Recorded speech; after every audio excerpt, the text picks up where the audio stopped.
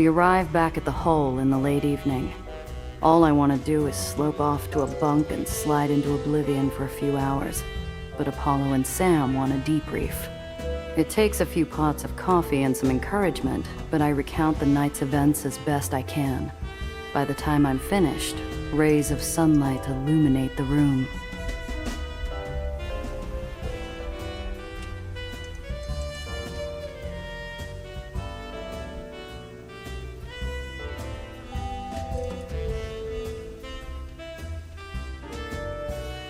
Apollo leans forward in his seat while Sam leans back. Both are equally interested in the fate of their old enemy, but Apollo is eager, while Sam seems almost sad. Given the alternatives, we thought it was best for Marm to stay close, where Sophie can keep an eye on her. See what I mean, Apollo? A good head on this one. Take Marm out, and she's a martyr. Pulling her teeth does two things. It shows our strength, and that we're different from her. After everything that woman's done, living in a gilded cage is far too good for her. And in the old seat of her power, no less. What's to stop her from seizing control again? With the Does in charge, we're not likely to see another White Street. Sophie knows better than us how the wind is blowing in Dreamland. Well, I don't like leaving that canny old witch in a position where she might rise up again, but you've got a point. Let's hope it wasn't a mistake.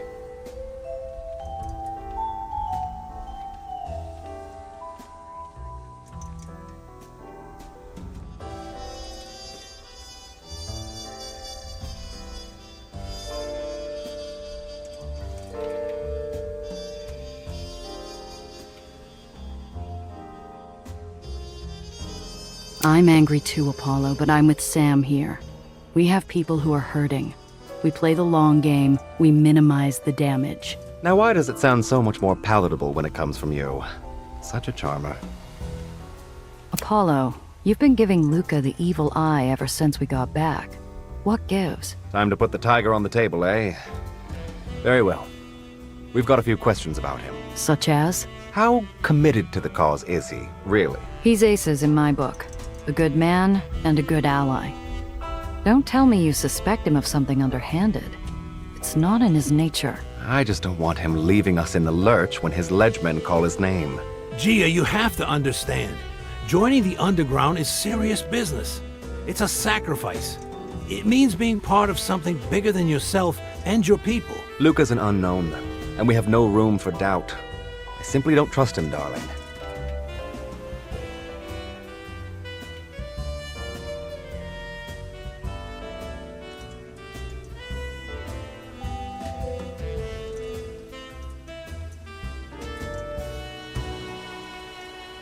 Luca's back is against the wall on this one.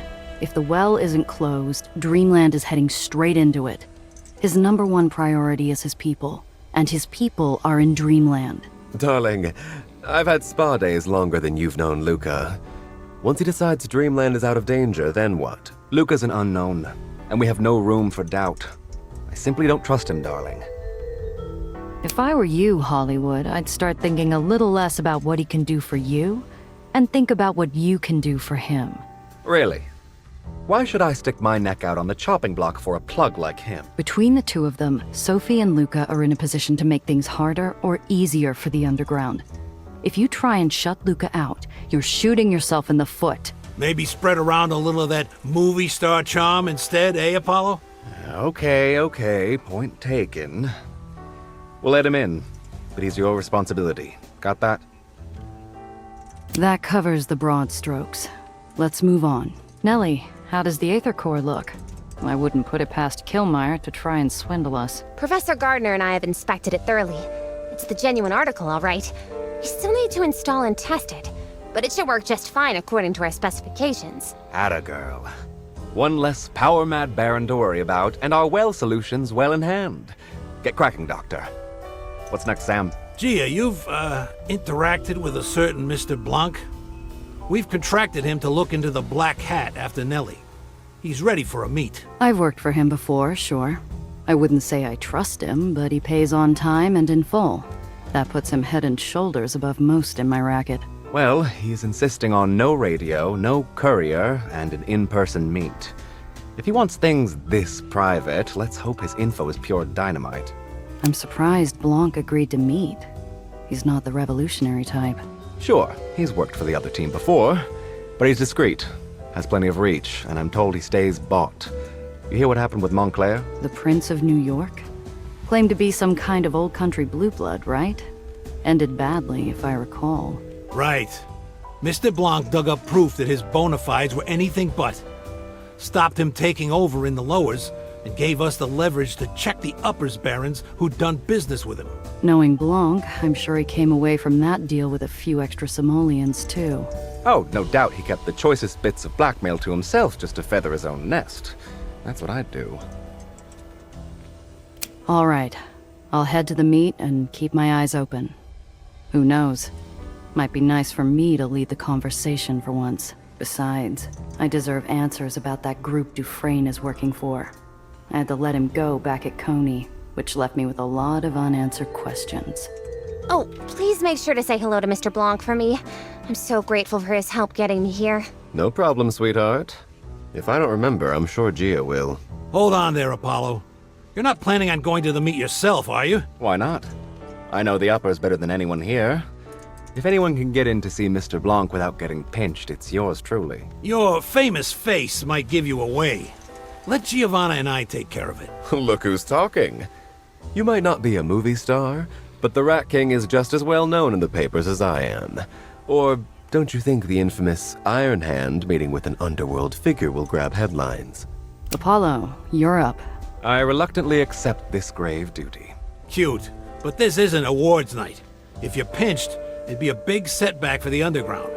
Be careful out there. Just a quick rendezvous with our mysterious contact, old boy. Right out of a Jarl's picture, am I right? Don't make me regret this. Excellent! By the time you two return, we should have the device in good working order. I can't wait to tell the professor.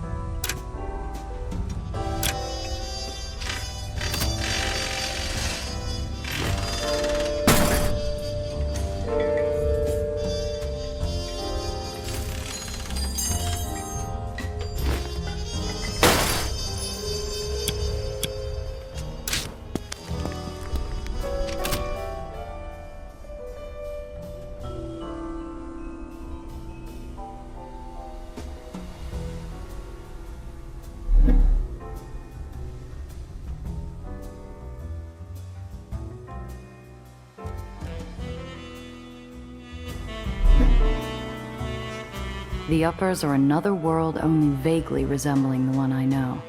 The gutters are empty of garbage, the walls free of graffiti. My stomach does a flip-flop. I'm a square peg in a landscape of round holes here. Don't let the clean streets and pristine buildings fool you.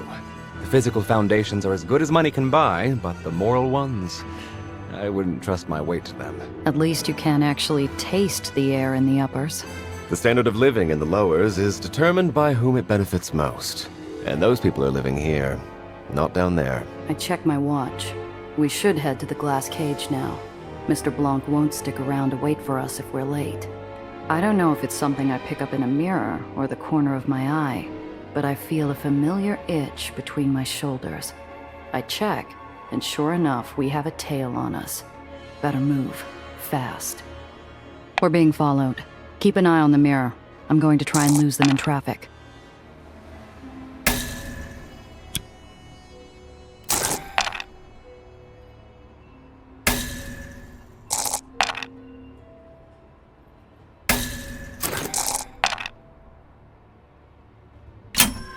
Got it. Make your move, sweetheart. Starting with a casual lane change, I follow it up with a swerve back into the thick of traffic and across to the opposite end, zipping in and out, accelerating past the crush I'm helping to exacerbate. Hang on. I pull every trick out of the book to lose our tail, weaving in and out of cars, trucks, and street features. I drive like I'm possessed, a grin plastered on my face. It's all so easy. I lose our tail with no trouble. I still feel like we're being watched. Know anyone who would have you followed? I don't see any flash bulbs, so we can rule out the press. I think this is underground business, darling. Probably just nerves. The coast looks clear for now. Let's get to the glass cage. Suddenly, a burst of static blares over the radio. I wasn't expecting a call. The even, measured tones of Mr. Blanc's voice are punctuated with hisses of white noise. Bravo, Silver, the Celtic Flame. It's an old piece of bootlegging code. Security has been breached and the opposition is armed.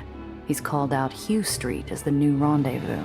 Acknowledged. There is another burst of static and the voice is gone. I pull a quick U-turn and start heading toward Hugh Street. Looks like a change of venue. I don't like this. You spot a tail, and just a moment later, our contact changes our meeting spot. What are you getting at? I'm saying that if it looks like a trap and smells like a trap, it's probably a trap, darling. Even that old bore Shakespeare knew it. A cold feeling burns in my gut, like a shot of raw bathtub gin.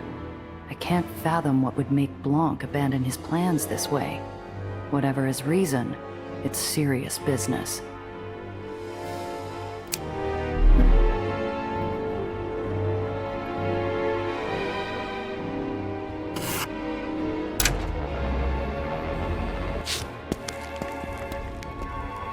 Shadows envelop the meeting spot on Hugh Street.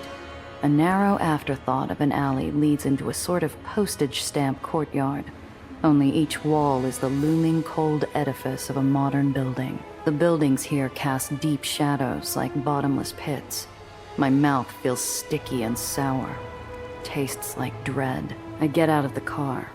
I grip my gun in my pocket like the hand of a childhood crush. It's so quiet out here, my heartbeat is crashing jazz cymbals in my eardrums. I don't see him. He must have run into trouble. Try to relax a little, huh? We're early. He's the punctual type. Despite my casual tone, I can't settle down. We must have been here an hour already. I check my watch. It's been barely 5 minutes. When Mr. Blanc suddenly speaks from the shadows, Apollo jolts and quick draws his pistol. My hair is standing on end. The familiar red ember glows from the black shadows of the alleyway. Relax, Mr. Diamond. Put away the gun and let's talk.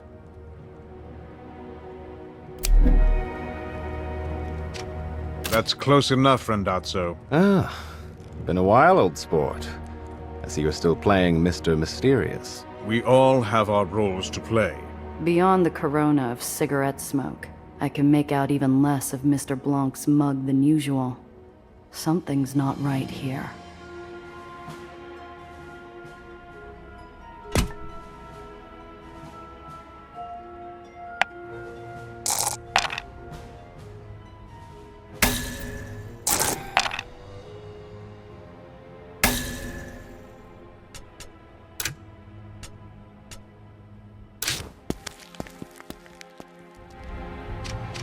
That's close enough, Randazzo. Ah, been a while, old sport.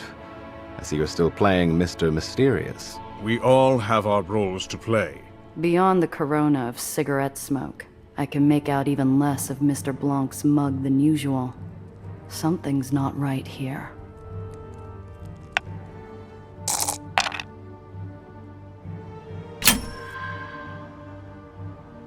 This was a desperation play. He chose it knowing that whoever is after him wouldn't expect him to pick this place. Too many windows, too many places for hidden eyes. A weak ploy. The glass cage was compromised, wasn't it? Someone was waiting for you. You're giving us your findings because you're trying to get out. Astute, Randazzo. With painful slowness, I edge closer. The man likes his anonymity, but curiosity moves my feet before I can stop them. The tip of his cigarette flares with light as he takes a long draw. Despite his businesslike tone, his hand is shaking slightly with the effort. His skin looks pale. Is he sweating? You are hurt. Not another step, Randazzo. Until today, I would have described Blanc as flawless, if cold. A consummate professional, always in control. Tonight, the cracks are showing, and they're showing that things are wrong. Deeply wrong. I have the information you paid for. Spit it out, man. I don't like this place you've chosen. There is not a safe place in New York. I will be leaving soon. I'd recommend the same for you all. Are you serious? What about your network? What about the glass cage? My enterprises are not your concern. The ember of Blanc's cigarette shakes in his hands. He takes a long, hungry drag. All the more reason for you to cough up the information and get under cover. Very well. My investigations have led me to a group called the Trust. It is an organization that has existed as long as the field of Aether development. They have more resources than all of the baronies combined. They wield immeasurable influence, fantastic wealth, and they hold sway over each and every baron in New York. They have stayed secret thus far by suborning, bribing, or killing any who have dared to challenge them. That sounds ridiculous. Are you putting me on? As soon as the words escape my mouth, I know he's dead serious. But it's too ludicrous to fathom.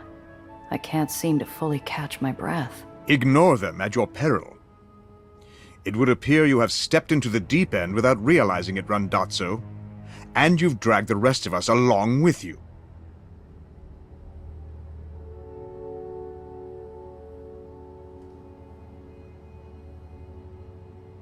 Okay. Let's say that there really is a shadowy organization secretly pulling the strings in the city. Sounds far-fetched to me.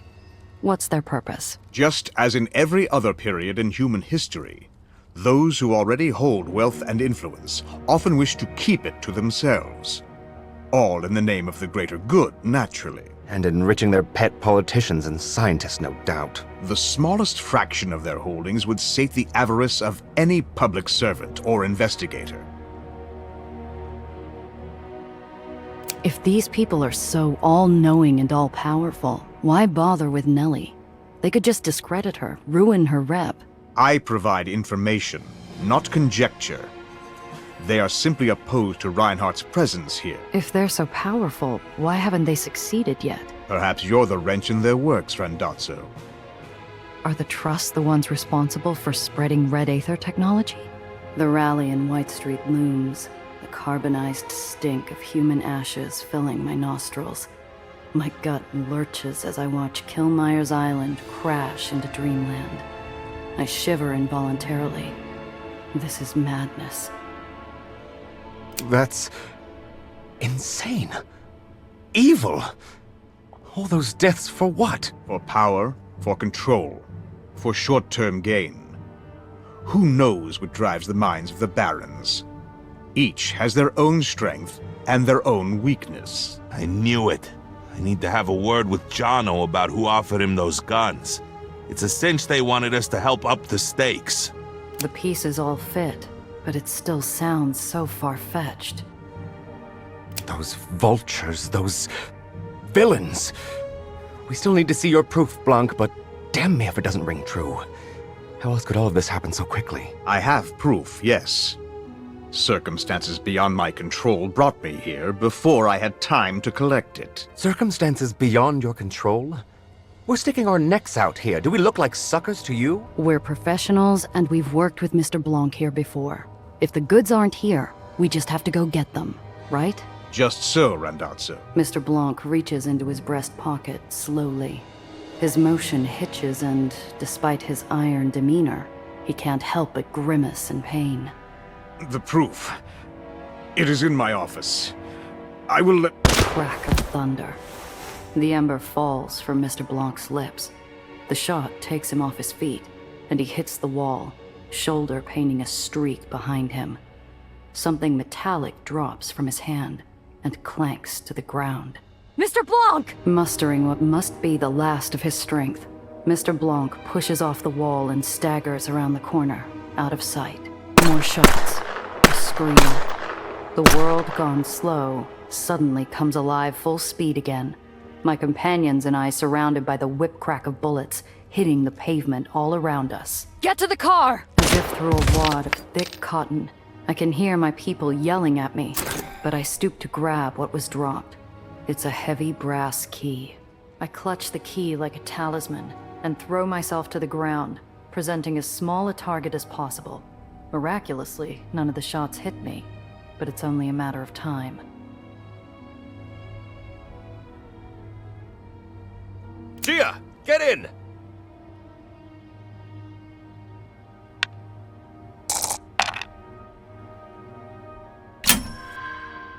The last thing these creeps expect will be a counterattack. I duck into the alley's shadow, buying me a couple of seconds to draw and fire in a fusillade. It keeps them honest long enough for me to reach the safety of my car. The driver floors it, but I scramble behind the wheel. Now's not the time for politeness. Keep driving until I tell you to turn. You know this place? Had a fan who, enjoyed my company. Turn, now! This is it. We need to lose or blast our pursuers before their reinforcements can show up on the scene. We're in for it. They're gaining on us. Don't lose your head. Let's outmaneuver them.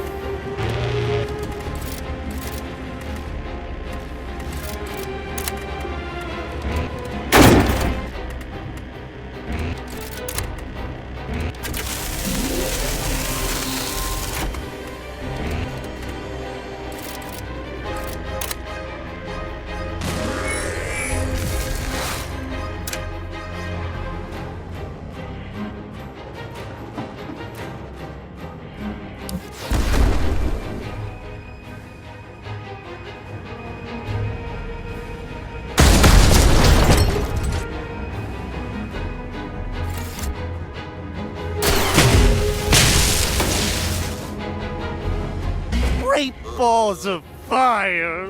My transmission!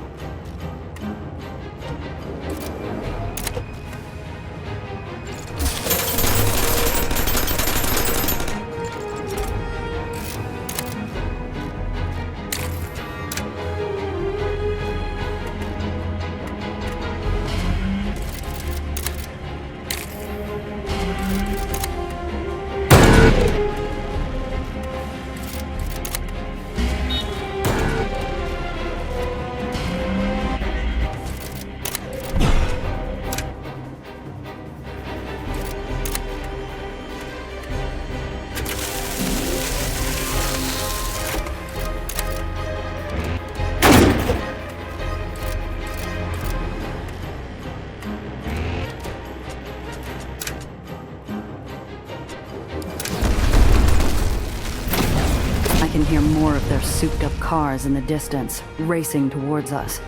We're out of time. They've got reinforcements coming, Apollo. Where's that exit? Now! Turn now!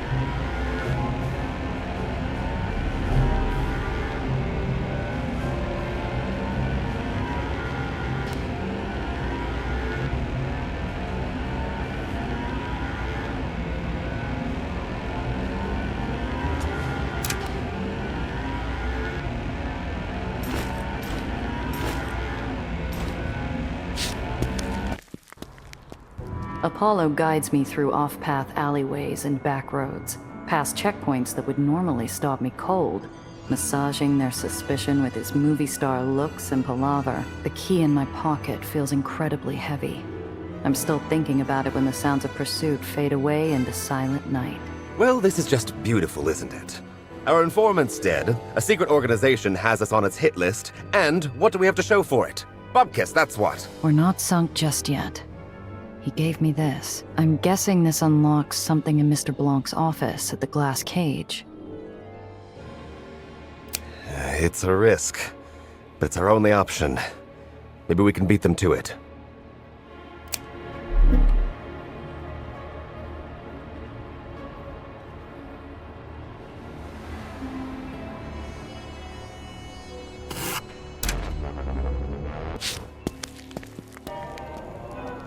We have to watch our step as we enter what was once one of the ritziest hotspots in the uppers. Wind whistles through the shattered glass floor. Glass crunches under every footfall. This place was stripped. Whoever did this wanted to find Mr. Blanc's secrets, but the anger they left behind is evident. My heart lurches with hope. Did they do this out of frustration? Maybe they didn't find what they were after. If they'd found what they were looking for, they wouldn't have used a wrecking ball on the place. Spread out. Make it quick.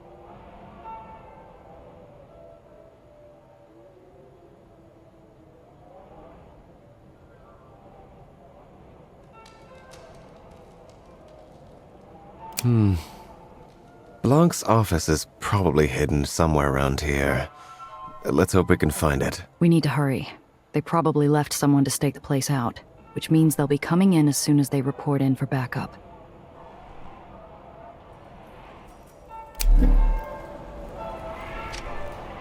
Mr. Blanc's booth hasn't escaped the carnage either. I look across its burst upholstery, the smashed table. Will you look at that? Dents here, along the wall. Someone was trying to bust through. Let me have a look. I wrap my knuckles along the wall until I find a spot that doesn't sound right. I run my fingertips around the paneling. I find a recess concealed by shadows. The key slides home through a thin layer of plaster. The wall slides back, silent and well-oiled. A passageway opens into the depths. We've found the hidden office. Sneaky bastard.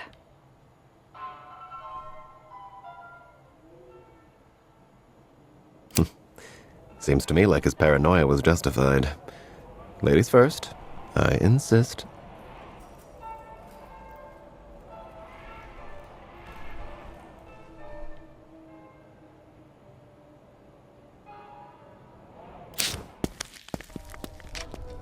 As we enter, I flip a switch on the inside of the hallway.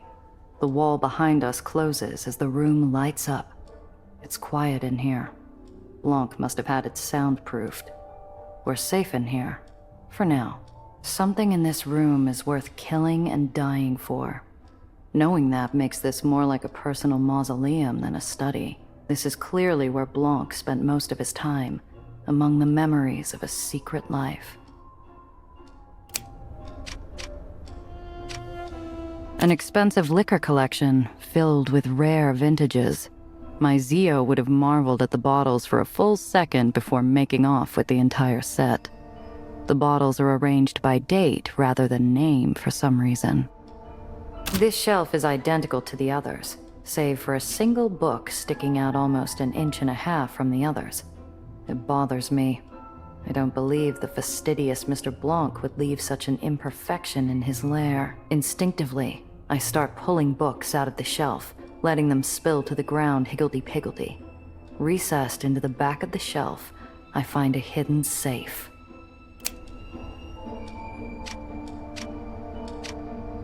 Mr. Blanc's private arsenal. The weapons here tell stories of warfare, of clandestine affairs, of time spent in Germany, the Americas, the Congo. Blanc either had connections, or his hands were soaked with blood. I know this banner. It's for a mercenary group in the uppers, the Blacktails. As nasty a crew as you'll find anywhere. They'd cut your throat for a nickel and sit down to a plate of spaghetti in the same breath. Scattered papers covered in spilled ink surround a half-packed satchel containing even more papers. Looks like he wasn't expecting trouble when it showed up at his door. The safe has a combination lock with a backup keyhole. It looks much like Mr. Blanc himself, implacable in its flawlessness. It's a tough old bastard. I look around and seize upon his wall of weapons. A minute later, I have a needle-sharp poniard in hand. I couldn't ask for a better makeshift lockpick.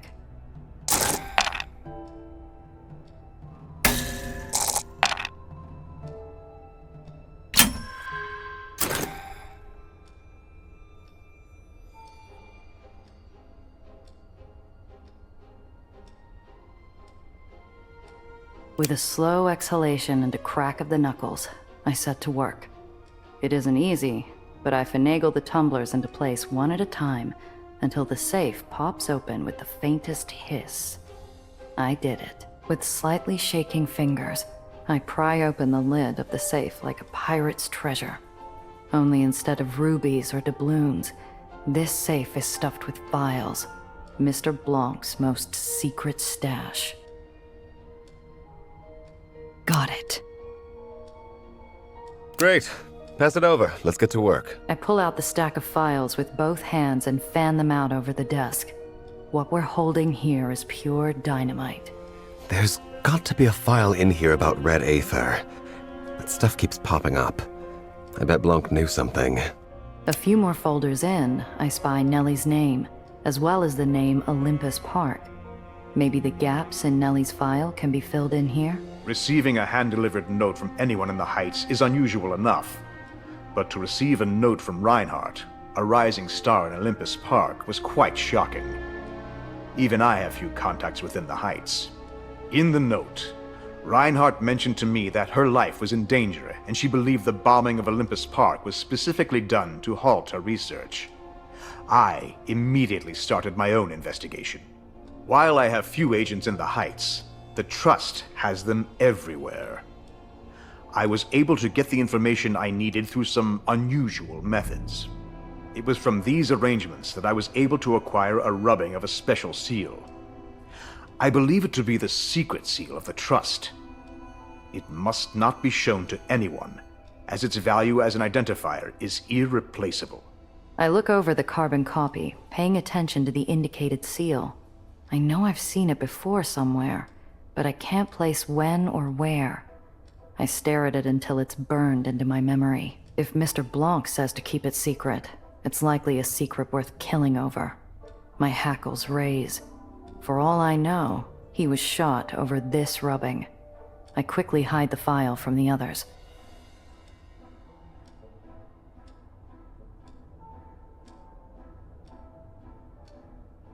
I'm cycling through file folders when my eyes are drawn to a file labeled Tobias Dufresne. Finally, some answers. Tobias Dufresne, the Hanged Man. Beatrix Wilcox's old hunting dog. I never had to go up against him, thankfully. Retirement didn't agree with this former blacktail, and he made it known in no uncertain terms. Dufresne's history is one that remains hidden. Every informant, every spy I sent to ferret out his secrets met a bloody end. After the 5th such attempt, Dufresne himself was waiting for me, in my private booth. Dufresne poured me a tumbler of whiskey, and recounted for me the details of what has come to be known as the Night of the Underline Revenant. It was more confession than conversation. I dare not recount the details of his rampage, but the broad strokes. After being asked to perform a job that went against his code, he was hung by his neck from the tow line of an island and left for dead. 3 days later, he boarded a ferry off the island, carrying a sack filled with the tongues of every underboss who voted for his sentence of death. The Baron himself was left hanging from that same tow line. I suspect that the Trust aided Dufresne in his quest of vengeance to acquire his allegiance. He never revealed why he sought me out, but I read between the lines. He was warning me to stay out of his affairs. I pause to reflect. I don't know whether or not I would have taken the Trust's aid and pledged to them if they had helped me with my own revenge after Valentine's murder. If it weren't for my friends, I might have. After my examination of the top and bottom 2/3 of the pile, I settle down to flip through the middle portion. I go through one by one before I finally find the record I'm after. The dissemination of red Aether. The red Aether events in White Street and Dreamland were far too close together for me to consider them accidental leaks. My informants across the baronies, once told what to look for, produced proof of more. Every barony bribed with red Aether held the following traits in common.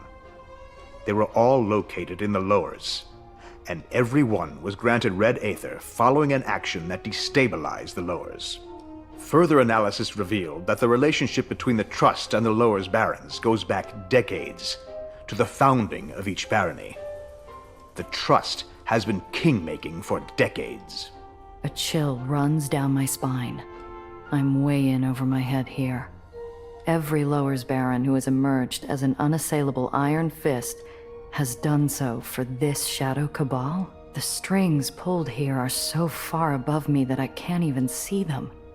How does a group have this much control over the barons? How many Elis and Marms have the Trust created? I've got what we're after. The evidence we need. The Trust supplied White Street, Dreamland, and others with red Aether. Maybe Nellie can help us make sense of this. This is just what we were after. Let me have a look. I square up the pile and shove it over to Apollo, who starts leafing through it after reading the summary. A few pages in, his eyes cloud over. I recognize that pensive look. Apollo? It all sounded so simple at the start.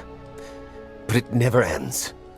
For every wrong we right, for every tyrant we stop, another takes their place. Where does it end? How many enemies are there? Apollo, taking down the people who caused the suffering has always been only half the fight. I know it's not always as fun as punching out a crooked guard or burning down a weapons depot, but when we take the machine down, we have to build something in its place. Inspiring others, you say? Just the job for a movie star, isn't it? He beams like he's posing for a publicity still. I snort, trying not to laugh. Proud, brave fool. He makes you want to believe in him.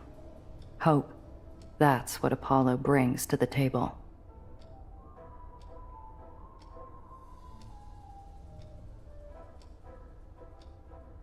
Apollo snorts and sports a nasty grin, softening to a wry chuckle after a few moments. I blush a little at his throaty laugh. I feel like one of his leading ladies, just for a few seconds. It's enough. Oh, I've heard this before. You've been talking to Sam too damn much. But it feels different hearing it from you. Maybe you're right after all. All right. We've got what we're after. Let's grab what we can and move out. We'll have plenty to talk about when we get back to headquarters. We've accomplished what we set out to do. Time to get back to the hole.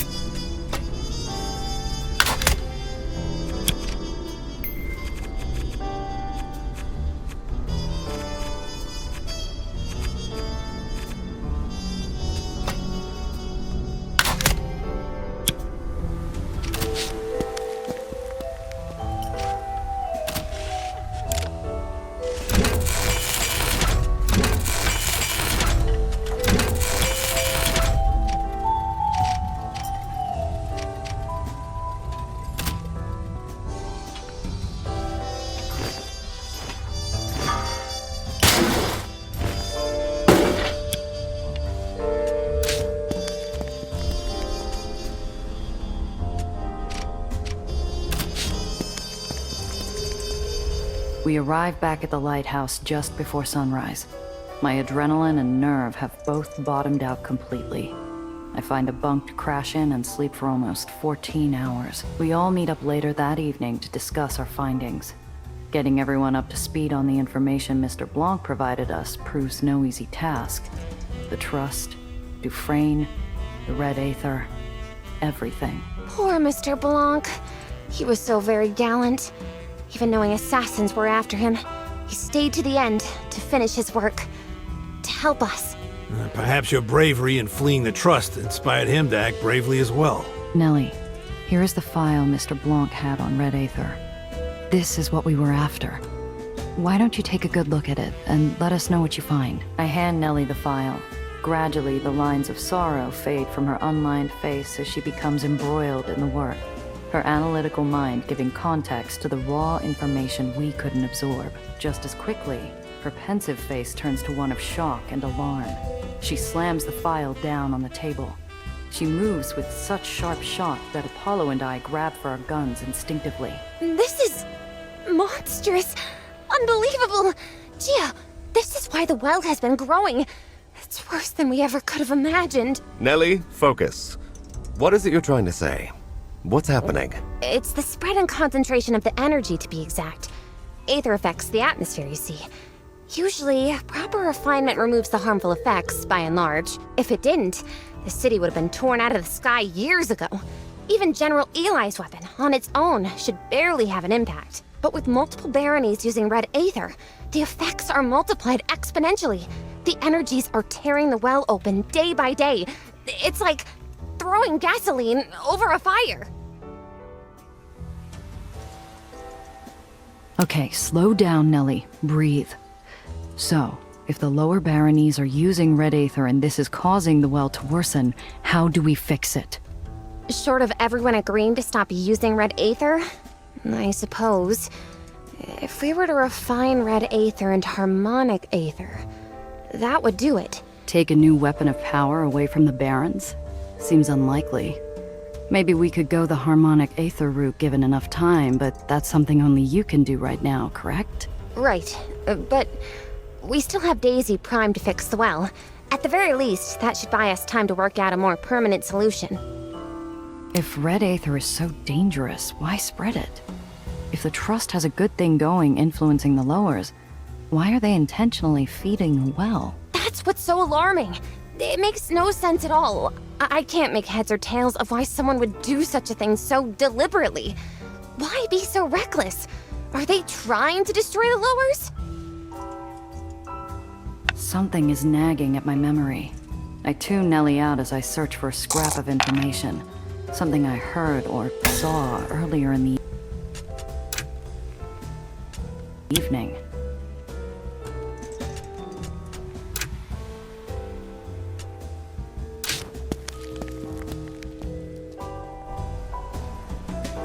The safe has a combination lock with I look around and seize upon his wall of weapons. A minute later, I have with a slow exhalation with slightly shaken. Got it. Great. I pull out the stack of files. There's got to be a A few more folders in. Receiving in the note. While I have... It was from I look over the if Mr. I'm cycling. Tobias Dufresne. Dufresne poor... I dare not. 3 days later, I suspect... I pause to after my examine. The red eighth every baron. Further analysis... A chill. The strings. I've got what we're at. This is just... I square up the Apollo. It all sounded so simple. Apollo. I know it's not. Inspiring. He beams Apollos. Oh, all right. We've accomplished what we set out to do. Time to get back to the hole.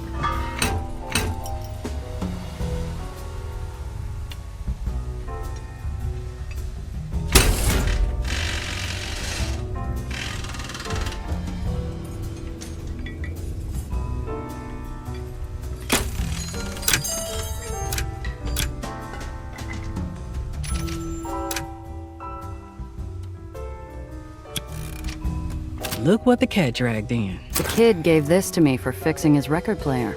Usually I'd say cash is better, but this is a good one. Both hands on the wheel, yeah?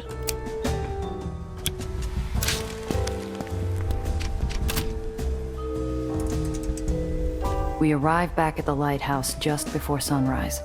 My adrenaline and nerve have both bottomed out completely. I find a bunk to crash in and sleep for almost 14 hours. We all meet up later that evening to discuss our findings.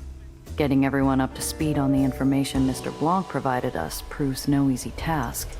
The Trust, Dufresne, the Red Aether, everything. Poor Mr. Blanc. He was so very gallant. Even knowing assassins were after him, he stayed to the end to finish his work. To help us. Perhaps your bravery in fleeing the Trust inspired him to act bravely as well. Nellie, here is the file Mr. Blanc had on Red Aether. This is what we were after. Why don't you take a good look at it and let us know what you find? I hand Nellie the file. Gradually, the lines of sorrow fade from her unlined face as she becomes embroiled in the work, her analytical mind giving context to the raw information we couldn't absorb. Just as quickly, her pensive face turns to one of shock and alarm. She slams the file down on the table. She moves with such sharp shock that Apollo and I grab for our guns instinctively. This is monstrous. Unbelievable. Gia, this is why the well has been growing. It's worse than we ever could have imagined. Nellie, focus. What is it you're trying to say? What's happening? It's the spread and concentration of the energy, to be exact. Aether affects the atmosphere, you see. Usually, proper refinement removes the harmful effects, by and large. If it didn't, the city would have been torn out of the sky years ago. Even General Eli's weapon, on its own, should barely have an impact. But with multiple baronies using Red Aether, the effects are multiplied exponentially. The energies are tearing the well open day by day. It's like throwing gasoline over a fire.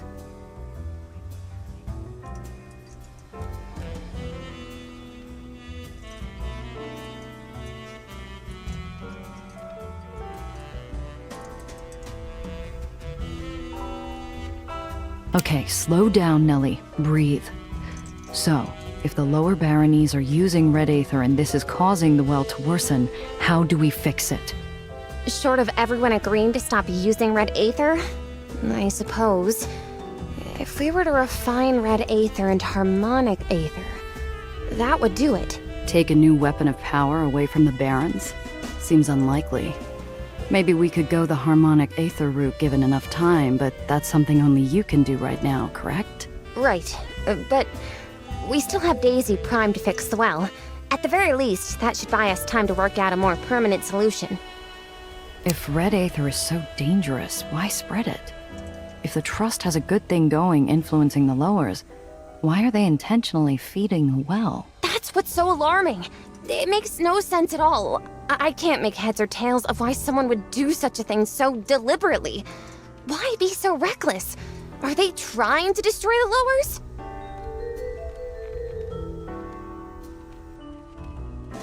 Something is nagging at my memory. I tune Nellie out as I search for a scrap of information. Something I heard or saw earlier in the evening. I suddenly remember something Mr. Blanc said to us in the alley before the attack. Something about the Trust and their moves against Nellie. This organization knows just how to push the barons. They've been battling over the Trust's scraps for decades. Why would they stop now? Maybe they are. Maybe they want the barons to destroy each other. But why? All those people. I don't know. We're still missing something. But some of it feels right. They want the lowers too focused on one another to stop whatever's coming. Whatever the case, if there are more baronies with Red Aether than we thought, we're running out of time. Okay then. How much time do we need to buy you before the device is ready to roll out? Oh, the device is ready. The issue is one of proximity. In order to fix as much of the well as possible, to really complete the job, we need to move closer. In actual fact... Nellie pauses as she rolls her eyes skyward, mumbling math under her breath. Yes. For best results, we will have to travel within the well itself.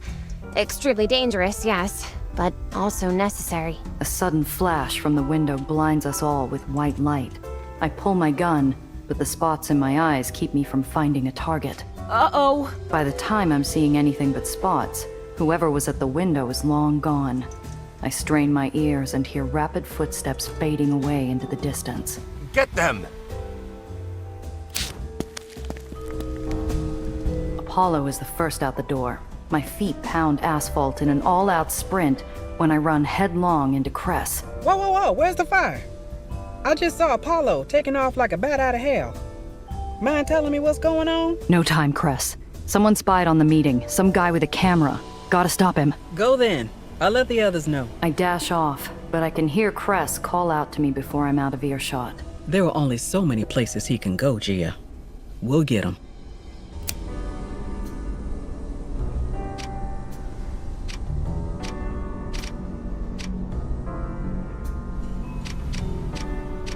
As I approach the ferry, I recognize Mr. Throg. In his grip is my quarry, held by the scruff of the neck. The kid has a camera on a strap and a notepad sticking out of his pocket. Hey, hands off, Charlie! Nobody on the ferry that I don't recognize. Rules. Aw, come on, Chief. I need to lay low. I've got some toughies after me. Who do we have here? Stowaway. Hey, I got a name. It's Benny. Benny Castellano. My friends call me Big Mouth. Big Mouth, huh? Should I have heard of you? Maybe you read my byline. I'm a reporter for the Midtown Crier. And you got no right to keep out the press. It's just a kid, maybe 110 soaking wet. And I bet my back teeth not more than 15 years old. If he has pictures, though, we might be sunk. How should I play this?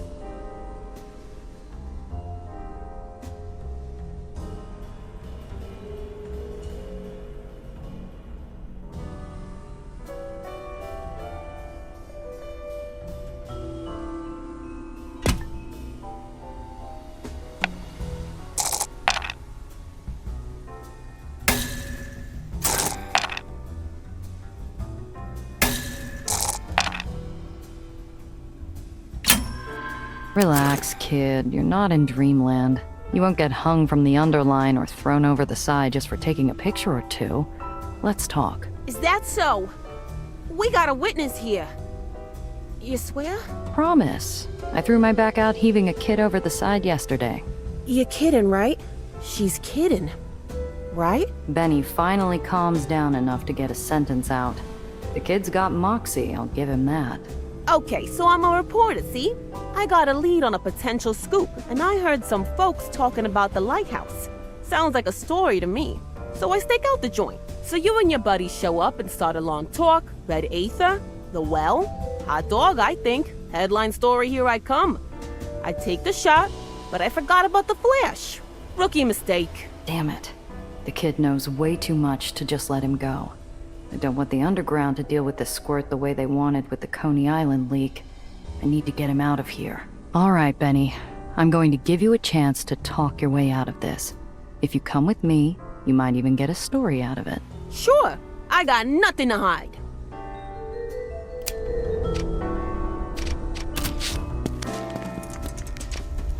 Benny sits under the lights, fearless with the energy of youth. I envy him that. Sam, Apollo, Nellie, Cress, and I take turns interrogating the kid. So I hear talk about a secret underground running around making trouble for some barons. They show up, and when they make noise, barons go poof. I figure there's a story in it.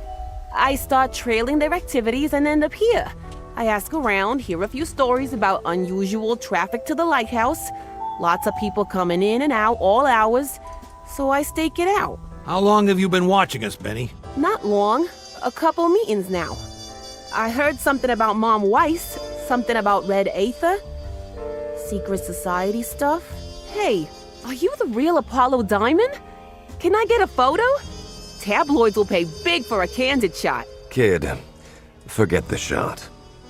If you want to leave this room alive, you keep your trap shut, but good. Or we shut it for you. Permanently. Aw, don't climb up your own leg over it, Pops. Besides, I already got a line on a better scoop. Hey, watch it! While Benny is spouting off, Cress upends his bag on the table, its contents clattering and scattering to all corners. After this, I'm mostly convinced Benny's on the level. There's nothing incriminating here. Spare notepads, film, pens, magazines, and chewing gum. How about you, Nellie? Anything interesting? Nellie is peering closely at a photograph, barely developed. Her perfect nails dig into the paper, tearing at the fibers. Hey, watch it with those! Look at this! Do you have any idea what this is? Nellie passes me the photograph. I scrutinize it carefully.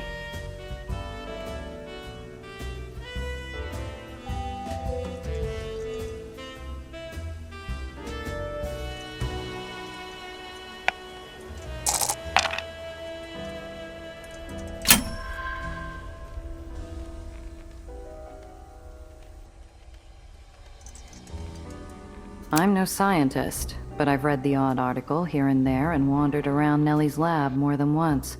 I think I recognize the device in the picture. Nellie, this looks kind of like that thing you're building in the lab. Some kind of amplifier? Exactly! It's just what we need! This is an Aether amplifier. Powerful one, too, from the looks of it. It could amplify Daisy's range and power so we can fix the well without needing to go inside it. Excuse me, Benjamin, was it? Where did you see this device? That thing? I saw it in Nation's Crusade. It was locked away in one of their missions, at the base of a tower. I snuck in after hours and I snapped some photos. Dunno what it is, but it looked important. And it's Benito, doll. Well, it's simple then, isn't it? We go to Nation's Crusade, explain the situation, and convince the Baron to let us use their amplifier. The room goes silent, except for the rumble of the island's lifters and the rhythmic spinning of the fan over the table. What? What am I missing? Nellie, dear child, what you describe as our ideal solution, yes. But the Baron of Nations Crusade? She is not always reasonable. She... No point in dressing it up.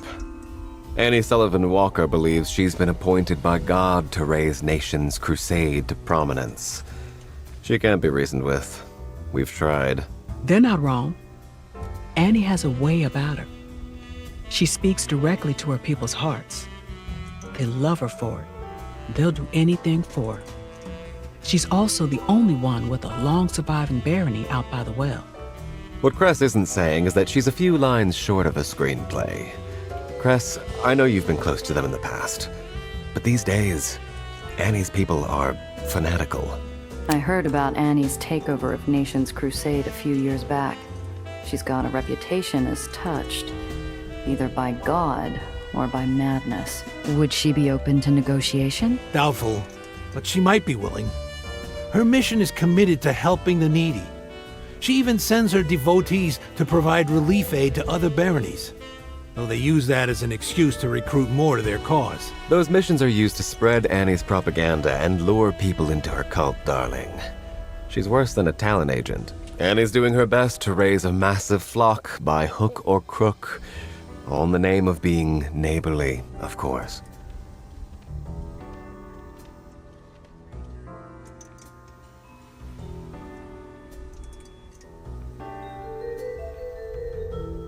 Cress, I didn't know you spent time in Nation's Crusade. What's the story there? It was after I left my free home. I wasn't sure where to go or what to do. Nation's Crusade, for all their faults, have always been kind to Aetherians looking to start over. Sam set me up with them when things went bad. The least I could do, Chris. You deserved it. No, Sam, don't blow it off. The least you could have done was nothing. And plenty of people offer that. Same with Nation's Crusade. They got me work in a garage, fixed me up with my arm. From what I've heard, though, Nation's Crusade is a whole different animal now. They may be taken by force when they can't convert. I hear Annie is different now, too. Okay, let's say we head to Nation's Crusade to lay hands on this amplifier. Are we sure it will work with Daisy? You have a point. I'll need to examine the amplifier in person to make sure it's compatible. And if Benjamin could sneak in, I'm sure we can. Ha! Don't sell me that cheap, sweetheart. I had to tap some contacts and went through 3 cartons of smokes to get in that far. Also, the Bucketheads have built a bunch of new missions. It's a whole new ballgame. The kid's right. Annie's been expanding in a big way from what I've heard. But you know which mission is the right one, don't you, Benny? Yeah, as a matter of fact, I do. And I'll even show it to you. For a price.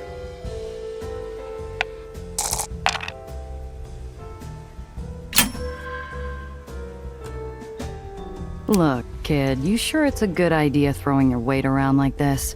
We've gone up against barons before and won. Not much challenge in sending you over the ledge if it comes to it. Gia, you're not serious. Aren't I? Oh boy. Be a good boy and show us the mission, and we'll throw you a few crumbs. Step out of line, and it's the big adios. Okay, ma'am. I'm along for the ride. Say, I was hanging on to this little number just in case. Maybe you can use it. We accept, Benito, but we have conditions. First, keep your mouth shut about the underground. Second, Gia's in charge. Don't question her, just do what she says. Third, you may as well get comfortable. You, Apollo, and I are gonna have a long talk about what we can do for one another. Put the camera away. Aw, nuts.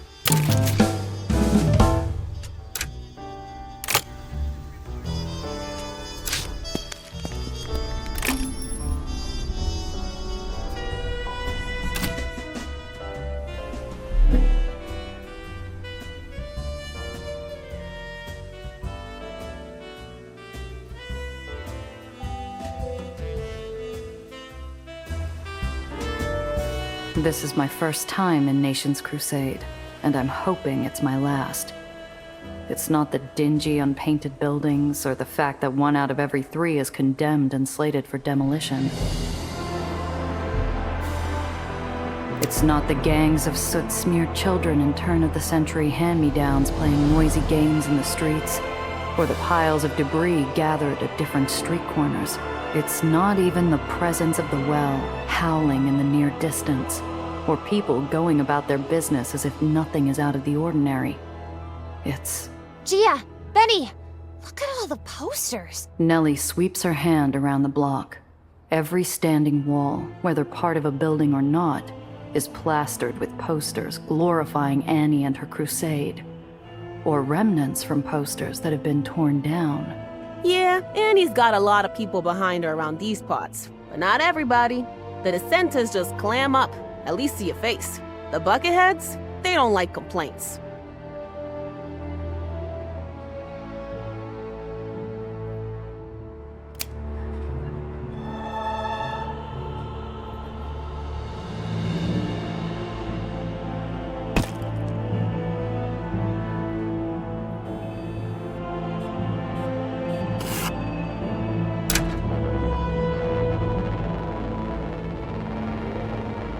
The largest building on the block, free from posters and grime, slouches against the skyline, its dark, eye-like belfry casting shadows and judgment on the detritus surrounding it.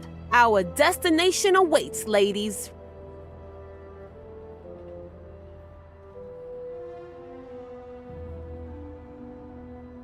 For a community center, the place seems curiously sealed up. Windows are boarded shut, doors are bricked closed. Spikes guard tempting ledges and chains ward off the perimeter. That's the mission. That's where I snapped the photo. No one's looking this way, so let's bust in pronto. Wait, where are the guards? Guards? Why'd they need guards? Look at the place. Buttoned up or not with what's inside? Fat chance. There has to be something. Benny, they don't need guards. Benny follows my eyes to see a half-dozen open windows facing us and our supposed entrance. An elderly woman with a pie walks past one, sending a disappointed side-eye towards my trousers. Oh, I see. They got surveillance. Of the busybody variety. We need to find a more discreet entrance. Oh, if you say so. Follow me. I know exactly the spot. He leads me past our supposed entrance and into a recessed sewage access tunnel running alongside the mission. Down some stairs, we find a wall of bricks in the shape of an old door. Why didn't you mention this before?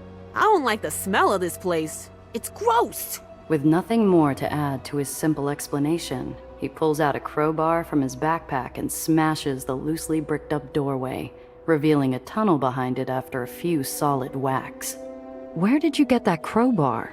You didn't have it at the lighthouse. I swiped it from Cress's garage last night. Figured we'd need it. Here you go, Cress. Thanks. Why, you little...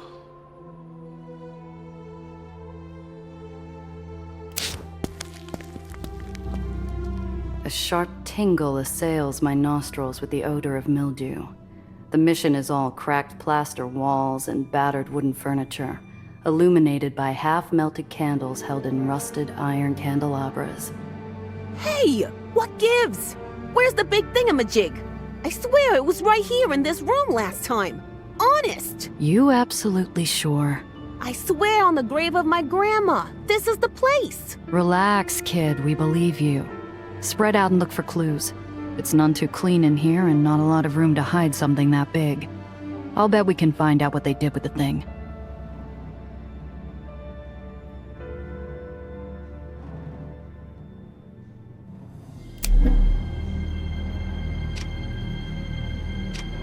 A bulletin board is mounted on the wall. It's covered in desperate pleas for aid, going back for several months. Neglected and left to the rigors of this unkempt hall, this organ undoubtedly played powerful music in its glory days, blasting forth with songs of praise and celebration, echoing from the walls in triumph. Stale clothes house communities of dust and mold amongst well-expired cans of food and an old helmet inside the giveaway bin. Handprints around the edges indicate they've been moved recently. Several short stacks of chairs spread out unevenly against the rear wall. Hardly the most efficient way to store them, in my mind.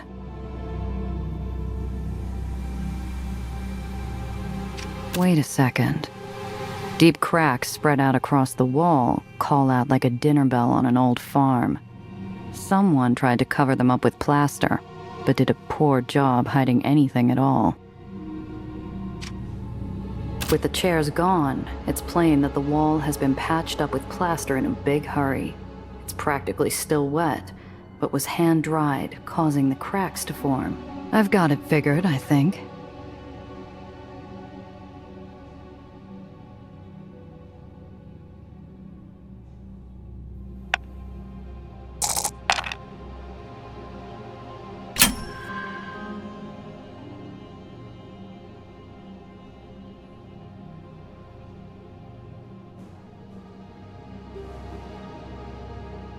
Hidden compartments and rooms are a smuggler's bread and butter.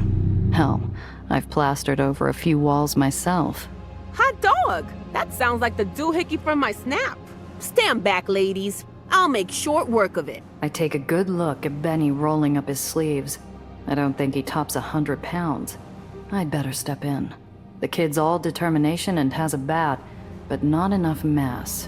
Whoa, settle down, Benny. We don't want our ace reporter hurt. You've got a story to write. Leave it to me.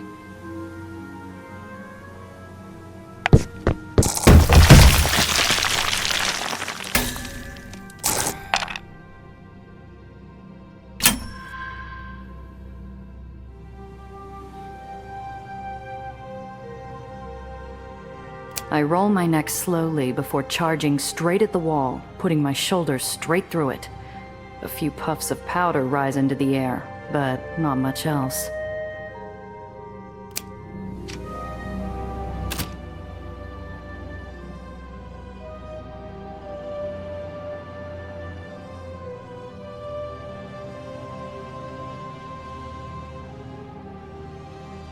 The hairs on the inside of my nose stand on end.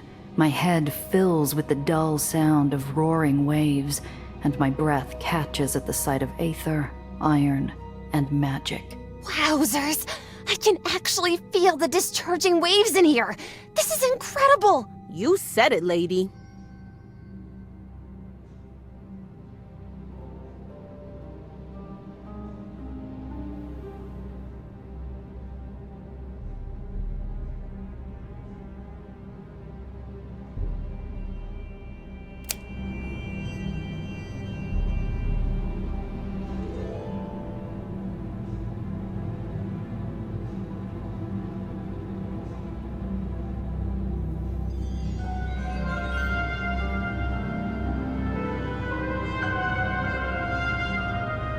A lone, somewhat shabby office desk sits in front of the amplifier, absurd in the size difference.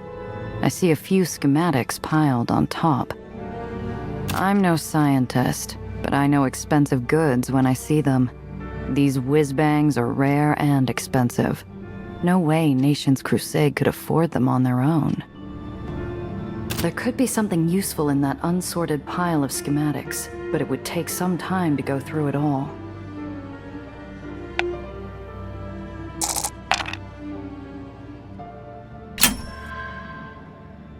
The seemingly endless pile of flimsy schematics are way over my head for the most part, but I spot something in there that looks similar to Nellie's work. I nab them. Maybe Nellie can make some sense of them.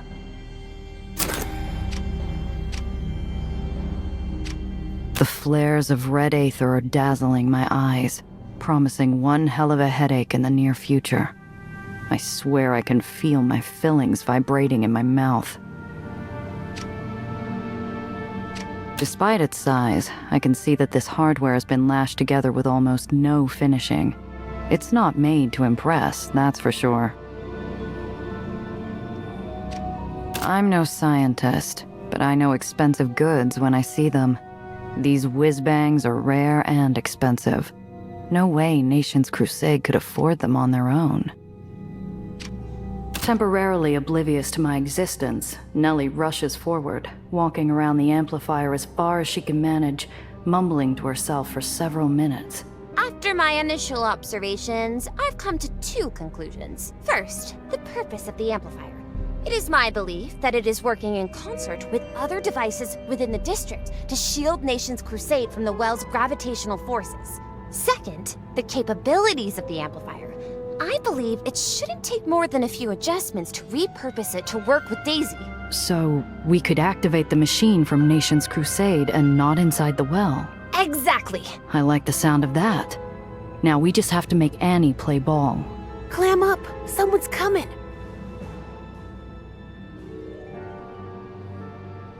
We all stand stiller than Roman frescoes out of a book. Sure enough, voices and footsteps radiate from the front door of the mission. We need to get out of here. We burst into the front room. Someone's at the front door working the logs. I have only seconds to respond.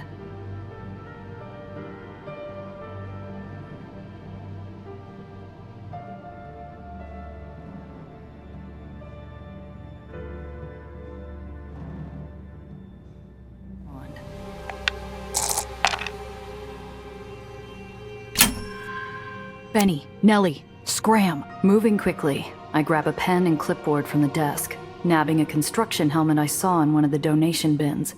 I put it on just as the front door opens. I fight the urge to look up at them as they walk in, instead looking over the plaster patch critically while chewing on my pen, my heart pounding in my chest.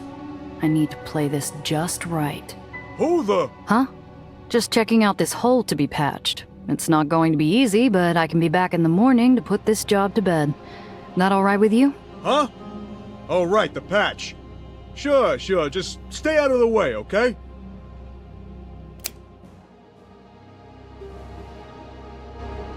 Back on the street, a rushing river of bobbing hats ranging in colors and size pulls us into its current. Amongst the crowd, some sing, others dance, yet all wear plastered shark-toothed smiles. What gives? Where are they all headed? Rather spooky, isn't it? Looks to me like they're moving over to Quincy Park Terrace. We're never getting back to the cars in this mess.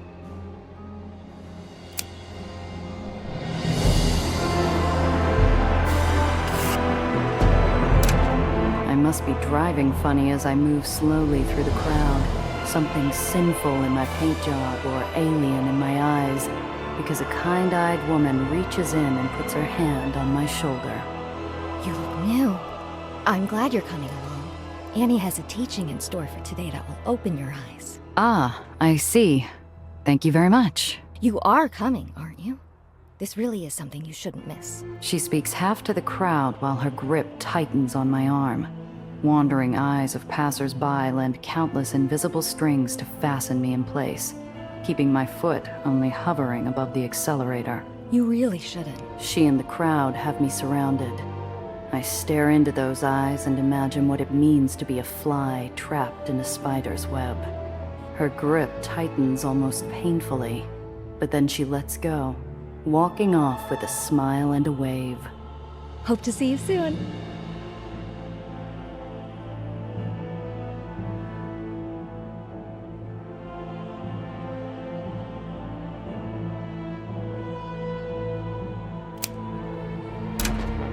Sitting still while the rushing water of people flows around him, a ragged man begs behind a threadbare cap with barely enough change to buy a cup of joe. Excuse me, sir. Pardon me for asking, but how come you're not heading to the rally? Plenty more marks in a crowd like that. You could probably rake it in. You're not from here, are you? Those people won't give me a thing without selling them my soul first. I'm gonna want that for later. I see. Well, you take care. Nellie runs up, her usual brightness tarnished by a newly revealed discomfort with crowds. Sounds like Annie's going to be at Quincy Park Terrace. We can talk to her and ask about the amplifiers. See if she'll help us. Might be a story in it. Okay. It's been a while since I've been to church, though. Hope the holy water doesn't burn me too badly. The streets are teeming with foot traffic as we make our way to the grand concert hall in Quincy Park Terrace. Luckily, by the time we find somewhere to park in all of the traffic, we're among the last entering the venue.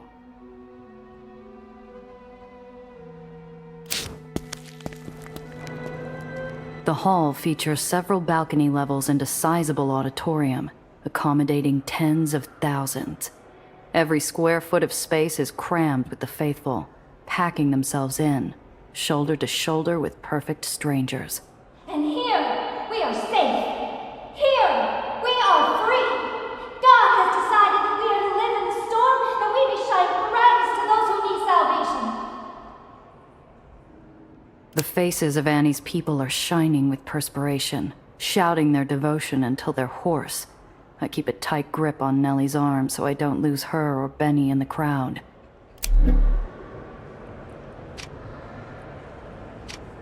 The speech is in full swing, the audience raptly drinking in every drop of Annie's palpable charisma. It's the perfect opportunity to relieve a bystander of his wallet on the sly. Then again, am I really resorting to petty pickpocketing with everything on the line? Despite the impulse, I maintain my pride and walk away.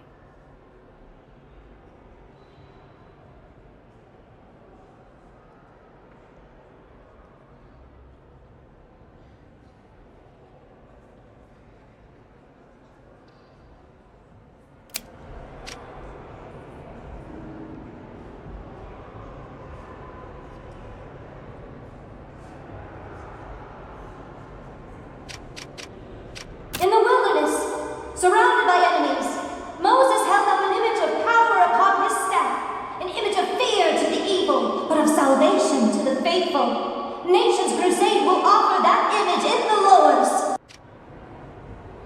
You, my friends, need not worry that you are chosen.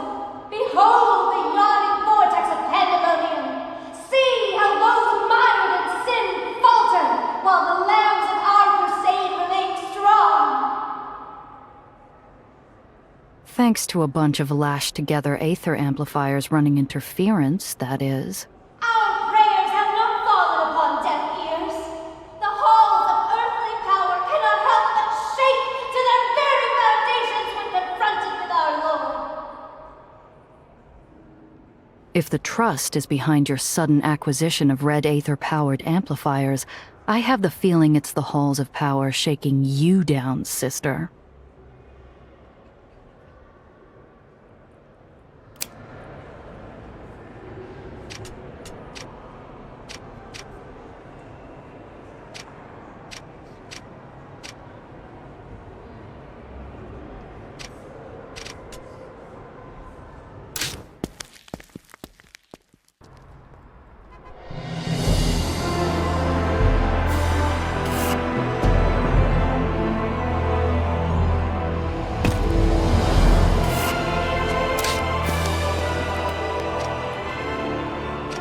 The speech is in full swing, the audience raptly drinking in every drop of Annie's palpable charisma.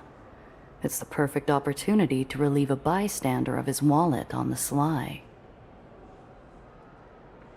Then again, am I really resorting to petty pickpocketing with everything on the line? Despite the impulse, I maintain my pride and walk away.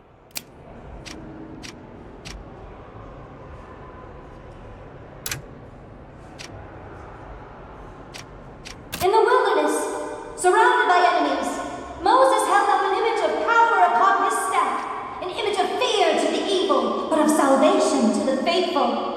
Nations Crusade will offer that image in the lowers.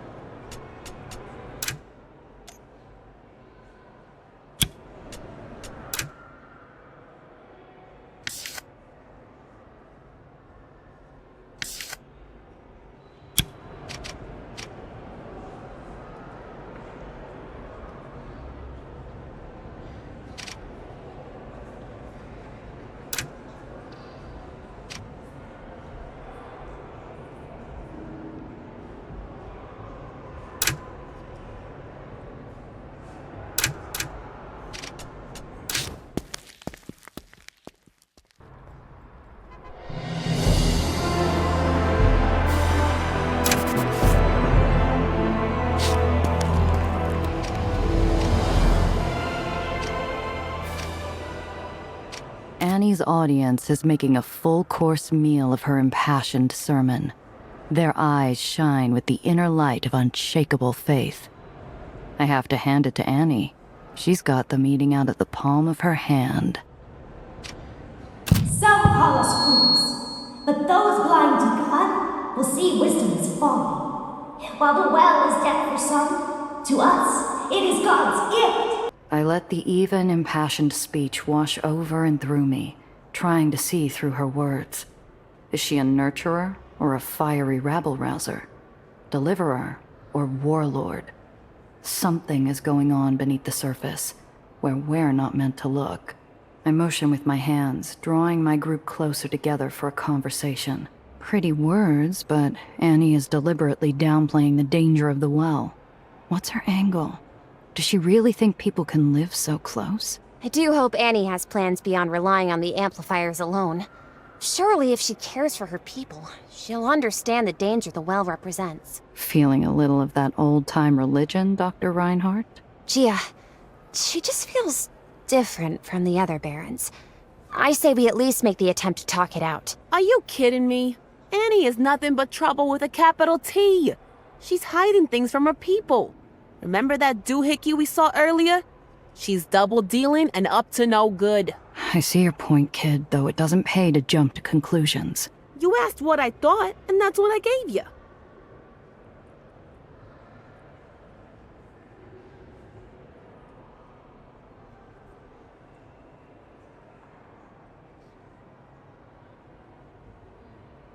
It's hard to say. For me, it could cut either way. She might mean well, but she's stirring up a viper's nest, playing with folks' hopes and fears. Never doubt, brothers and sisters, that we of the Nations Crusade are God's chosen people. We will persevere and triumphantly usher in a new heavenly kingdom on earth. Yeah. Gotta do some more digging. Find out the whys and wherefores. Good thing you've got ace reporter Benny Castellano with you. Either way, I hope we can convince her to help us. Everything depends on us getting that amplifier. And now, brothers and sisters, turn to your neighbor and embrace them. For there are no strangers in this barony. All are the children of God. Nellie squeezes Benny like a rag doll. The kid blushes to the roots of his hair. I can't help but laugh, but I choke it down as someone approaches me from my blind side and hugs me tightly. I seize at first, ready to break the grab and toss them on their can. But when in Rome, I sigh and pat their arm in affirmation. Thanks. Thank you. That was a nice— Bless you also, sister. Are you new to the flock? Yes, that's right. A friend told me about this place. Thought I'd come see for myself. That's marvelous news. Your friend is truly doing good work. Here, take this. Perhaps it will help you along your path. The grabby congregant is all smiles and eager energy as they push a pamphlet into my hands. I can tell they won't take no for an answer.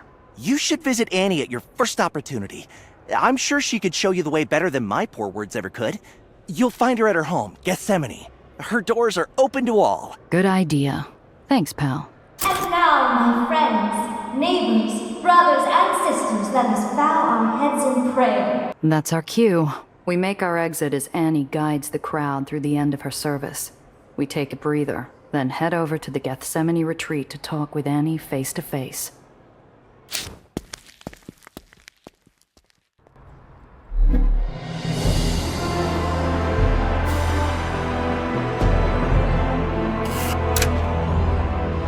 It's not much to look at, but when holding up in a place surrounded by allies who have already faced the worst this neighborhood has to offer, the sense of being hunted feels distant. That's more important than all the creature comforts of a swank high-rise. They say a good outlaw can sleep anywhere, and I've put that notion to the test over the years. It's a relief to know your friends have your back while you wait for... If you rely on friends too much, you can put them in danger. I'll keep this place in my back pocket until I really need it.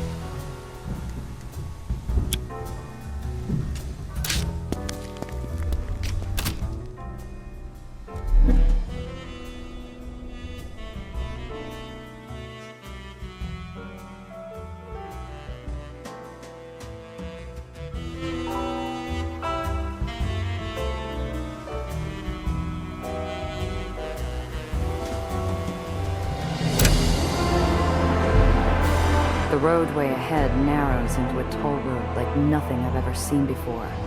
An entire mobile unit of bucketheads has gathered at the checkpoint, including manned squads of intercept cars and heavy battle wagons.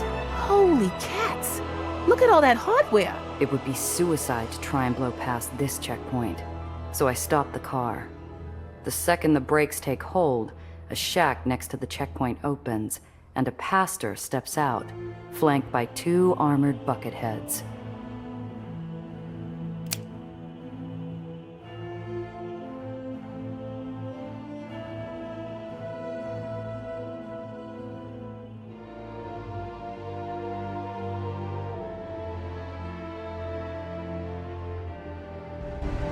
Good day, child.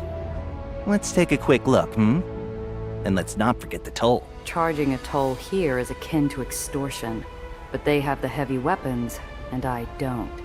I fork my money over with the reluctance of a war widow removing her wedding band. Very good. Now let's see. One of the bucketheads walks over to the pastor with a folded piece of paper. The pastor reads it carefully, then looks up at us squinting. I know that look. He's recognized us somehow. Prepare yourself for the wages of sin. Things are about to get tight if I can't think of a way out of this situation. Battle-ready vehicles surround us at every turn. We can't outrun the interceptors, or outgun the battle wagons. You could turn us in, it's true, but maybe there's another way. Could you see your way through to taking a quick smoke break The pastor's mouth hangs open for a moment. Whatever he was about to say, I can practically hear his brain's shifting gears. An interesting proposition. I suppose I could enjoy a quick respite. If only I could afford the bill for dinner. And cigars for my men. Fine by me. More than you'd make after a dozen stops. And all of it done without the fuss and muss of paperwork. I could see that you support our cause most generously, child. I bid you go along your path and sin no more. It's an expensive way out, but it could have been worse. Much worse. They wave us through. I can't leave fast enough.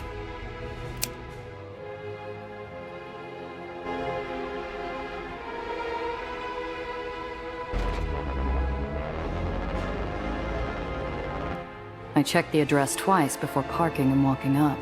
It's an utterly plain brownstone stuck right between two boarding houses. Hardly the fortress or palace I expected. We walk right up to Annie's home. The door is ajar. Playing it safe, I poke my head in. Several of her armed faithful are inside. They all take note, but are not in formation or attention.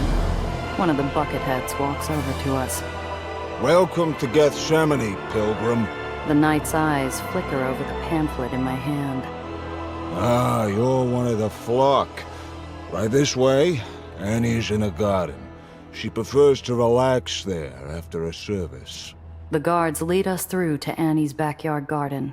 Nellie bursts forth from the group, wandering around to admire the features and flowers as if she didn't have a care in the world, humming like a honeybee.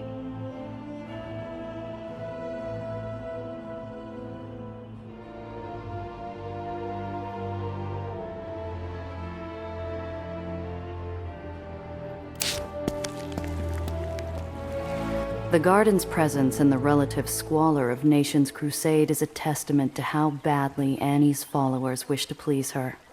The hedges are perfectly trimmed, the fountain and pond fresh and clean, the stonework well maintained. As we enter, Annie is kneeling in front of a makeshift altar. Her eyes are tightly shut as she murmurs softly. The only sight marring this idyllic scene is the ever-present well, boiling and booming in the distance.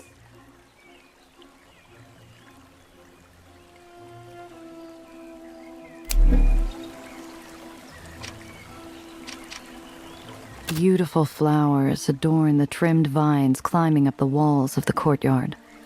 The bright pastel colors are as vibrant as any painting, drawing the eye away from the skyline's gloom.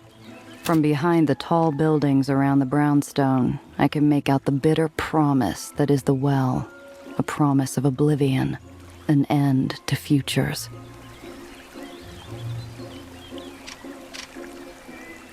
In the shade of a tree located in the center of the garden, a makeshift altar has been prepared atop a stone wall circling the tree's trunk.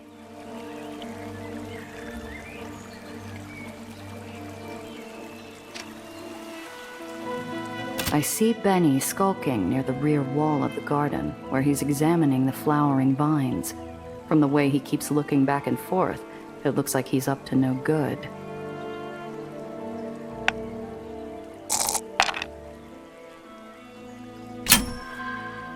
Benny's so focused on the flowering vines that he doesn't see me coming. He leans forward, sniffing at the flowers. Steadying himself with his jacket open, his hand shakes with anticipation before making the grab. "Hey, Benny." Benny yelps and turns around to face me. While he turns, I reach out with my far hand and snatch a yellow flower from one of the vines, as quick as a pickpocket. I hold it up to him, smiling. What? How'd you do that? Talent, my boy, pure talent. This what you were after? Try to be a little less obvious next time. I toss him a wink in the yellow bloom. His cheeks flare red. Upon my approach, Annie finishes her prayer and rises to her feet gracefully. As she rises, an axe lying on the ground is revealed just next to her altar. She follows my eyeline and smiles, her eyes sparkling with curiosity. Welcome, sister. Thank you so much for waiting. You must be new to the neighborhood. but I've already heard of you. You visited the mission on West 31st, am I right? You left quite a mess. But don't worry, all's forgiven. Don't be overly concerned, friends. You could have saved yourself some trouble and asked first. I would have been happy to show you around. I apologize for any trouble we caused. I assure you, our reasons were sound. Don't worry, friend. Speak your mind. There's nothing to hide here. Well, you've searched me out and you found me. What can I do for you? How did you get into your position here, Annie? I noticed that picture by your altar. Was that someone important to you? Ah, you saw the picture of my father. Before I was born, my parents founded a mission in the lowers, providing health services and free schooling to those less fortunate. I grew up in the mission myself, teaching and caring for others after their example. After they passed, I took up their cause as my own. I swore that I would provide a godly example here on Earth. Her eye twitches involuntarily.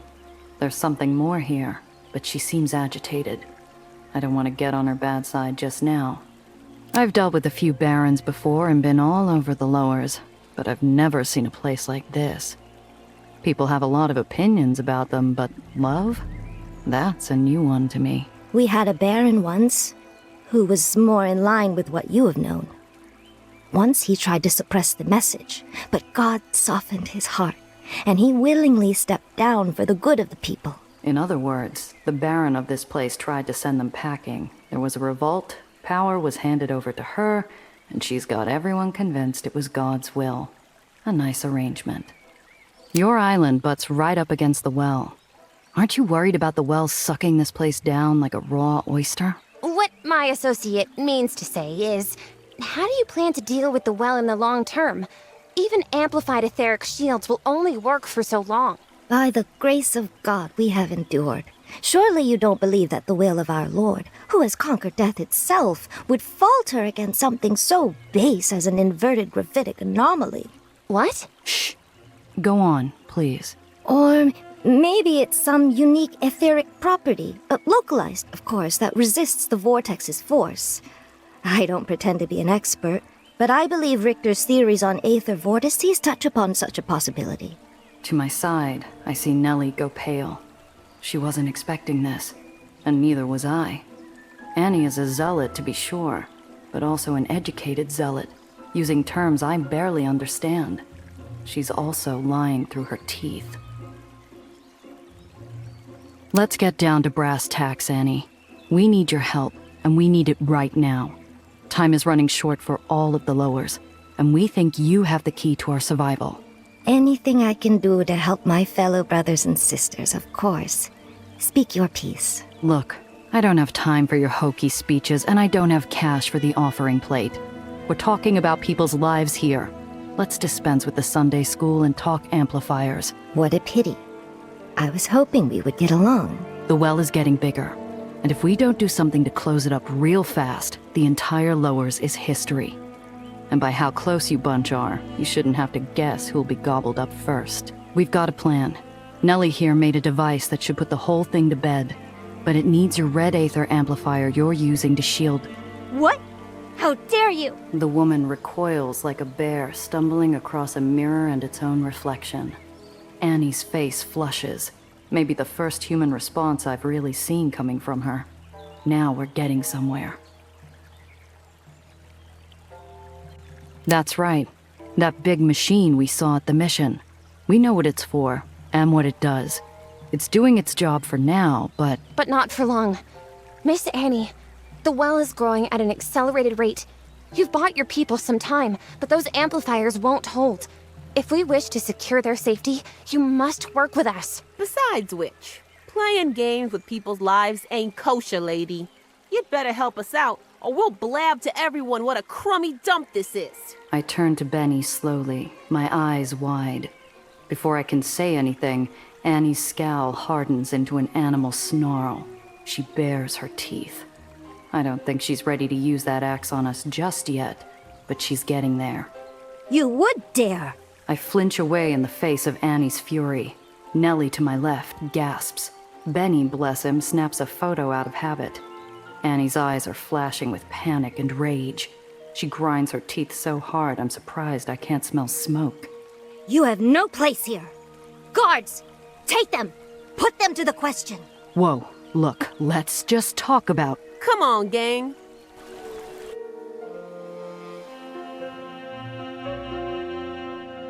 Come back here. Annie says you can't leave. I think I'll put that off for a while, thanks. Nellie sits beside me silently, still mazed. I know she was hoping for the best out of Annie. She's disappointed, and I don't blame her. If we make it through this, it's going to make for one heck of a scoop. Sit in the back and keep your head down, kid. It's about to get dangerous.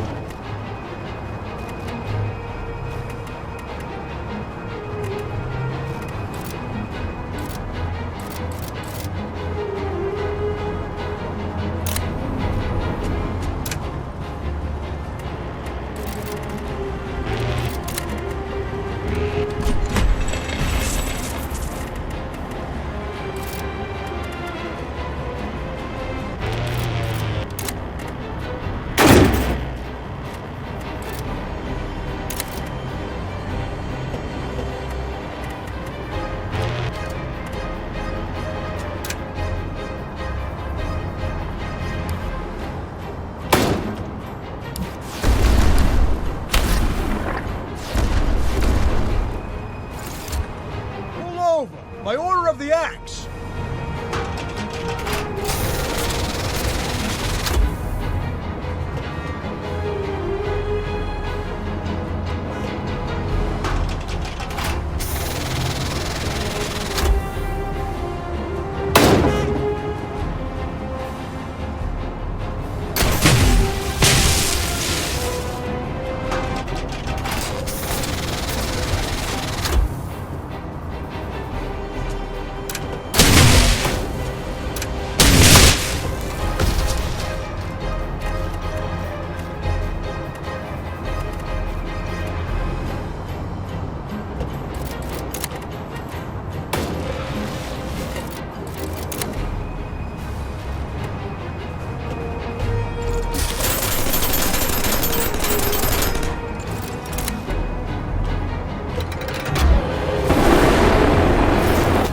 Really, darling, I could use a hand.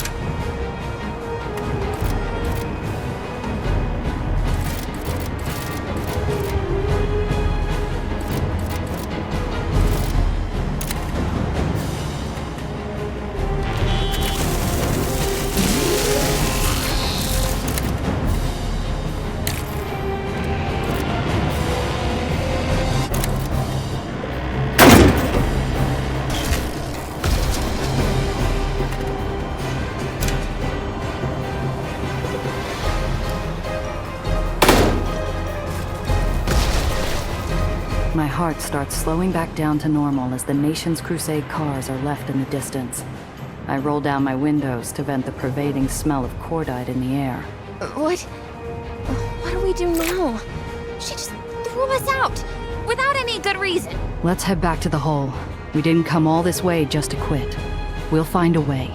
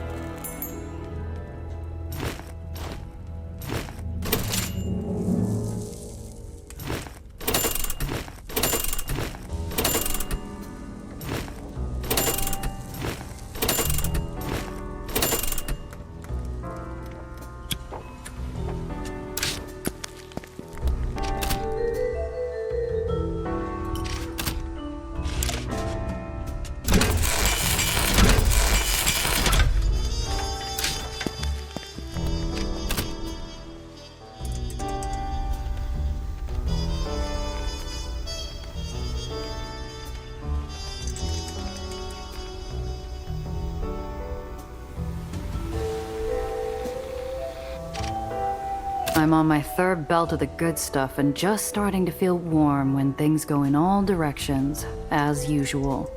And, as usual, Apollo is the one who starts it off.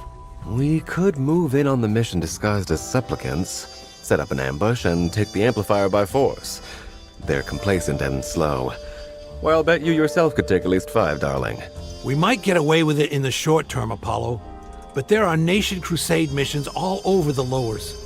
Fighting them off would be a waste of time and resources. There has to be something she wants. Either way, we need that amplifier array.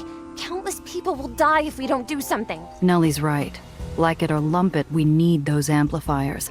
And it doesn't matter how we get them, only that we get them. And fast.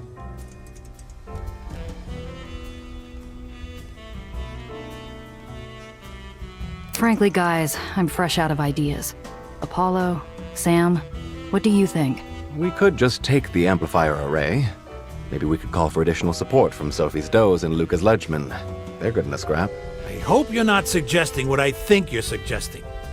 We don't have anything like a standing army.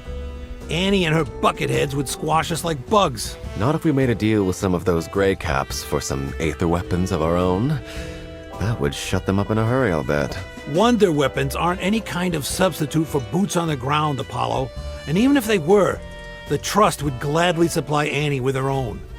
Escalation isn't the answer here. I don't think negotiation is either, old man.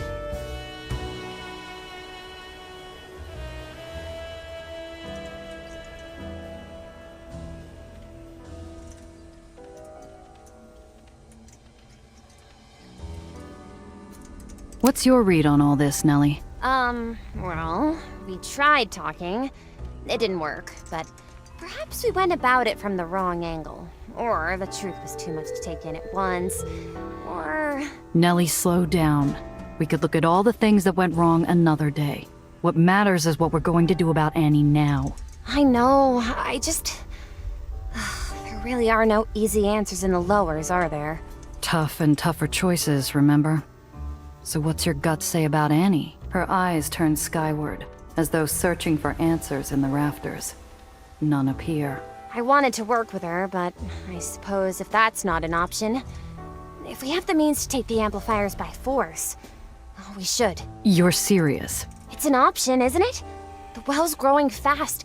If we don't get those amplifiers, it'll be too late. All my work, what happened to my colleagues, it'll all have been for nothing. I've been thinking it over, and I have an idea of how to bring Annie to the table. Annie's strength comes from the overwhelming support of her people, but there are cracks in the foundation. We can work with that. Eliminate her support, and we eliminate Annie. Exposing her lies and half-truths will make her people turn on her, which leads me to our secret weapon. Benny, how many photos did you snap during our little trip through Nation's Crusade? I got about 3 rolls worth.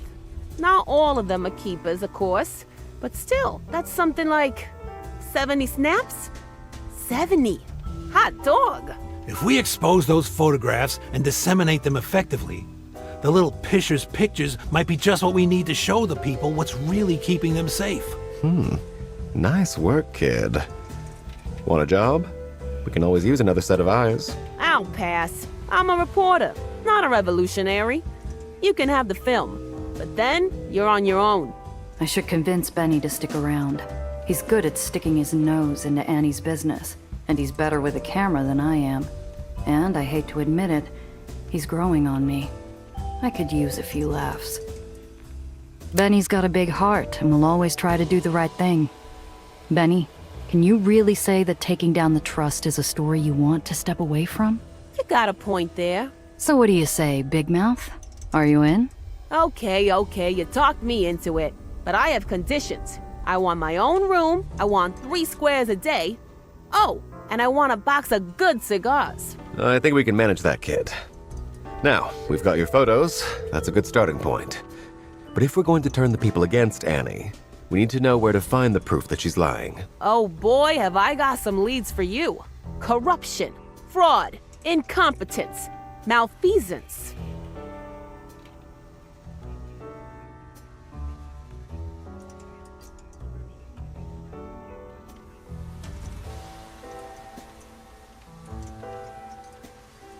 I don't suppose you've looked into Annie's love life, Benny. Sure.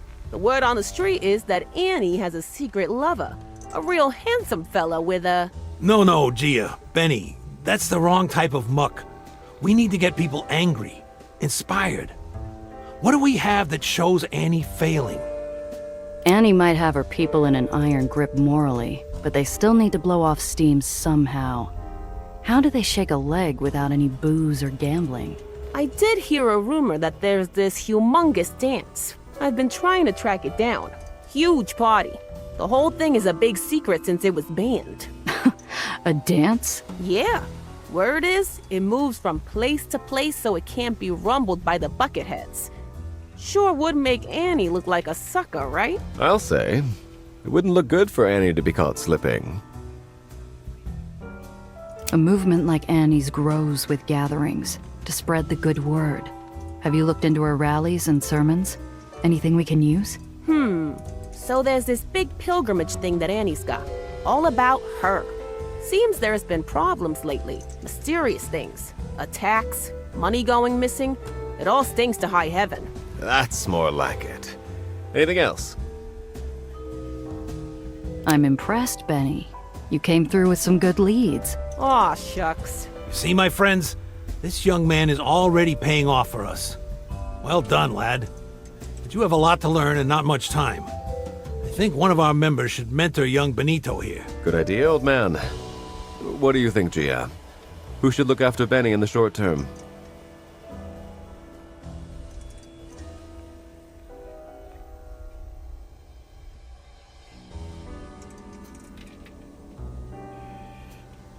Benny, you've got the habit of going to places you don't belong, but it's a loud kind of habit. Sophie can sand off a few of those rough edges, have you in and out like the wind. I like a challenge, but really, you owe me for this, darling. Oh, and Benny, don't disappoint me. Yes, ma'am.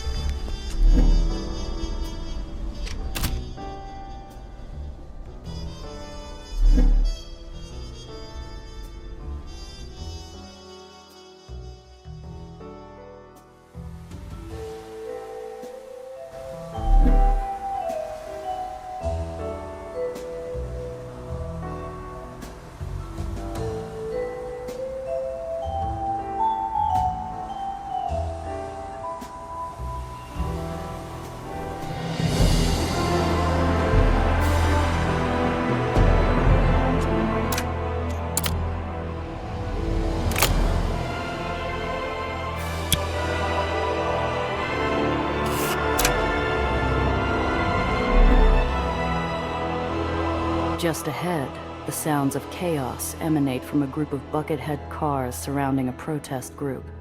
The bucketheads are busy arresting a token number of participants for their civil disobedience. Right now, the crowd is dispersing slowly, but one wrong move could set the whole place off. I scan the crowd, looking for any sign that things might go sideways. Everything looks normal at first, but I eventually notice one man in particular who catches my eye. His coat has been treated with a fresh coat of dirt, but it's a little too tailored for something worn by your average pilgrim. He's clearly more interested in agitating the crowd than calming things down. His ramrod straight posture and concealed weapon spoiling the line of his coat clinch it. This guy is a Blacktail's mercenary, hired to stir up trouble. Putting Annie on the warpath might just flush us out.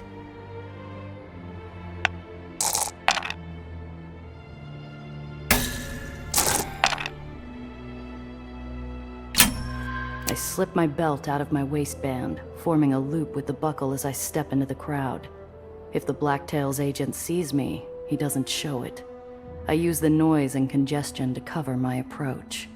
I wait until we're almost touching to slip the impromptu noose around his neck, pulling it tight. His eyes bulge as the leather cinches over his arteries, bringing him quickly to the pavement. Shh! I put a finger to my nose, hushing him as I gaze into his bulging eyes. He manages to get his hand halfway to his gun before he's as limp as wet spaghetti. I release the pressure and check his pulse. He's still alive, but unconscious. I quietly escape back to my car. He's in no position to start trouble now.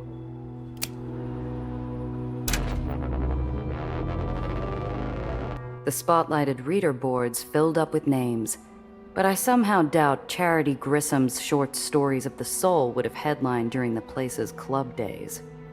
I snoop the stacks of dry reading material and breathe stale air until I find something shiny hidden away in the back room. A projector stocked with bootleg film reels.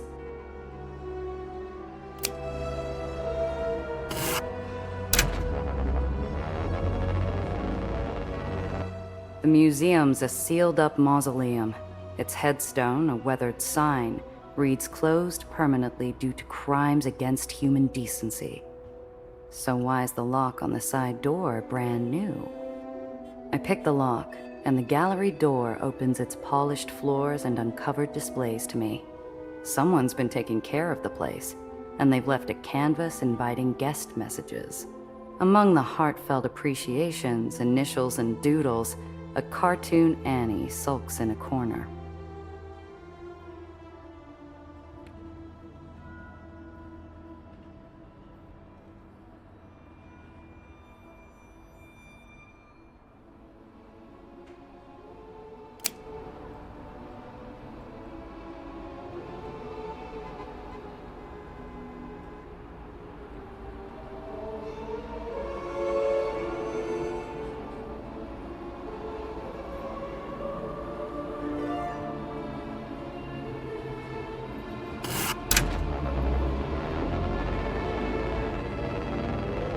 I circle bleachers and overgrown fields like a bee, until I'm drawn to a flower made of colorful paper.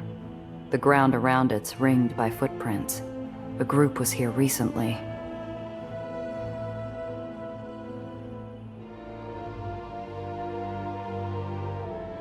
I'm halfway back to the car when someone calls me out. Excuse me? Are you lost, miss? Yeah, I was looking for something. Must have been somewhere else. The woman's eyes glide from me to my latest search site. I keep my face calm as I unlock the car, but I turn the key fast as she follows my coattails. Are you looking for the recreational jump group? Sweat pours off her brow, eyes twitching like a bug expecting a newspaper. Fortunately for the both of us, she'd said exactly what I needed to hear. Might be. Know where I can find them? Grayson's having it over at the garage. Better hop to it.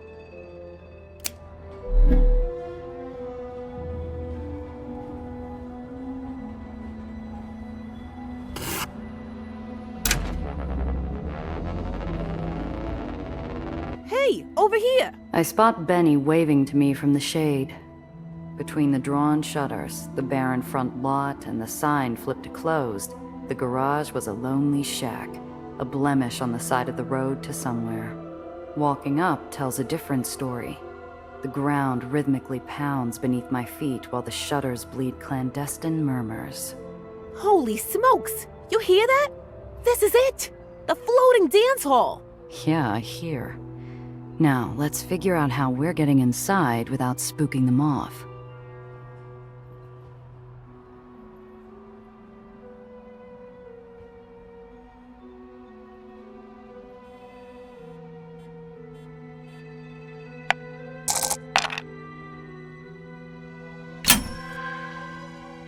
A yawning vent rests above the peeling mailbox.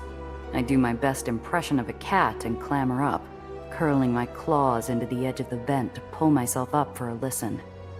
Faint echoes drift through the steel tunnel. Steps bounce along to the tune of a bright trumpet over hoots, hollers, and the occasional cheered name, Grayson. If the party's still going, they're likely expecting people. However, as my knuckles go to rap wood, the shutters go still. Silence rings in my ears. My hand inches towards my piece when the door opens. Hi? Hi. Open for business? No, sorry, ma'am. The garage is closed for building inspection. Try again tomorrow? Inspection, huh? Place don't look so bad to me. In fact, up close, I'd say it looks to be of a respectable quality. It's all on the inside. There are termites, rats, all kinds of unpleasant stuff. But don't be alarmed. We're doing a deep clean to get the garage back in order. You listen to music while you work? Maybe trumpet?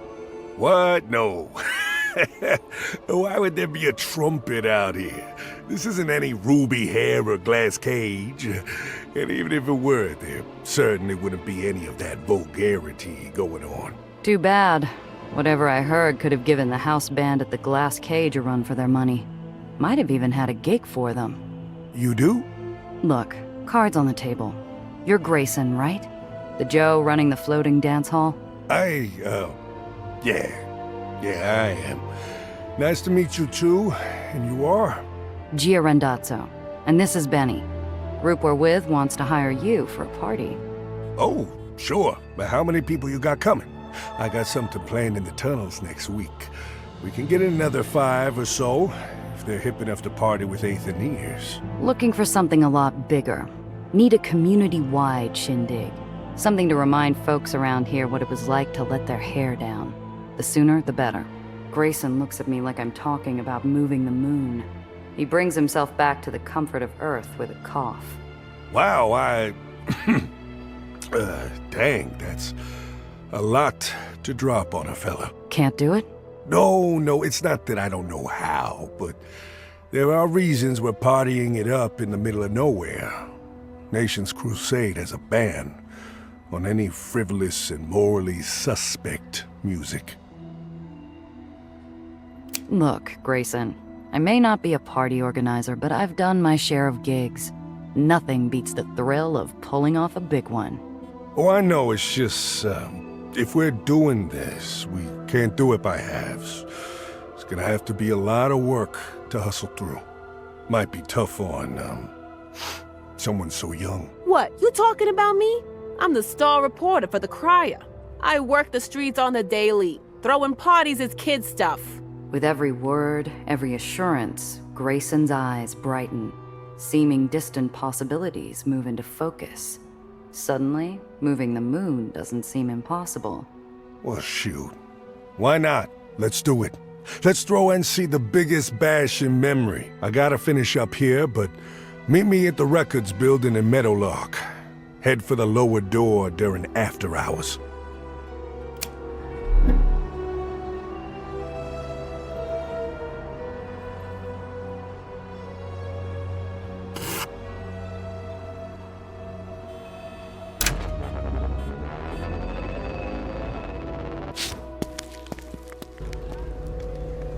I wade neck deep into a lake of humanity.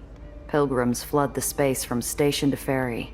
many wearing clothes peculiar to far-flung baronies. Locals still comprise the majority, but it's a slim one. Gia, over here! Benny? Thought you were hanging around the hole. I can't be cooped up nowhere. Besides, there's a scoop here, and I'm going to find it. All right, Benny. What do you know? The pilgrimage is supposed to be this big religious thing, see?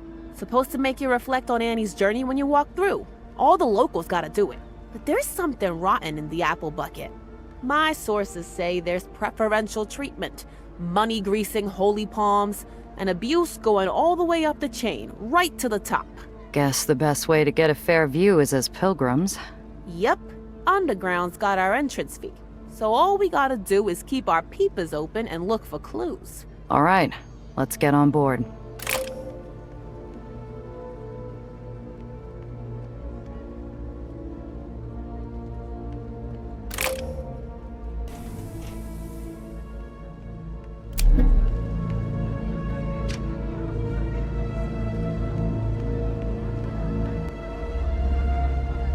So you're from Nation's Crusade, huh? Care to share your pre-pilgrimage thoughts with the crier? I'm so excited. Everyone who lives under Annie's miraculous rule should go at least once. And I've already been thrice. I'm very lucky. Shoo, I have no time for questions. As we step in a line, Benny pulls a notepad from his pocket. I can't see what he's writing, but his furious urgency suggests a live transcription of the people around him. I'm here for my monthly visit. I live close, you see, because I come once a month. Yes, of course I brought a donation. I guess for the experience? I've never been. I'm from the Morrigan Barony. Donation? No, I only brought enough for the entrance. Was I supposed to? I am merely here to see the sights. Yes, my first visit from Bottle Hill. The Soul? I think there's been a mistake. I might be a first-time visitor, but I'm a regular sponsor. Pastor Zachary has me on the other list. Now, excuse me. I'm here to learn. Oh, my second visit. First and a half. No, I can't afford a donation. We went through that the last time. Uh-huh. Duly noted. Here's your pass for the Sol. The Sol? Wait a damn... I mean... dang moment. I was on that route last time, and I'm lucky my head's still in one piece. Doesn't me coming back mean anything? How about me being from Nation's Crusade? It's out of my hands, miss. I'm just following guidelines. Both ferries will get you to the pilgrimage site. Gosh darn it. Fine. But I'm coming back to haunt you if something goes wrong. Please refrain from blasphemy and swearing when you reach the site. Next. Please state your names, purpose of visit, if you've previously taken the pilgrimage, which barony you're from, and if you'd like to make a donation. Benny Big Mouth Castellano, reporter for the Midtown Crier. Here with my associate, who will introduce herself. Gia Randazzo, here to make sure my associate gets what he needs for the story. Well, isn't that swell? I have 2 spots open on the Solomon.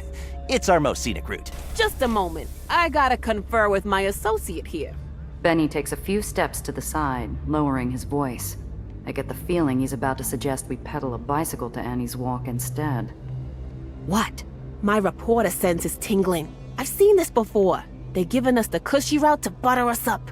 You want to get to know a joint? You gotta see how they treat the little guy. I take a few steps back to the booth.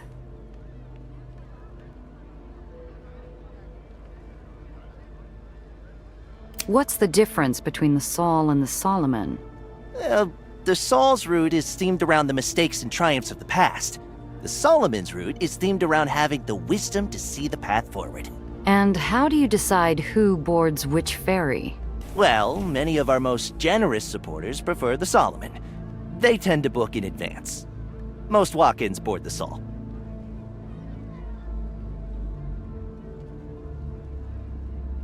You take donations. If I make one, could we board the Sol instead? I'm sorry, I think I misheard. You want to donate to be put on the Sol? It's a personal thing. My Zio used to take me on a ferry just like the Sol when I was a little girl. Huh. Usually people who make a donation want to be on the Solomon. But I guess there's no rule against it. Here, 2 tickets for the Sol. Have a safe trip.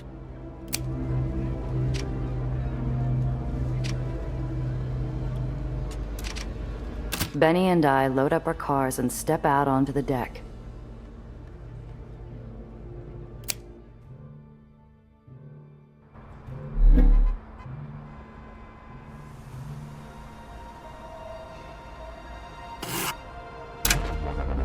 On your right, you'll see the Cana Enclave. It's the site of one of Annie's first missions. It was places like this that would later provide lessons for Annie's later work, like disseminating. Annie's lessons haven't always been painless for the non-believers in her cause. What happened at Cana was retold in breathless whispered rumors.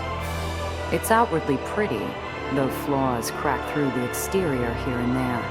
A burned-out lamppost, a rusty gate. The money isn't coming into Cana.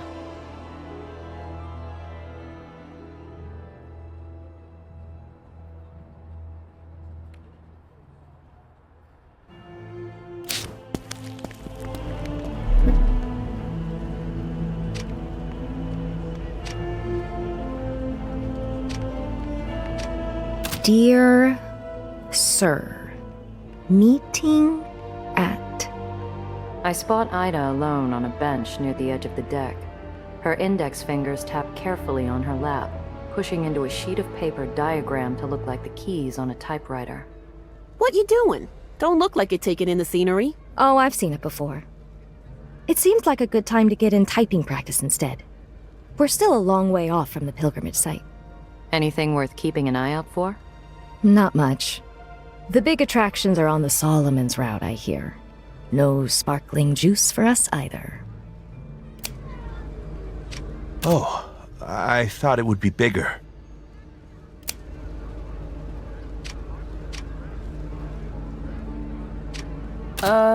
Need anything, miss?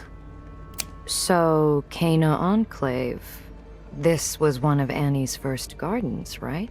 Yes, miss. It was before Annie tamed the well, so they didn't have much. But she came every day to work the plot, and people joined her. They grew something, and more people came. And the previous Baron didn't like that. From what I heard, he sent goons to bury the garden in concrete. Yeah, but Annie stopped them. It was one of the first times she stood up to the Baron before, God softened his heart. The Bluebell's cheeks pinken on the company line like he's hiding a broken vase under a rug. Surprised Nation's Crusade doesn't keep it better maintained. Are all the landmarks along the Sol's route like this one? Well, humility is next to holiness, and, there used to be a proper stop there to look around the Enclave. What happened? The staff was transferred to a different mission, or something like that. Anything funny happen on your shift? Someone got airsick on the last journey. I had to do a deep clean. Not a fan. Uh-huh. The kid's shoulders jerk, taking my skepticism like a chicken stuck in a coop with a fox. He's hiding something. But before I can ease it out, Benny takes a swipe. Aw, can the twit. I bet you know all the secrets around here. What's a skinny? And why's it got you spooked? Oh, look at the time. I have to chase the seagulls off the deck. He flies off to the other side of the ship, leaving us with a half-filled page and a shared dubious look. You're thinking it too, right? He knows something. Maybe. Next time, try a lighter touch.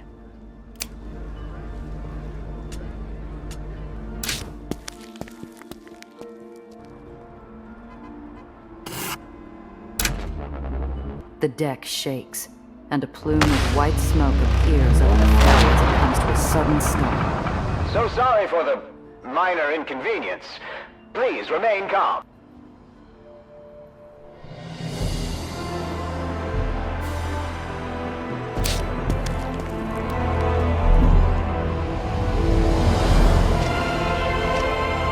So, how do you like Nation's Crusade? If I wanted to move... Well, if you're looking for safety and you're willing to put in the work to get to know people, it's a good place to be. You might want to keep your head down, though. People can be suspicious. And make sure you tell them you've done the pilgrimage. Everyone trusts you more if you have. Thanks. I'll need to think about it. You're swell, miss. I spot a bluebell fiddling with a steaming pipe. He tries in vain to wrap a roll around the thing. This one is no Aether near. Hey kid, you look like it's your first time with a pipe and it just insulted your mother. Let me give you a hand. Okay. He hands me the tape, and I fish around in my pocket for a moment before withdrawing a coin and pressing it against the leak. I quickly wrap the tape over the coin, eliciting a sigh of relief from the kid and the pipe. Thank you, miss.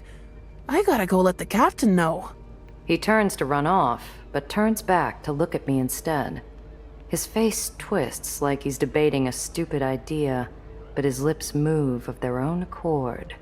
Hey, if you hear something that sounds a lot like someone whistling in the jailhouse now, you should hit the deck. Probably. The ferry's progress falls into a sedate rhythm. A cool breeze blows across the deck, and for a moment, everything is calm. Hey, Benny, you found anything? I've been tailing the crew. Seems oddly light for a ferry this size, and the Bluebell's made himself scarce since the last stop. Maybe he's up to something. Yeah, I'm feeling on edge. I can't shake the sense of danger right out of view. Yeah, whole thing reeks. I wonder. The shrill whistle of a woman's voice cuts through our conversation, followed by a song. I recall what the Bluebell told me before he ran off. The same Bluebell that's conspicuously absent from the deck.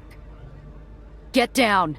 Benny and I hit the deck, narrowly avoiding a twisted shot of the hull blown past by an explosion. The distinct rat-a-tat of gunfire carries on the air.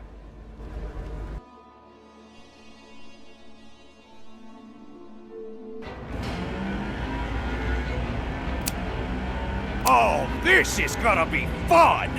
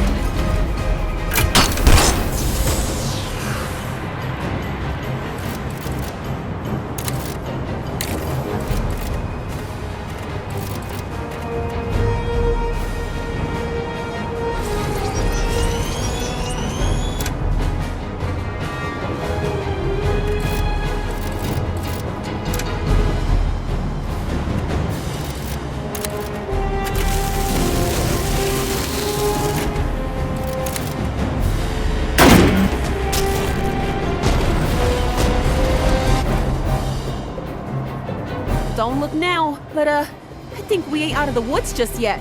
The baddies tailing that other fairy are coming this way.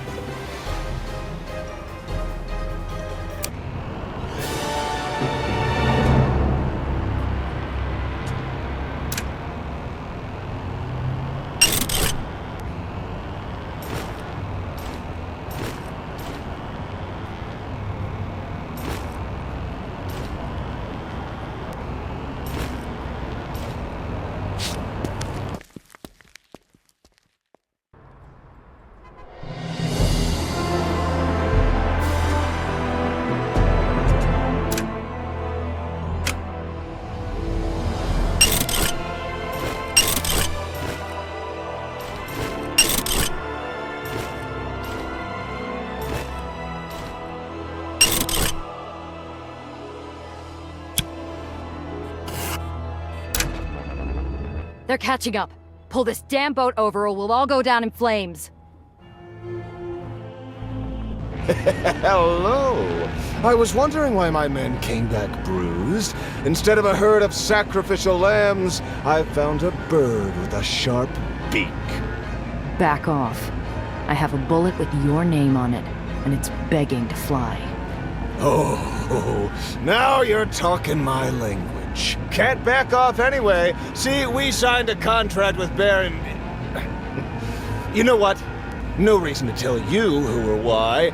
This is going to happen.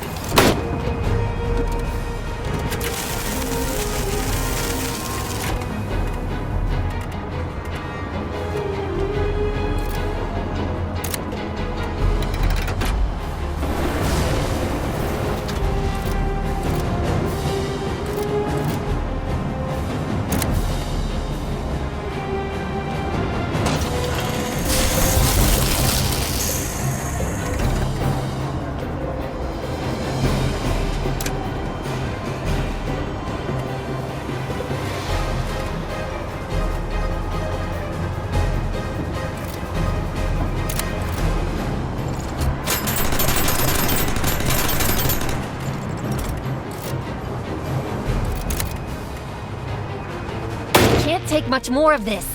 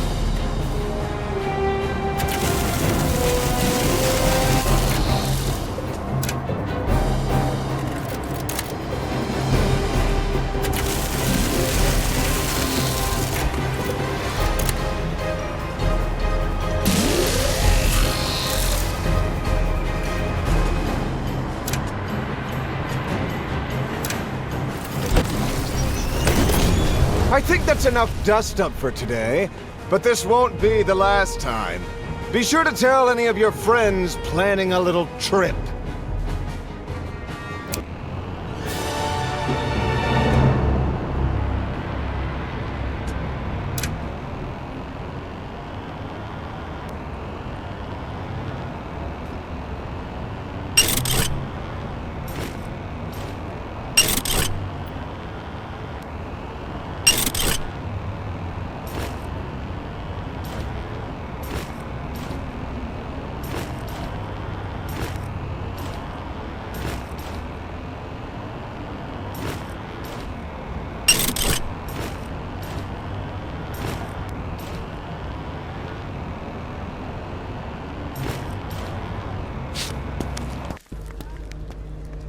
The Sol is missing large chunks of hull, and smoke hangs heavy in the air. Still seems airworthy, but she's going to need repairs. That poor man. If I'd have just gotten him below deck sooner. Bullet holes and bad dreams. Just another day in the lowers. Hello, everyone. The attackers have fled. Our faithful managed to drive them away. As Annie would say, long is the path, and the tribulations many, but... how does that go? Hey, Gia. This attack. Ain't it weird how nobody on the ship seems as surprised as they ought to be? Upper's mercs are dropping out of the sky. Where's the escorts? I don't know. But I know one thing. The Blacktails heard ahead of time that it'd be unprotected.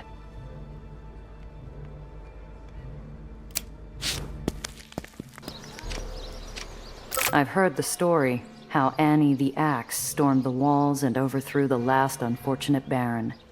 The palace where she started her crusade, now a living museum in her honor. Her axe still hangs lodged in the gate, an inspiration to her followers and a threat to her enemies. Seeing it feels a little like walking past Beowulf's lost sword. I debark with the other passengers, milling towards the gates of Annie's Walk. Passengers from the Solomon spill out onto the deck, their clothes and smiles undamaged by the Blacktails. Still, pilgrims from the Sol remain in high spirits as we move toward the gates. I can't believe I made it in one piece. A cheerful man shuffles to the front of the crowd. He gives the air of a proud bird perched over a breathtaking vista, but the smile beneath his beak gives the impression of affability. Hello, my little lambs. Welcome to Annie's Walk. I'm Pastor Zachary Parrish, and on behalf of the pilgrimage site, welcome. I know you had a long, hard ride. There's lemonade and plenty of space to rest inside. You need only pay the entrance fee. Annie's Walk stays open due to the generous donations of our faithful. If you've forgotten your wallet at home, we encourage you to wander the exterior until the ferries are prepared to depart. We are greeted by another line, though this one moves a great deal faster as pilgrims toss their alms into a basket. We pass through after depositing our own entry fee. Thank you so much. Head right inside. And who do we... Oh, Ida, you're back. The veneer of affability slides off the pastor's face, rustling the feathers of his flock. Nearby officials quickly avert their eyes and move on. The line moves. I casually nudge Benny out of the way while the pastor and pilgrim continue in strained conversation. Hi, Pastor Zachary. I have my entry fee right here. The same amount you told me I needed last time. You just can't stay away, can you? Hold on just a moment, let me see. Ida's hand extends cautiously, as though the pastor is a venomous snake about to bite. Zachary counts the cash, shaking his head as he passes it back with the same degree of affection. I'm so sorry, dear. You appear to be short. Again. Come back another day. What? But I made sure I had enough. After the last time. I'm so sorry, Ida. The entry fee has been raised since you were last here. Annie's Walk is in high demand, and we only have room for so many pilgrims at a time. But I can't. I already... Please. Please, Pastor Zachary, I need this. Now, I understand how you feel. Look at these people around you. They would feel much the same if they had come all this way without the proper entry fee. You are free to come back later, of course.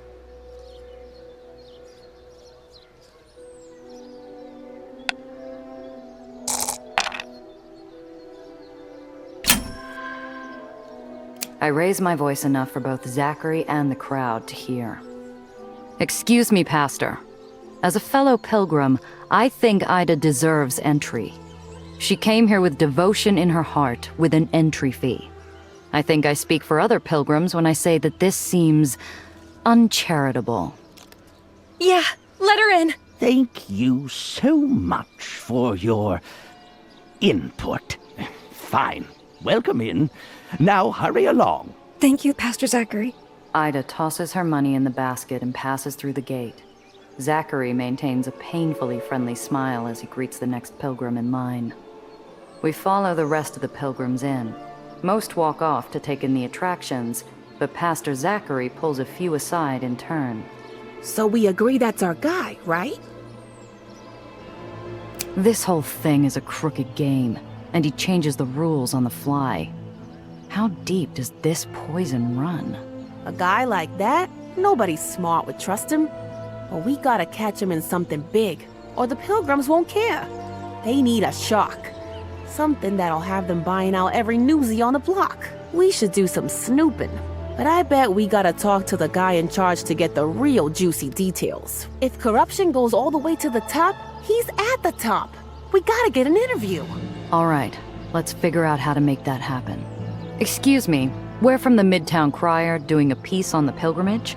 We wanted a word with Pastor Zachary. I'm sorry, ma'am. The pastor is a very busy man. He only grants a few private audiences per day. Uh-huh. And what sort of people are granted those? Well, the especially devout, potential sponsors, anyone who can prove they're a real reporter. We need to get his attention then. Either spend enough dough to make us look like potential donors, or lean into the reporter shtick until he decides to pour honey on the story.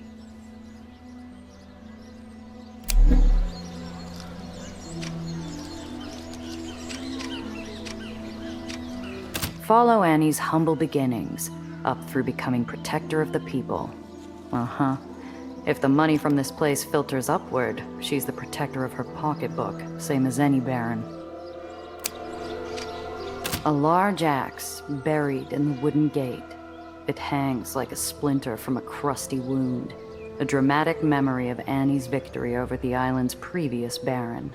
You know, if there's one real thing here, it's that axe. Annie really knows how to leave a mark. Her name was built on a single swing. That axe is a symbol to keep everyone in check.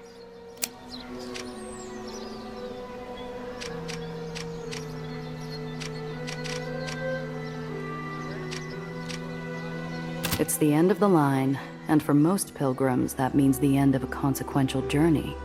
Many make offerings to keep Annie's goals moving forward. There's a lot of glimmer in that box, if I can get to it.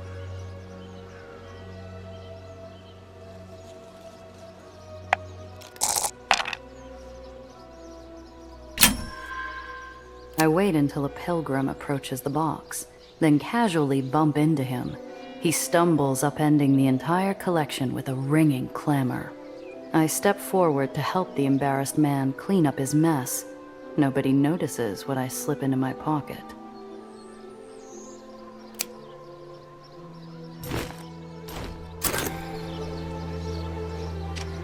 Oh, hey!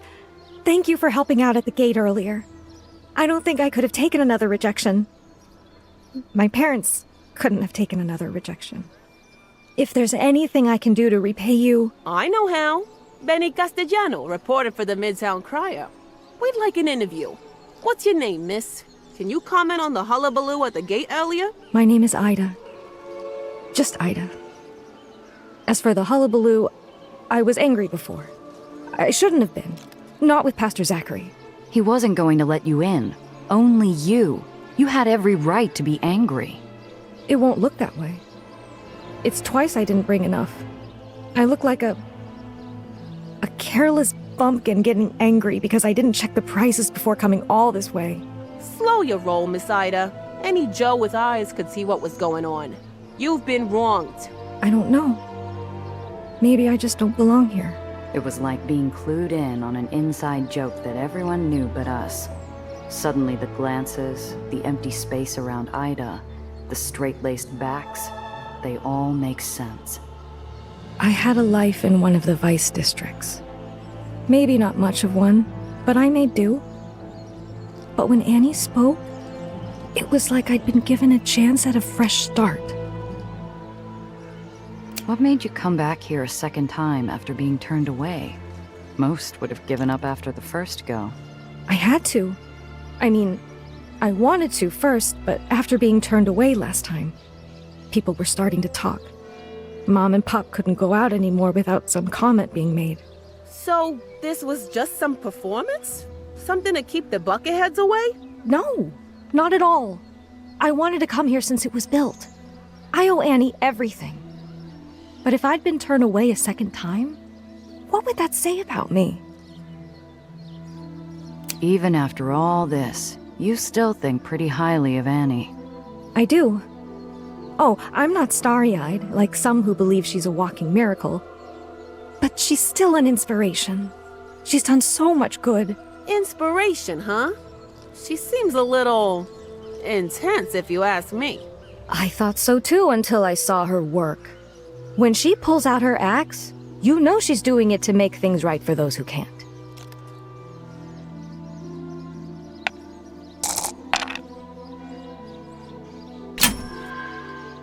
I know a few things about not having a respectable job. The girl's an old rose with its petals pasted back on, and it breaks my heart just a little when she blooms a half-hearted smile. Annie takes in a lot of sinners and gives them a new direction. Couriers out of rum runners, accountants from card sharps, or seamstresses out of seamstresses. Oh, you mean you were one of those ladies who... Ahem. Yes, I was one of those ladies. But I'm not anymore. I just wish the others saw that.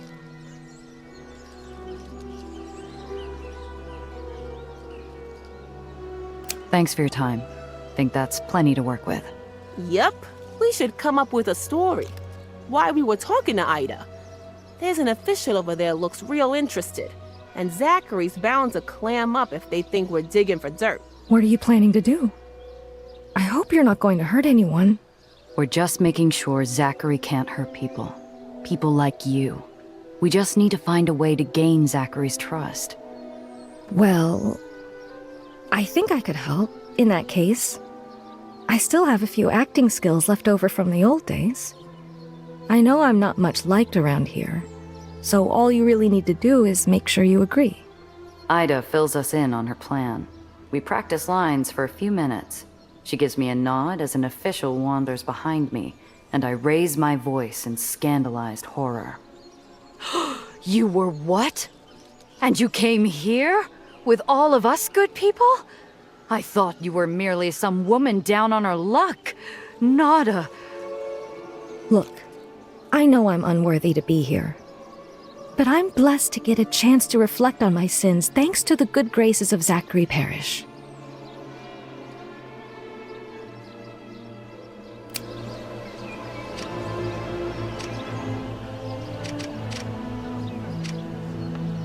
A well-stocked nursery, filled with flowers and bushes that haven't graced the lowers in decades. The plaque says that it represents the fruits of Annie's efforts to save the people of her parents' mission. Hello? Would you like to buy a seedling? Take home a piece of Annie's walk and have it grow alongside you. I glance at a price tag. Plants like these are a luxury, but the price tags on display would make a baron spit their brandy. Let's see what you have for sale. Welcome, traveler.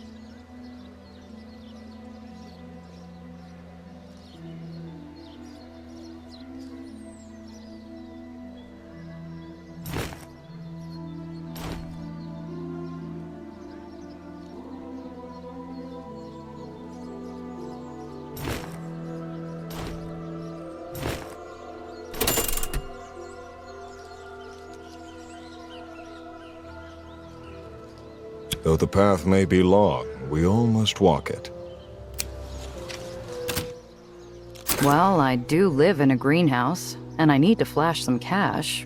Maybe I can keep it alive. God bless, and have a wonderful day.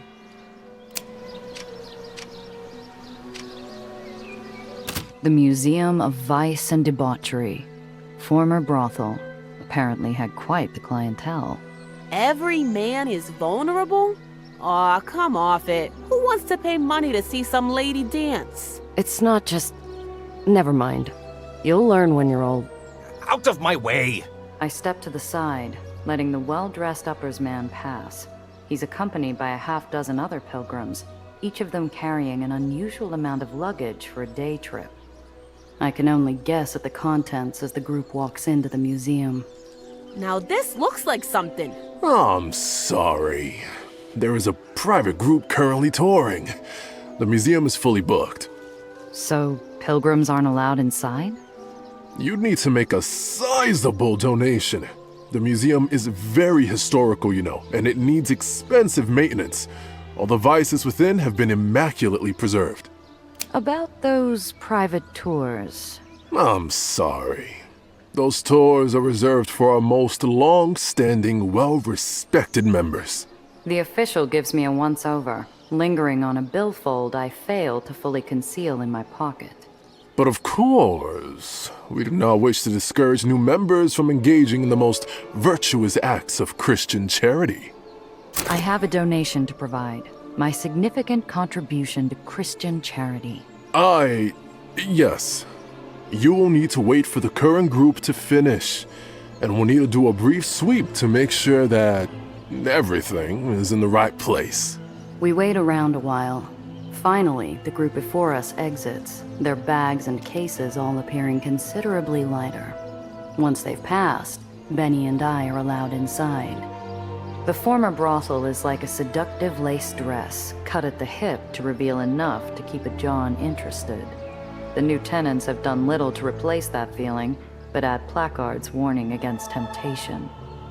The illusion of morality wears off when we reach the back parlor. A hurried spritz of soap isn't enough to cover up the heavy smell of freshly poured whiskey in the air. Someone's cracked into the vice, and recently. Looks like we got ourselves backdoor dealings on sacred grounds. Wonder what the public would think of that. Excuse me, may I steal a moment of your time?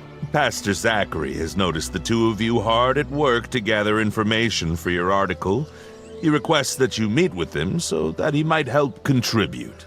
Thanks. We'll go see him.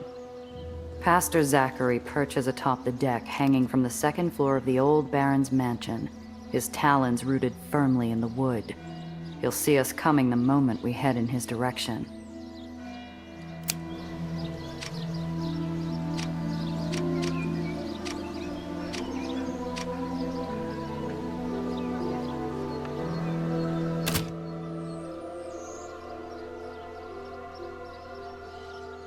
The preacher's expecting us.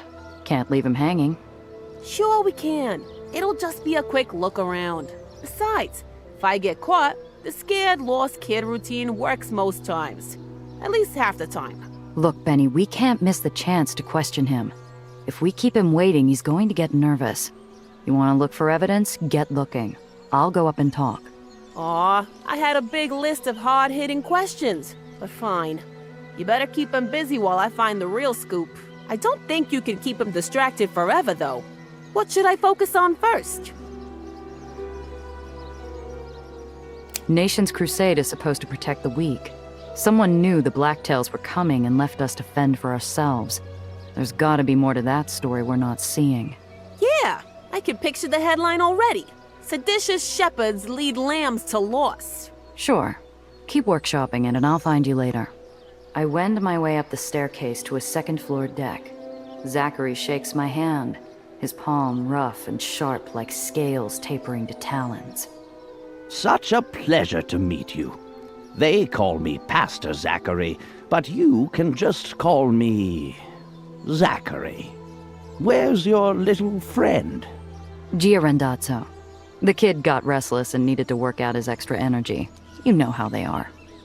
Well, I can't say I could hold still much at his age. Come in, sit. I sit in a chair across from the pastor. Despite the pleasantries, his eyes dart over me like a raptor eyeing a family of rabbits along the plains. You and your compatriot are reporters, yes. How do you like what you've seen today? It's impressive. Gives me a new appreciation of Annie and Nation's Crusade. Good.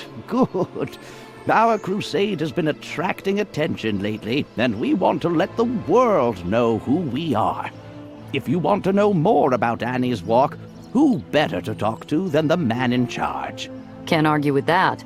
Our readers want details they can't get anywhere else. The more exclusive, the better. Ask away. You'll find me an open book. I doubt it. He's only going to take my grilling for so long. I better choose my questions carefully if I want to pin him down. The pilgrimage seems like it needs a lot of upkeep. We got asked for donations both on entry to the ferry, on entry to the site, and then just about everywhere else once we were inside. I am unashamed to admit we are but humble beggars.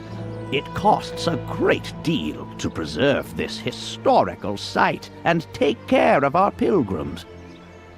The Vice Museum. Outside's free, inside is private tours only. Ah, yes, that is regrettable. But preservation demands that we limit the number of visitors. Besides, we must protect the artifacts inside against those who see opportunity, rather than a warning. And if I wanted a private tour, what would I need to do? Just slam my cash on the counter? Oh, you make it sound so base. As I have mentioned, our patrons' generous donations go toward maintenance of the museum. Surely you can agree that is a noble cause. Lots of out-of-towners taking the pilgrimage. I'm guessing a third or more from outside Nation's Crusade? Oh, it was a pleasant surprise to me as well. You see, back when this all started, it was just only our people making the journey. Annie's faithful, who wanted to feel closer to her. But what we gave to this dark city is hope. And hope, Gia, does not stay within borders.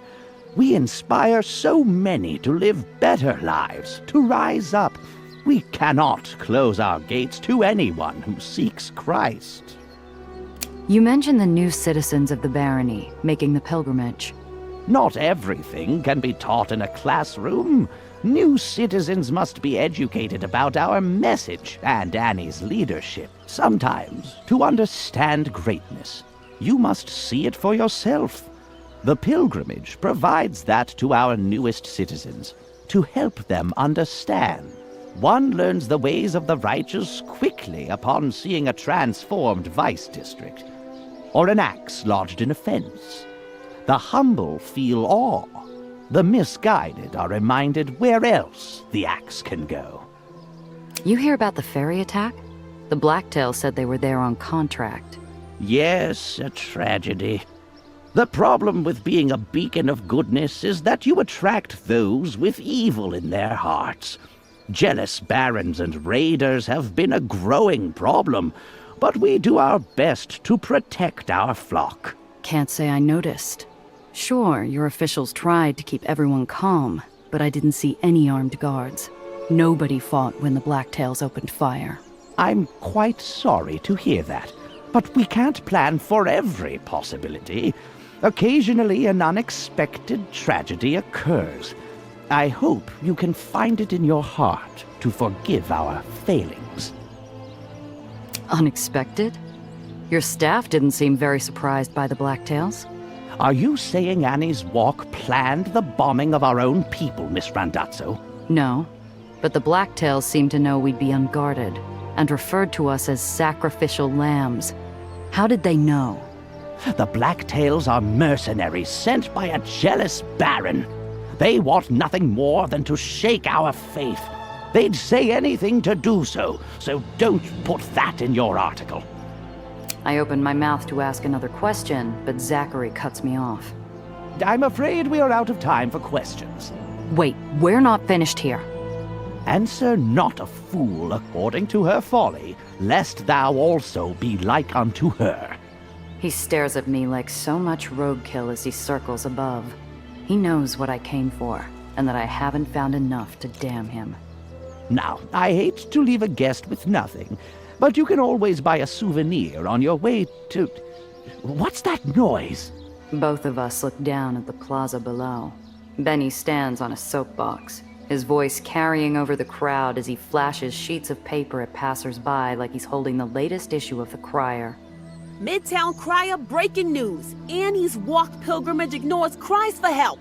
Midtown Crier's top reporter just acquired papers from the office of Zachary Parrish. Parrish received reports of Blacktails raids and ignored dire warnings. Pushback from staff met with dismissal and orders to work around it. Priority given to the fat cats and their wallets. Exclusive scoop headlining our next paper. It feels like winter's come early to Annie's Walk. Countless eyes slowly turn to acknowledge Zachary, perched on the deck for all to see. I don't... What are you... Call off your brat! Won't make a difference now. Word's out. Good luck, Pastor. I casually descend the stairs, slipping by the confused and stricken pilgrims staring up the hill. Benny grins and joins me as we step back onto the ferry.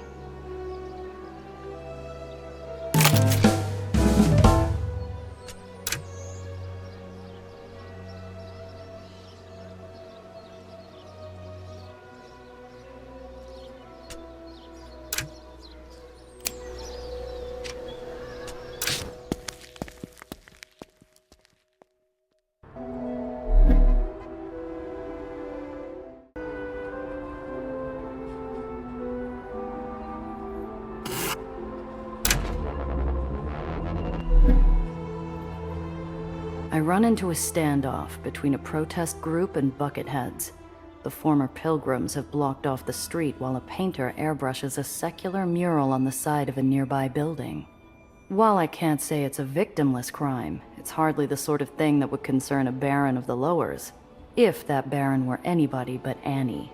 Civil unrest means our strategy's working, but I'm trying to continue working behind the curtain. It wouldn't be a good time to get pinched by the authorities. I'll have to handle this delicately.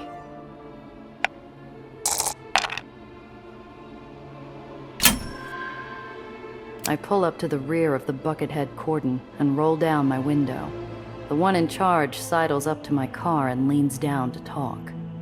Move along, Pilgrim. We've got our hands full here, and we'd hate for a bystander to get hurt if things escalate. Listen to me. You're both being played. Someone's instigating this protest as a distraction while they move in a barge full of contraband. The Buckethead furrows his brow, looking skeptical. How can you be sure? Because it's what I do. Look, I'm just a pilgrim now. But before I came to Nation's Crusade, I was a smuggler. If I were you, I'd fan out and check all the alleys and side streets. The Buckethead nods, motioning to his compatriots. They pile back into their chase cars and fan out, leaving the road ahead free for me to continue my journey.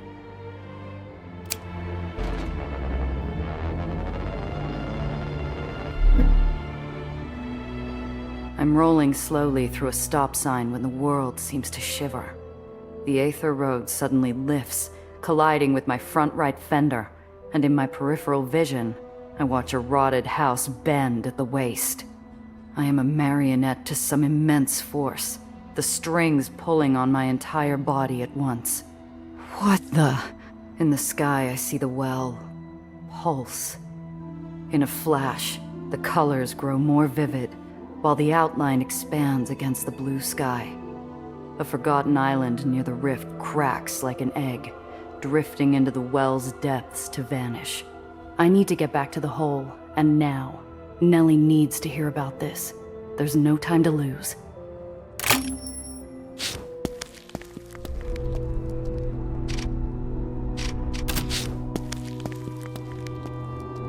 Calm down, Eleanor.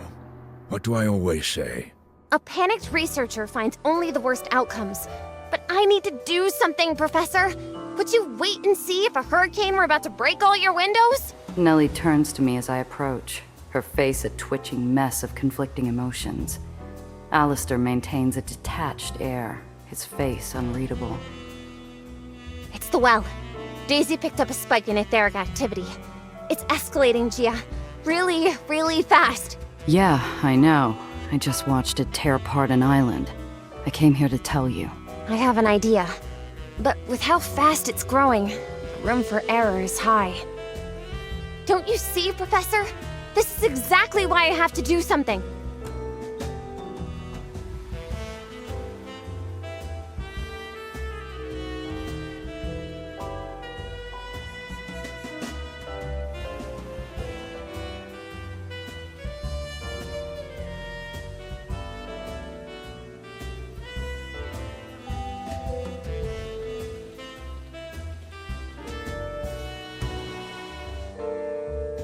Nation's Crusade has a gravity shield.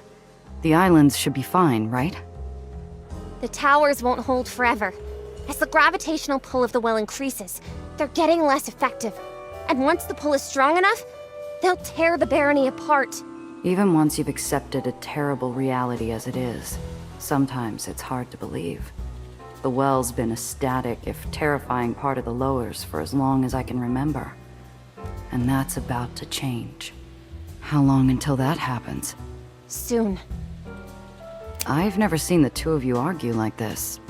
Maybe you need some air. We weren't arguing. I was just explaining my point to the professor. It was merely a disagreement, Gia. We're academics. Our field is based on spirited discussion. As Eleanor hasn't started swinging fists at me, we're still in the realm of civility. Professor Gardner, this is no time to joke. I'll take this seriously when you do, my dear. Something? What exactly is this something you need to do? The well's growing fast. Annie still won't negotiate. So, maybe it's time to act. We're doing everything we can. Annie will have to come to the table soon. Gia, Daisy is already mounted onto the truck. We don't need to worry about Annie. We can go right now and activate her in range. It will just have to be a little closer than I had planned. Nellie, we talked about this. One wrong move at the well and you'll be torn apart before you get a chance to blink. You've seen what it can do to an island. And you're no island. I agree. But if Eleanor's heart is set on this, the least we can do is ensure she is adequately supported. I know Daisy, and I can drive better than most in Olympus Park. I'll make sure she comes back safely. Thank you, Professor. Let's go. Wait a damn minute. You're not thinking straight, Nellie. You're stressed. I get it. But you're rushing into this. You think the well's going to blow up without giving us a warning? Assuming delta U equals Q minus W, and Q is... Okay, then we have to consider... No, we're not at critical levels yet. But I still need to... Lenny's getting done, kid. The Underground's greasing the wheels to get the Aether towers you asked for. You can do things nobody else can do. We need you here, doing those things. Now, hold on. Eleanor is right to be concerned. The well is a phenomenon poorly understood. She may not have enough information for a reliable predictive model. Thus, I believe she may be right. If we neglect to act now, it may be too late to act later. Professor, I admit I don't know all the science involved in what Nellie's doing. But I know danger, and Nellie knows to trust me when lives are on the line. A vein in his temple beats a steady rhythm in the quiet lab, though his face keeps an affable calm. I am sure that Eleanor can make her own choices. If she says she's ready, then she's ready. Come along, my dear. Let's prepare the truck. No. Gia is right. We need more time. His jaw moves through several less than academic epithets before returning to neutral. Very well. All right. So we're clear? We stick to the plan. I keep helping the Underground to force Annie to the table, and you keep an eye on the well while you work on improving Daisy. Agreed. I've been panicking in part because, well, I'm behind schedule on a number of features. Maybe this is the push I needed. Which features are you behind on? Well, the first several tests came very close to explosive decompression, but I think I have that solved.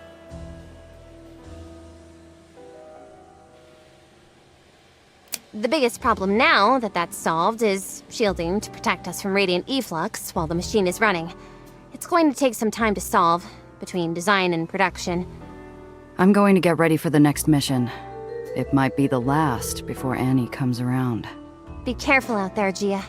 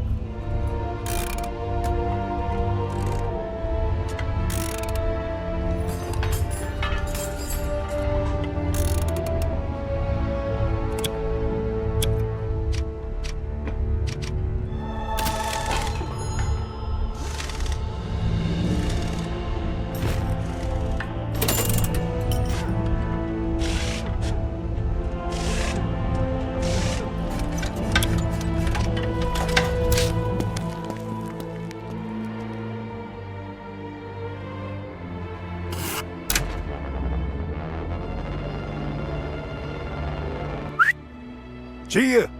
Over here! We look for the drab spot of color against a set of concrete steps and a double set of ornate doors. A film of grime says no one's been down here for months. Need help getting it open? I got it, I think. My key should still work.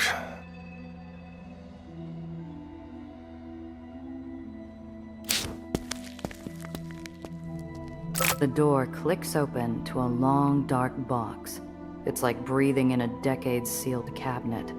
Dust and stale air rush my nose, filling it with aged paper and cardboard.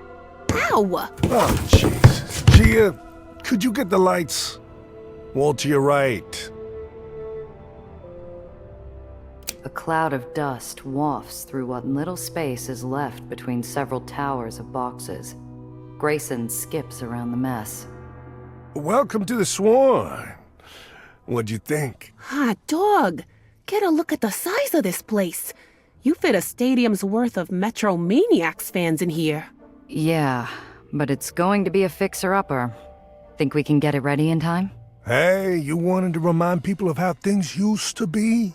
The Swan once was the go-to place for a good time, whether you were a first-timer or a champion dancer. My eyes rove the hall.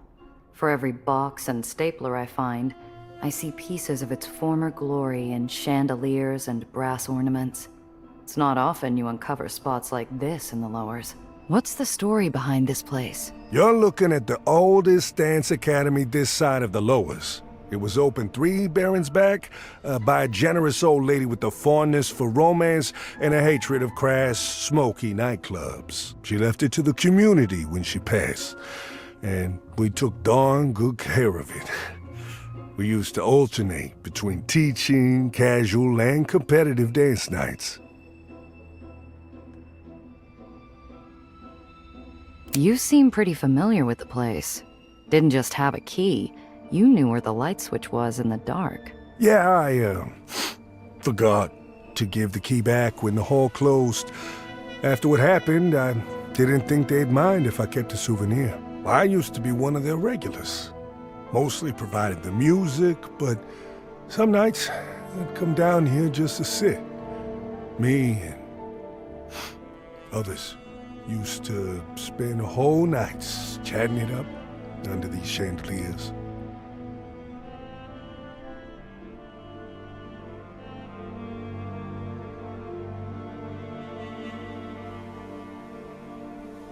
All right. Where do we get started? It's been some time since I was down here. How about you take a looky-loo? See if you can find the hall's dance sheets and record player. Oh, and we'll need to see if the bar's still hooked up.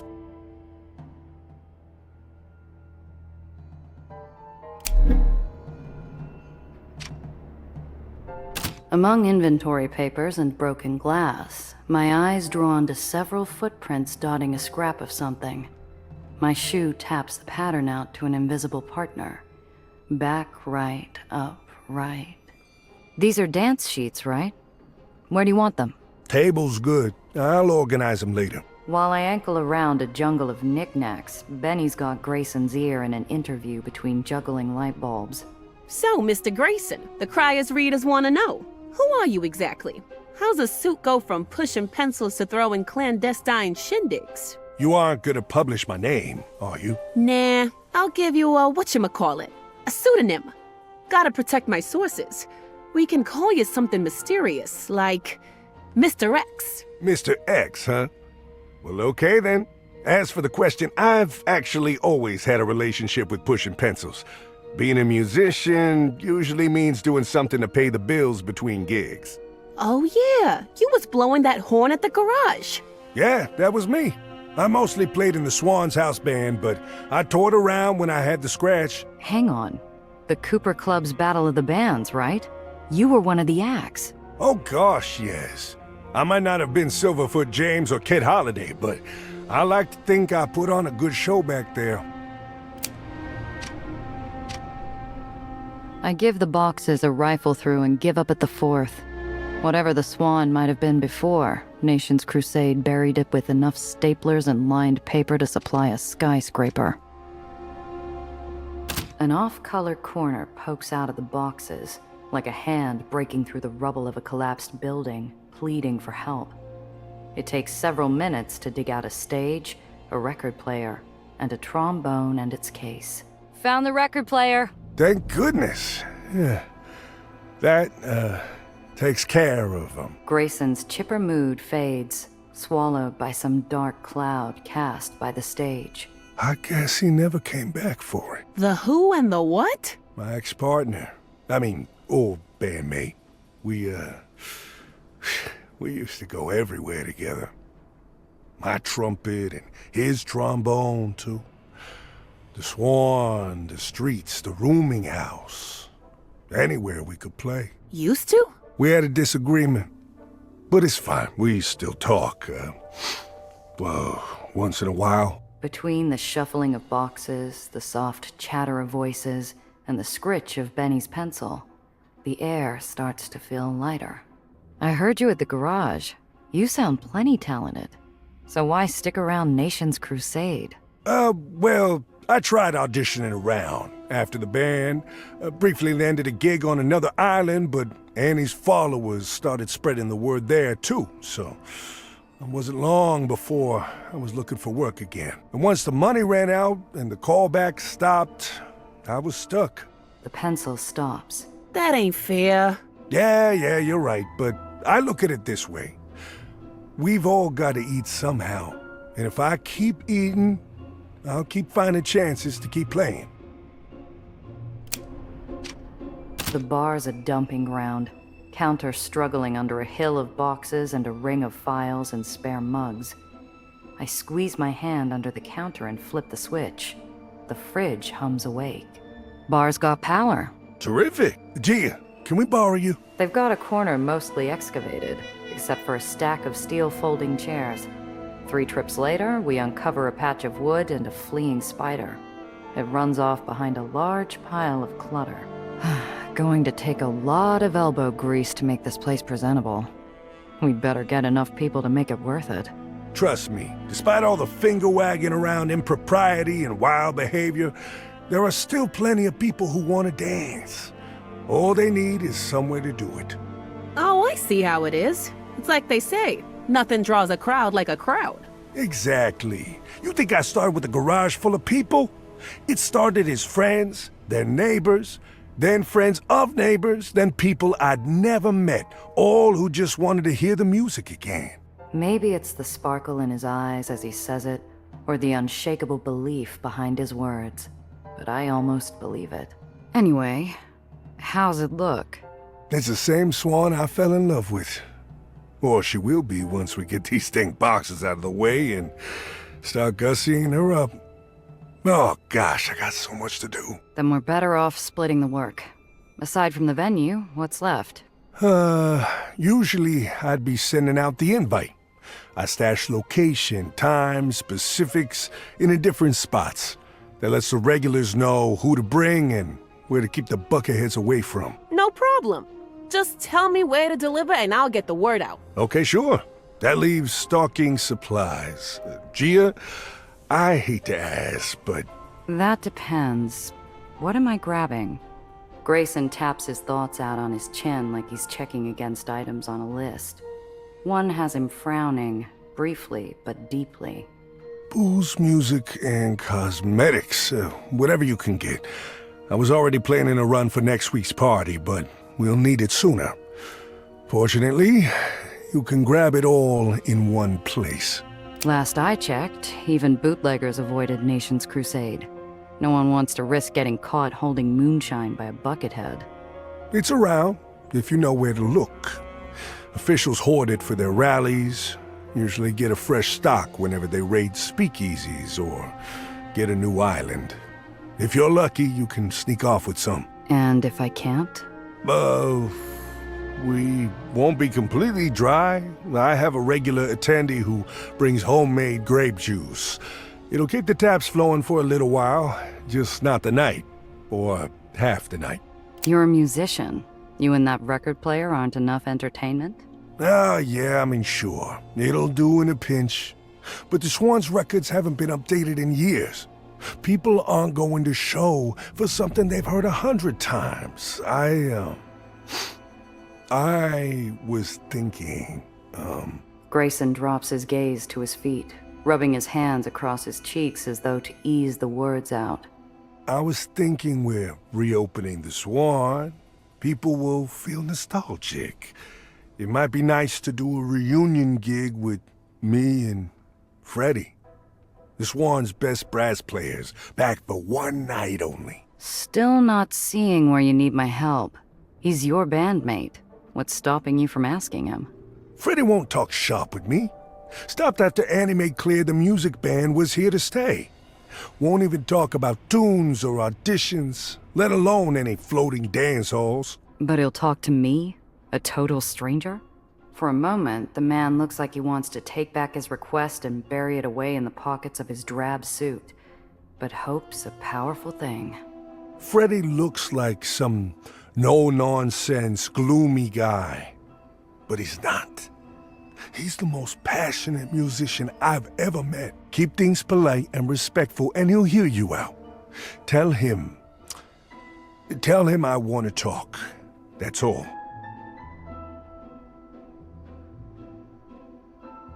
Cosmetics? Yeah. The Swan used to give guests the Cinderella treatment. Help them feel good about themselves. There are folks who haven't seen a tube of lipstick or a jar of hair oil in years. Huh. Yeah. Now that you mention it, I've been seeing less painted ladies around. What's got Nation's Crusade hung up on cosmetics? Oh, they're, signs of loose morals that encourage dangerous intermingling. Same way bright clothing or scents tempt you into pride and vanity. Uh-huh. Sounds like I won't find any at the local beauty shop then. Oh gosh, no. None of those left either. But I hired a smuggler to bring some in. I was gonna meet him for the pickup later. It's by an iron gate. Tell him Grayson sent you, and that the invite's still good. All right. Sounds doable. Where am I heading? The Temperance Rally. Annie runs it at least once a month, brings everyone together. You bring what you have to purge, and you destroy it with the help of your neighbors. The most devout always show up.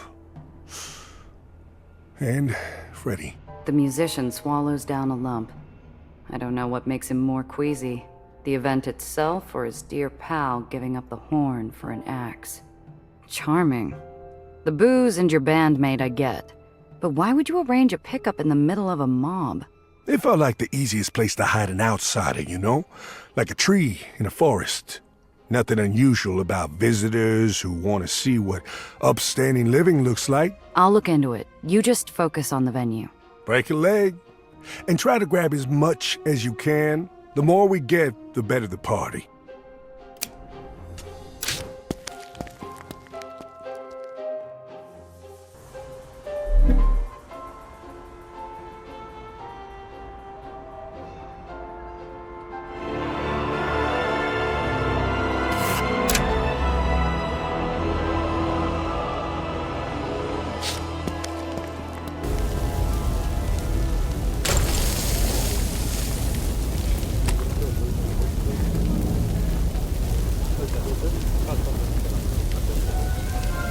Brighter than the fires of hell and hotter than the sun, a chorus of righteous axes rain down on items judged guilty.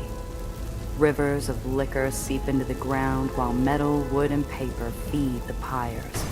I duck behind the crowd of manic avengers while Baron Annie the Axe takes to the field. We shall cut down their idols, destroy their sacred pillars, burn their altars. As Paul said, give no opportunity to the devil.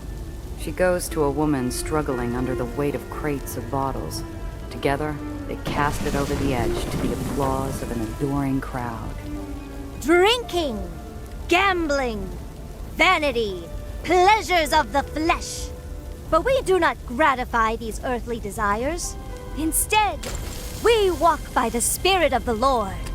The answering shouts make the island quake like it's Judgment Day. It only comes to an abrupt lull when Annie steps down from her perch to hold out her hand to a downcast man. These books were my late wife's. She was a good woman. Never meant any harm, but the content is, I know. But these were hers. What does Paul say? That the devil and his machinations will come in sheep's clothing. All of us can be deceived, brother. Your wife meant no harm, but she carried on with evil, just as my parents did. You can make that right. Her words are the push he needs. He sobs and lets his wife's books fall, cremated by the flames to a choir of soothing neighbors. I tightly thumb Zio's hat. I love a happy ending, don't you? I jump out of my skin. The twisted melodrama must have thrown me off, because I hadn't seen the crone or her basket of goodies until she was at my shoulder. Oh, I'm so sorry, Lamb Chop. I didn't mean to frighten you. I would have said hello earlier, but you looked completely taken with our Annie.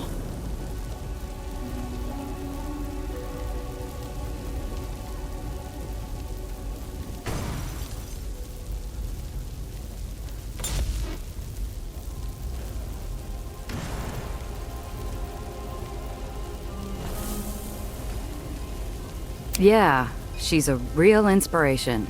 Hard to take your eyes off her. Well, look at you. You're a fresh daisy in the flower patch, and you're already sucking things in like a swatter. Wait a sec. How do you know I'm new? Why, it's my job. I'm one of the event organizers, or as I like to call it, the door lady. When I see a new face, I can't help but make them feel welcome. Here, for you. She catches my hand. Years of social niceties and smuggler instincts prevent me from yanking it away before she palms me a set of dice. Didn't think Nation's Crusade approved of gambling. No, these are the cast-out lamb chop. I keep them on hand to help warm folks up. Small and easy. Toss them and you're done. She watches me with as much anticipation as the witch waiting for Gretel to take a bite.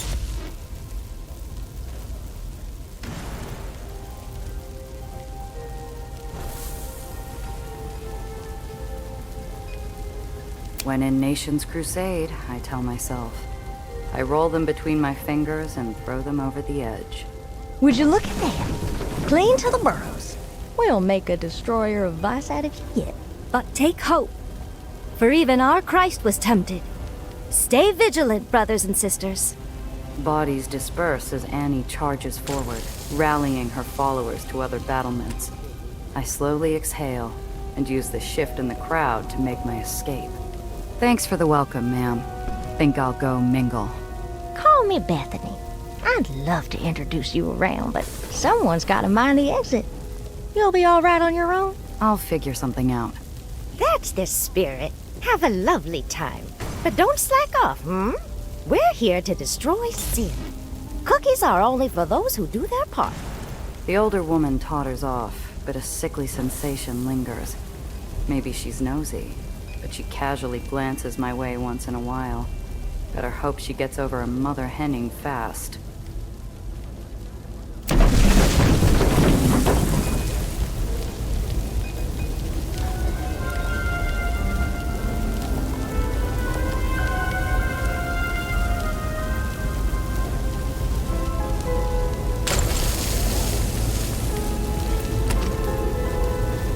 Truck on the side is loaded, but strangely untouched. I find the cause in a letter stuck on the dash. They detail orders to move overstock to storage, stamped with Nation's Crusade seal. It hits me. I could walk out of here with barrels of booze if I had one of those letters, but Bethany's gaze is like a hovering wooden spoon. I grudgingly decide to circle back later.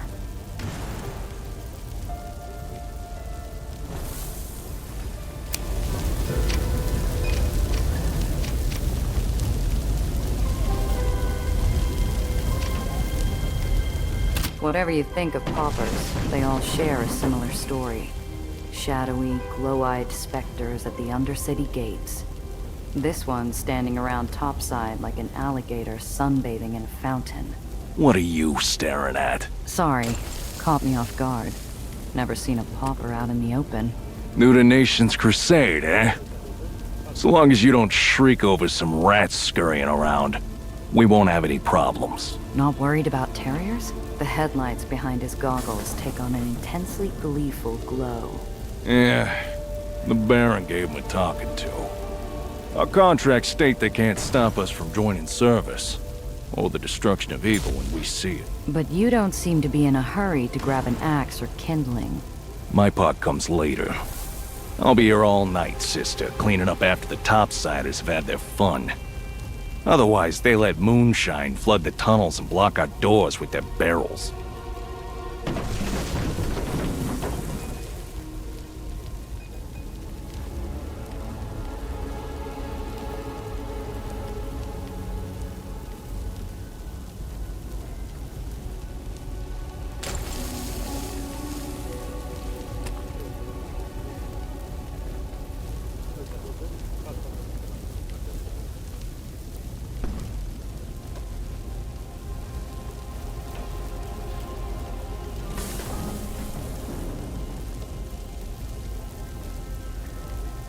You folks look like you've got a decent relationship with Annie. Yeah, well, it's all right. Best we've ever had with the Baron. Only one to include Aetherians when they preach human decency. So you're a fan. It's almost impossible to see past the thick lens. But I almost see the crease of a brow and the upward flick of his gaze. I don't think she's all that. But her way means I get the sky.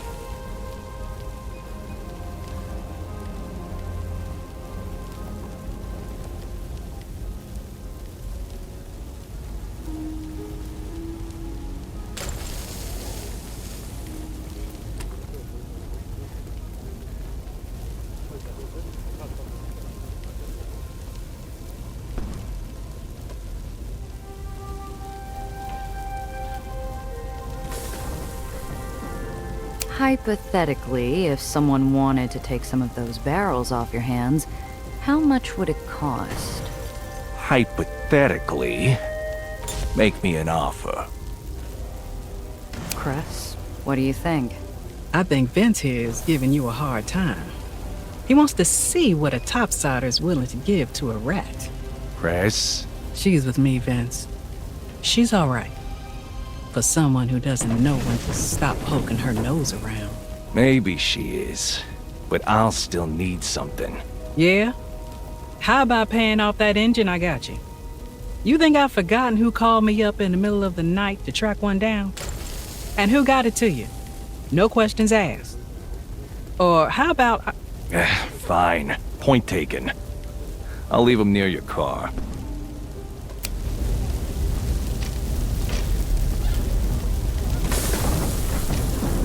Amidst the shouting and raucous fervor, I hear the steady chop of an axe. The man behind it wields it with the air of a cloud on a funeral day, preparing tinder for the pyres. Freddy? Yes? Can I help you, Miss? Gia Randazzo. I'm a mutual friend of Grayson's. Are you here on his behalf?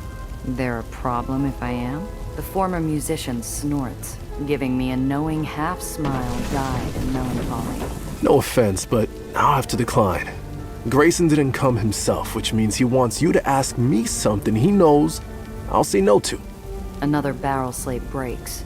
He throws them into a pile and starts on another. I'm not looking for trouble, Miss Randazzo. It's my day off.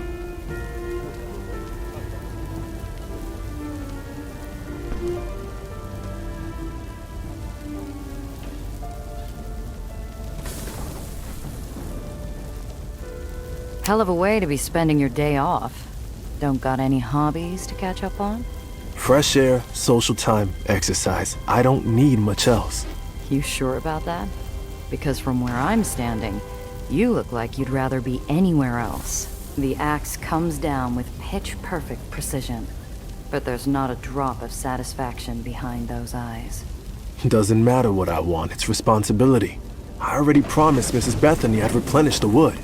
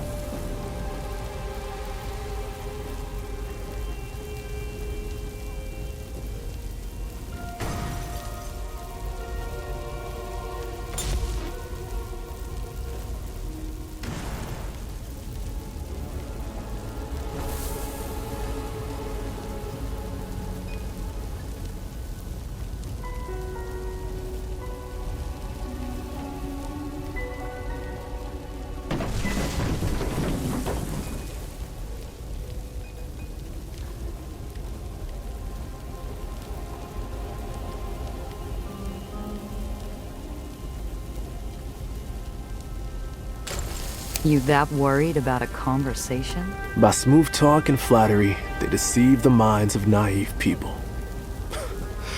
You give them a minute and you find yourself playing up plants in a greenhouse because someone said please.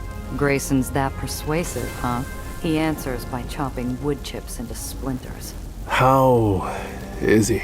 Looked fine, last I checked. Good.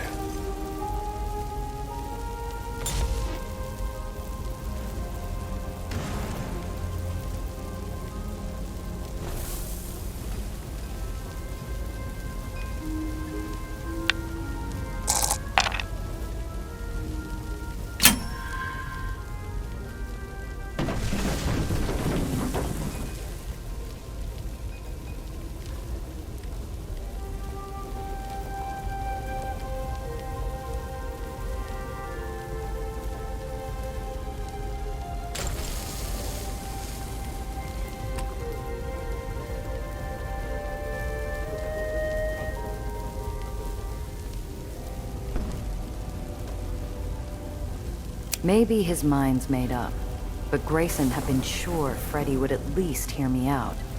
I wait until Freddy's finished taking apart a bar top before I try again. Look, Freddy, I'm not asking for much. A minute of your time and I'll be out of your hair. I'll even tell Grayson to give you space. A tangle of emotions whirls across his face before they come out in a long sigh. Your minute starts now. What's Grayson want?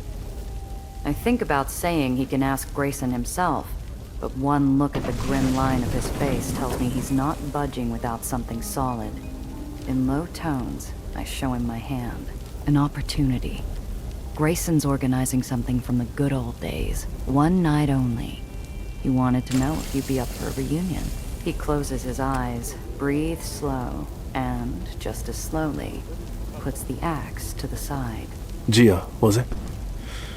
I'm going to assume you're trying to help, but you're not. You're enabling him. So what? You think he should give up?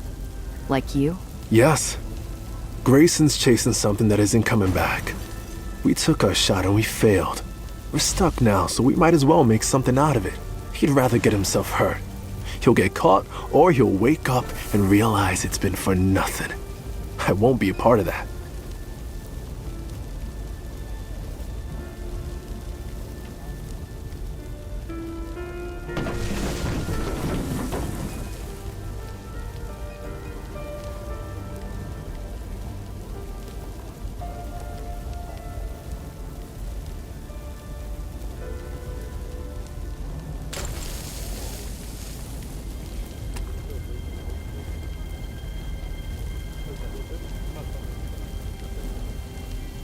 Look, how much would it take to hire you to come back?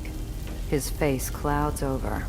I almost feel the air vibrate around us before the boom. Get lost. Wait, I wasn't... You heard me. Go.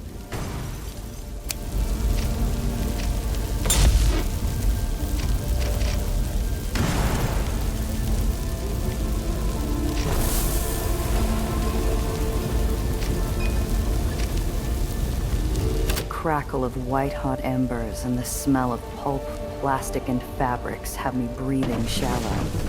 I turn my head upwind and notice the curve of a still pristine record. A spidery itch crawls down my spine. Looks like my nosy greeter's still watching.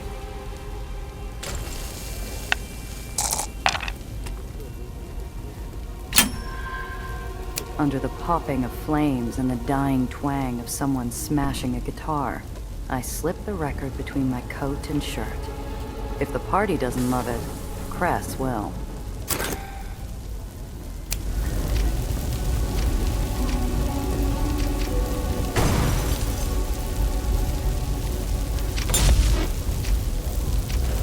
Can't leave yet. Still need to find Freddy in the pickup.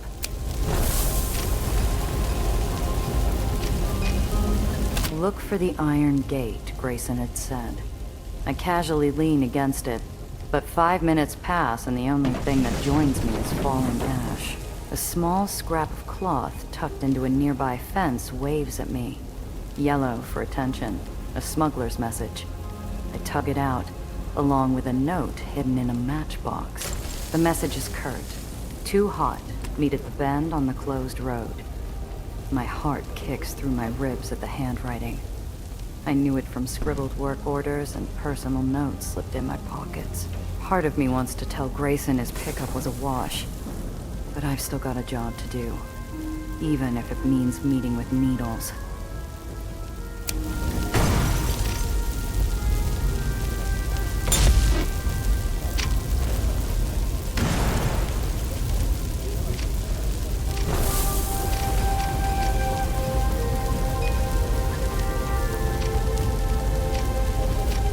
Hello, Lamb Chop. Leaving so soon? Yeah, time I head out. Of course. Thank you so much for stopping by. Before you go, I have something to say. Dearie, when Annie calls to you to destroy evil, you act. No buts, no coy blushes. You do as you're told. Sorry, Bethany. Must have misheard you over the noise. The witch hasn't finished with me yet, though. She leans close to pat my forearm, like she's measuring me for the oven. I wanted to talk to you alone. Didn't want someone jumping to conclusions. But I saw you getting handsy with the offerings earlier. My hairs stand up, already priming for flight. I force myself to stay calm and keep mum. Now, simply being near sin isn't a crime, or we'd all be destined for the lake of fire. But if you did do something shameful, now's the time to confess.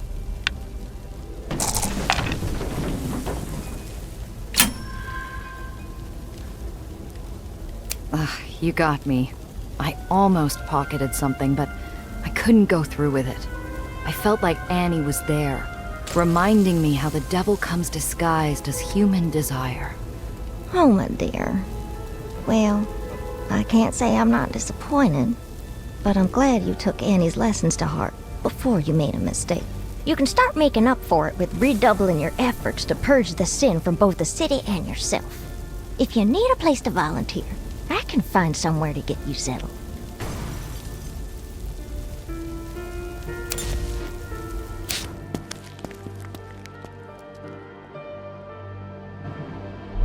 The fields of white-hot judgment fade in my mirror. I breathe deep the cool air and thumb the wheel as I go over Grayson's list.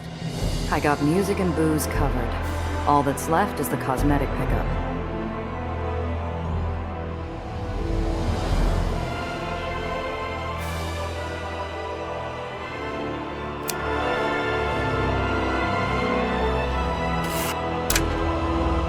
I round the bend and feel the world tilt.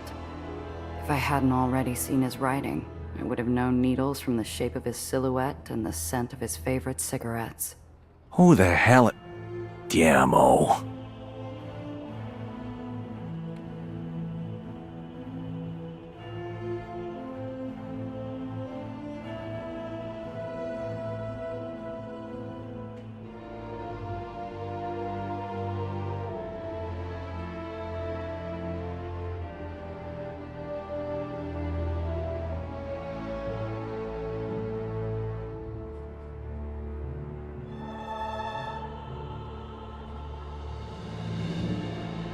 Nice to see you too, Needles.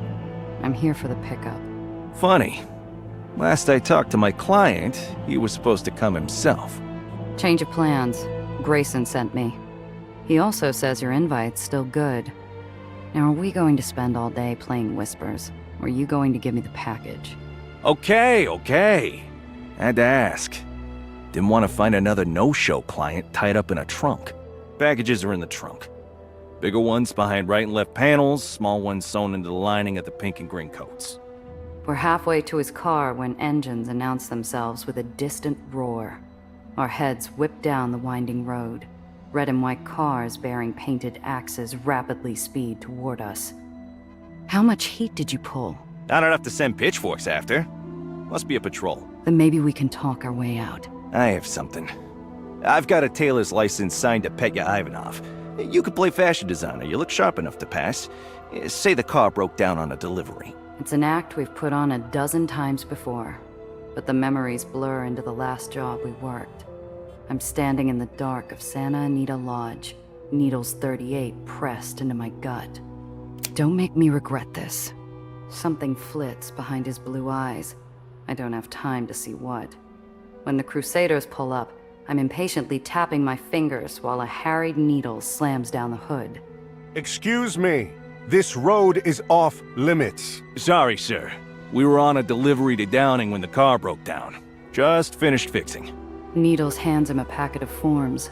I wrinkle my nose, passing it off as annoyance instead of nerves when I smell ash. He must have come from barrel smashing. Thank you. We'll let you get on your way once we finish checking the contents of your... Keep your greasy paws off them. I spent all week finishing those orders. I didn't lose sleep so some buckethead on an ego trip could ruin them. Hey, boss, go easy on him. He's just doing his job. Quick check and we're on our way. And if something gets messed up, I'll take care of it. I give him a glare that could raise an island. He lets me snatch the keys and slam the trunk open. It's what I expected. Drab colors, modest-cut dresses. I shut it before they spot the out-of-place lump. Satisfied? Or is carrying cotton and tweed a crime? No, that'll do. Thank you for your cooperation. Now you have 5 minutes to get off this road, or there will be a problem. We watch them leave, sharing a sigh of relief and a grin as they peel away. Let's hurry up. I don't want to risk any more surprises. I'll get the panels. You get the coats. We move the cargo to my car, steps haunted by silence. Where the space between us had been empty before, there's an uneven jumble. Familiarity piled on by hurt and uncertainty. That invite. It's not just a code word, it's for Grayson Shindig. You gonna be there? Yeah, helping to organize it. Come talk to me later. I got something for you. Look, Needles... Please? I don't have an answer. Not when we load the last bag, not when I blink, and he's gone. All I know is I've got a job, and I'm due back at the Swan.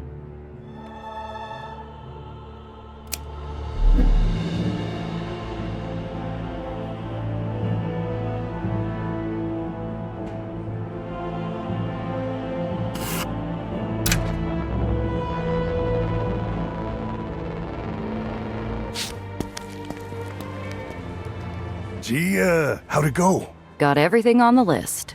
Everything? Even Freddy? Listen, Grayson. I talked to Freddy. He said no. Yeah, I guess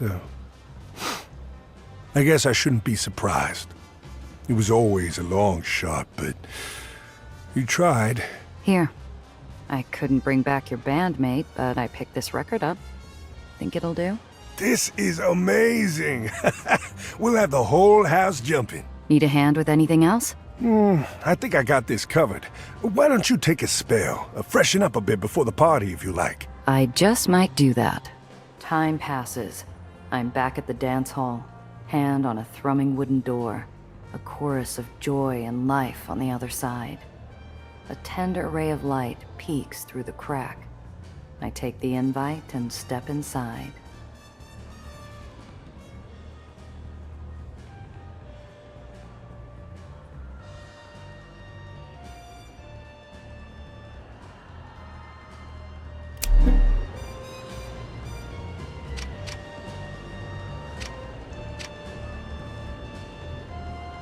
I can barely see Benny's hat around the sea of suits and skirts. He's a little bolt of energy, bouncing in and out around the crowd to reach me. Holy cannoli, Gia! The line's already running out the door. How are we gonna pack them all in? We'll manage. If they're sticking around long enough to wait, I doubt they're in a hurry to run off. Through the waves of crowds and dance floor, my eyes drawn to the musician in the gray suit. His attention's a roving light, searching the hall for something. Or someone. What's the matter? You look like someone snatched your dog. Yeah, I'm fine. Great, actually. I was hoping maybe Freddy would start feeling nostalgic enough for a visit. You going to be in shape to perform? Yeah. Like I said, I'm great. Even if it's just me, I'm gonna blow their socks off. Anyway, before things get busy, I wanted to tell you something. It ain't you two. I never gave up on seeing the Swan in business again, but this... it's like stepping back in time.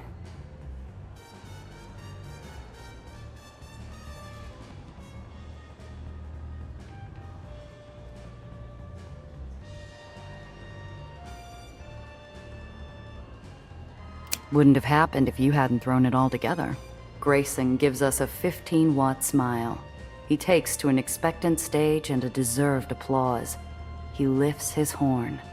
The hall holds its breath in anticipation.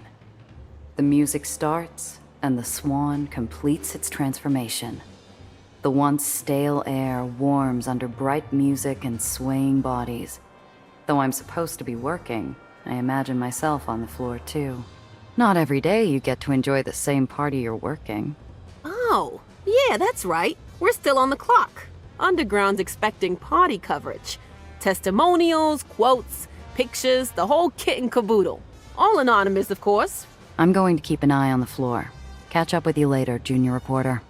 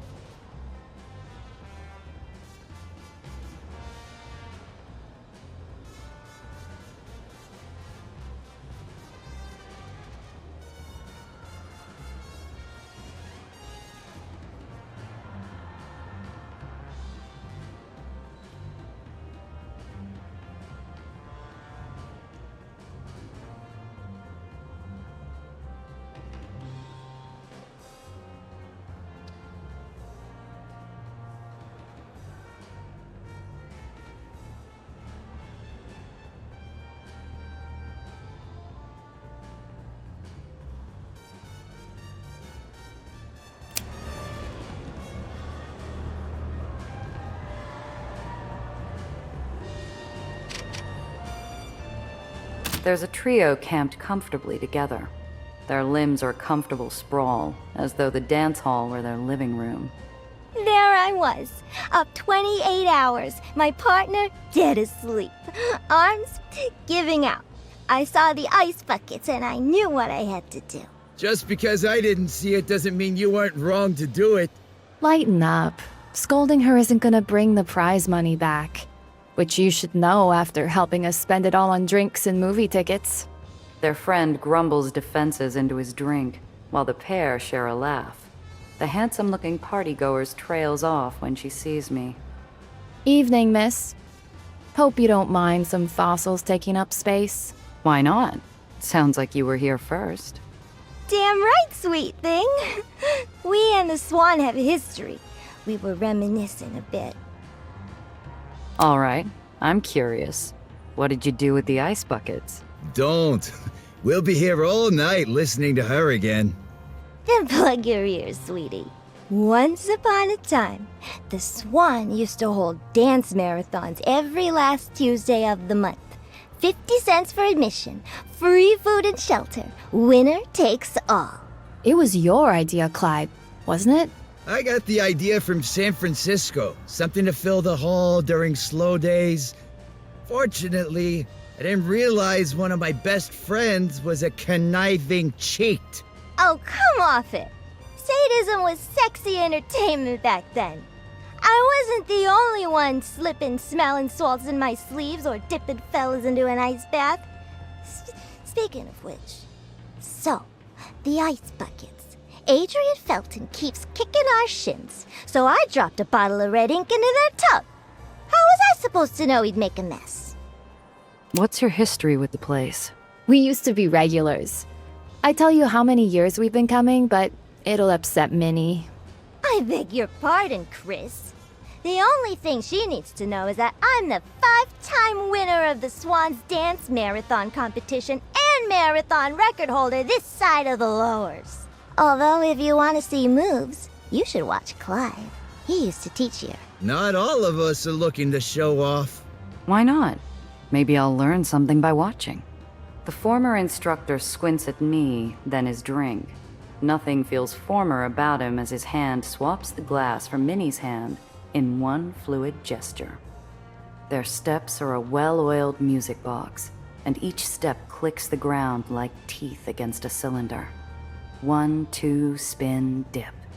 Clyde elegantly swings Minnie downward and upwards. And from another angle. Without a break in movement, they swap parts.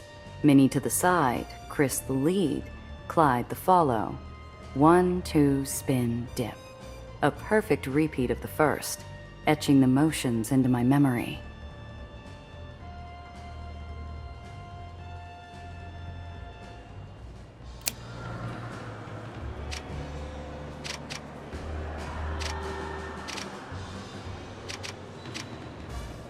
I look across the room, and the world slows. Whether scarred or in new clothes, Piotr has a pair of eyes I'd know in any crowd. They trail my every gesture, from my dress to my face, until we're steps apart. You look good. Anais? Didn't think to ask. Got it for a job. Yacht party with Dreamland's upper crust. Whoever picked it's got taste. Newest season, classy colors, pretty enough to look at. Not enough to stick out. In Dreamland, anyway. You planning on spending the night gushing about my dress? The spot opens up along the bar under a shuffle of giggling feet. Part of me doesn't realize we're stepping through familiar motions until we've cleared the counter and perched our elbows. But when we run out of steps, the silence sets in. I feel like we're wading through a room covered with molasses. Heard Eli sent out a full draft order. Glad to see you got out. It was close. Came back from a job, saw the notice. Barely had any time to grab my kit before they started kicking doors down. And the shop? Haven't been back. My guess, it's ashes. Knowing White Street, it might as well be. Whitecaps don't tolerate deserters. If a tailor ran without any friends or family to punish, that didn't leave many targets. Heard something about the general, though. They say 8-Shot ushered him onto the final ferry. That true? It's not like that. Does it look like I go out of my way to kill a Baron? Surprisingly, no. Too risky, even for you. Doesn't stop people from guessing. Last I checked, top bets were professional hit, revenge mission, or vigilante action.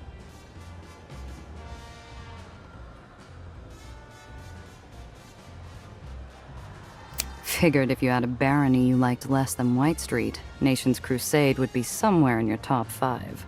Upper end of the list. But White Street's on fire, and Nation's Crusade's got plenty of smuggling jobs. Not surprising. Zio used to say in our line of work, no one benefits more from a baron tightening their fist than us. He wasn't wrong. It ain't all makeup runs. Records, films, smut, food, clothes, comics, religion, everything's a target. Pissing off every third Dame and Joe in the barony. I stare at my reflection in the counter. A while ago, I'd be imagining a steady stream of work and a growing pile of cash. I don't see them now.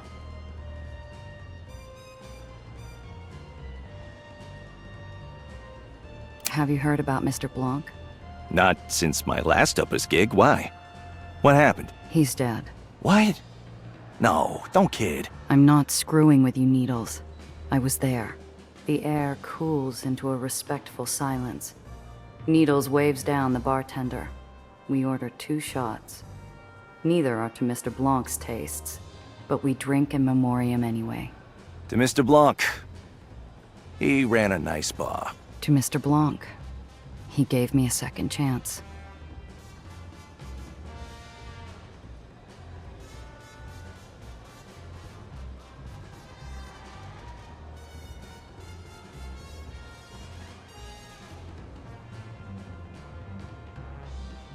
All right, Needles.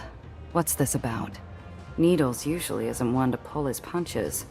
Whatever this is, his fingers fidget for half a second before placing a set of keys on the counter between us. Here.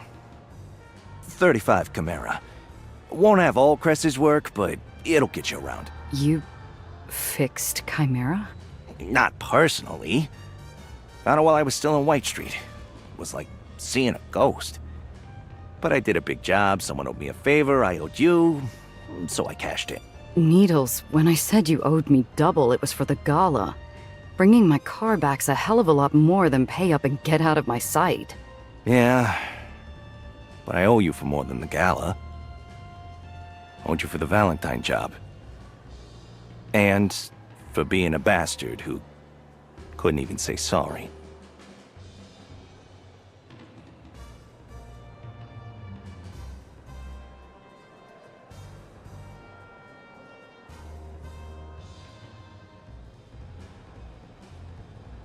Still not hearing an apology. Damn it, Gia.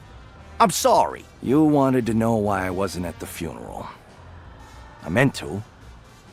Had my suit, a pack of cards, and a bottle of whiskey for Alfonso. Made it halfway there before I pulled over. Kept thinking Alfonso would still be here if you let me drop. Didn't think you wanted me there anyway. Not after the fight.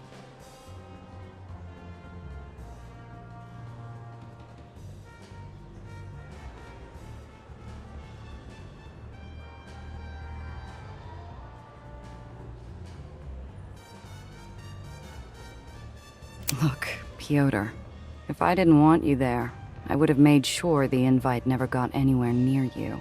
Too late now. The reminder is a familiar ache between my shoulders. I look for a distraction among the bottles. Instead, I see a couple behind us overlaying our reflections. Maybe Piotr sees it too. Let's play hypotheticals. Say it's the day of the funeral. This time I show up. What happens? Same thing we do every time we finish a big job. Glasses of whiskey, cards, and stories. Alfonso would have liked it. As long as the stories were about him. Always liked someone else reminding him how clever he was. He ever tell you about the cabbie wars? About as often as the Russian bear. Even if we got through the funeral, I doubt we would have been okay. My rep was in the mud, and from what I heard, yours was only slightly better. We'd still be scrabbling for jobs. Funny. I cleaned up pretty nicely on White Street. I also remember you getting chased out by whitecaps. Yeah, it was nice while it lasted. But maybe I could have skipped that part. Wouldn't have set up shop there if we'd pooled resources. And you know who the principled one was. Some clients like that. So, where do you think we would have ended up?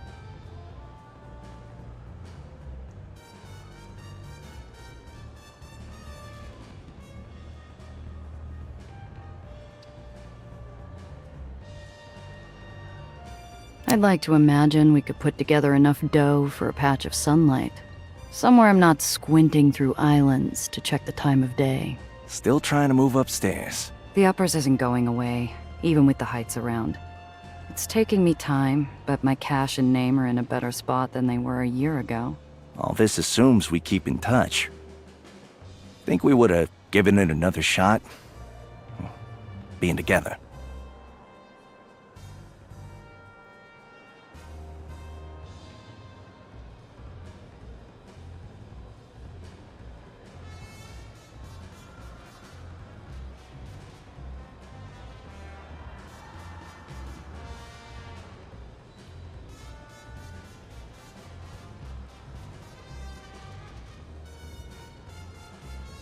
Maybe not immediately, but I'd like to imagine we had a chance.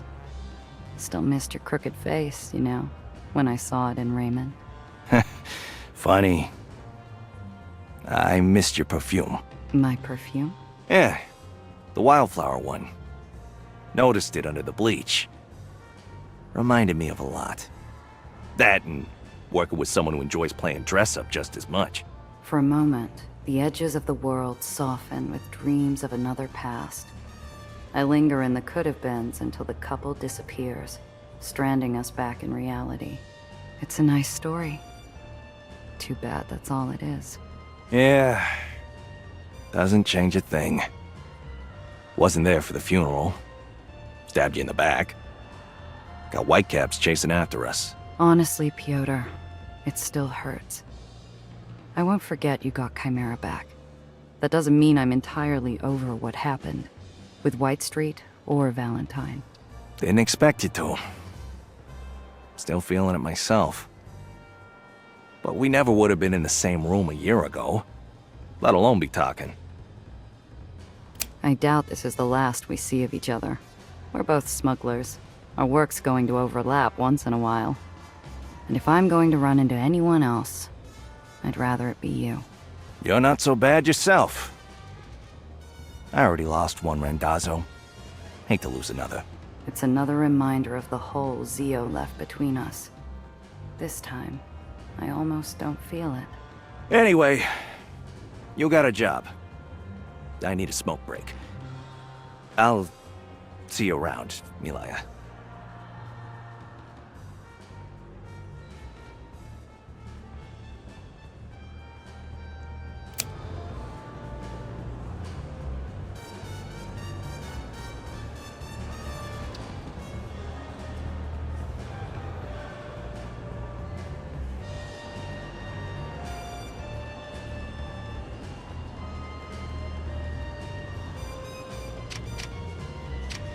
There's a line from the beauty station to mirrors of all genders and ages.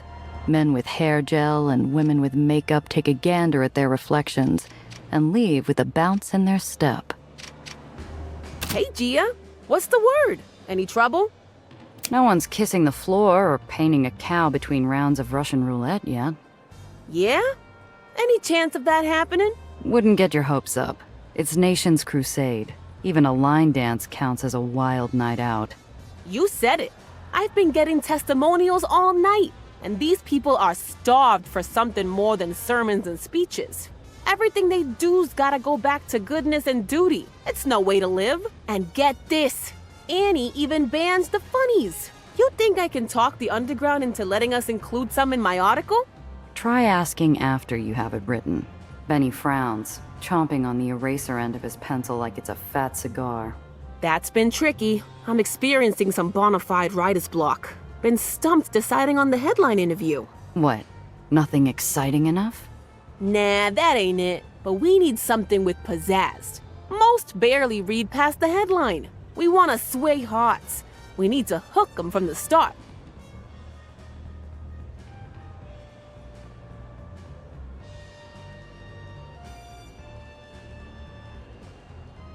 You looking for someone to spotlight?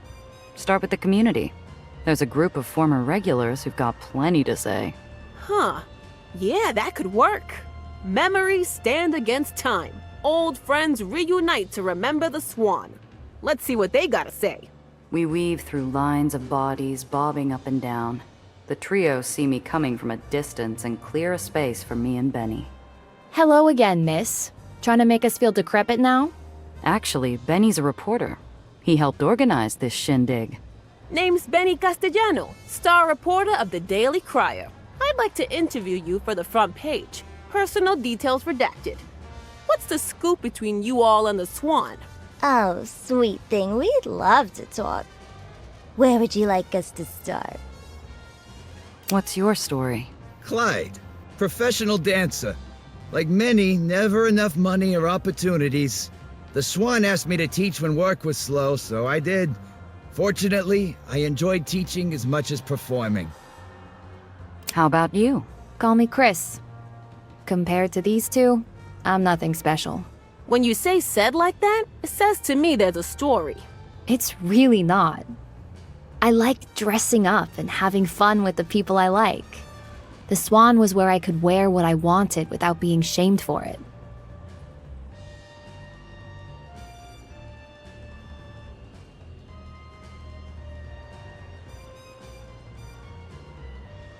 You're a dance marathoner, right? How'd you get involved with the Swan? Well, I'm Minnie, and I first came with a date. I wanted the pot, and he wanted to get handsy. I spent the night and was amazed. Class and no tolerance for heels? This is worth my money. So you all had tight ties to the Swan. One of you was employed by them. When it closed, what'd you do? The trio's 3 shades of grief. Minnie with blotted red cheeks, Clyde with a stern front and a tight grip, Chris with her heart on her sleeve and her eyes at their feet. Job hunted. You also stopped me from tearing that official's eyes out, right after they kicked us out of Gethsemane for arguing the ban, which was a little on the nose when you think about it. I thought Annie had an open door policy. Annie also has some tough bouncers, if you know what I mean. If it's all right with you, I'd rather not talk about it. Gotcha. Okay. If you could say anything to Annie, what would it be? I don't think I'd say much except ask a question. What was really so wrong about the dance hall, Annie? Shrieks of delight cut into our conversation. It starts as a startled gasp and builds into a room full of awe. What the hell is that?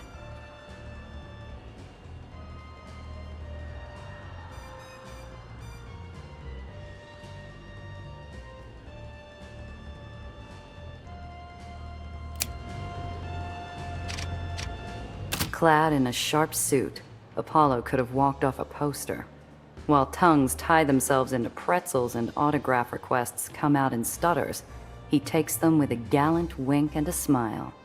As the crowd flows towards the matinee star, I swim upstream to Grayson. The musicians flustered, professionalism straining against the same enchantment that has his audience. Is that Apollo Diamond? What's he doing in Nation's Crusade? In one of my parties? Am I dreaming? Couldn't help himself, I guess. Once the pleasantries ebb away, Apollo sweeps to the stage. The crowd parts, forming a narrow path between him and Grayson and me. Oh, hello, old sport. Lovely barnstopper you've got going on. My people heard rumors about a floating dance hall in Nation's Crusade. Had to come see it for myself. Thank you. I mean, you're welcome. It might not be as fancy as what you're used to, but we are a friendly crowd, aren't we? The hall swells under a tidal wave of agreeable cheers, swept away under the fantasy of a movie star in their little corner of the world. I feel a little floaty myself when Apollo turns to me. Gia, darling. Fancy seeing you here. We really need to stop meeting like this.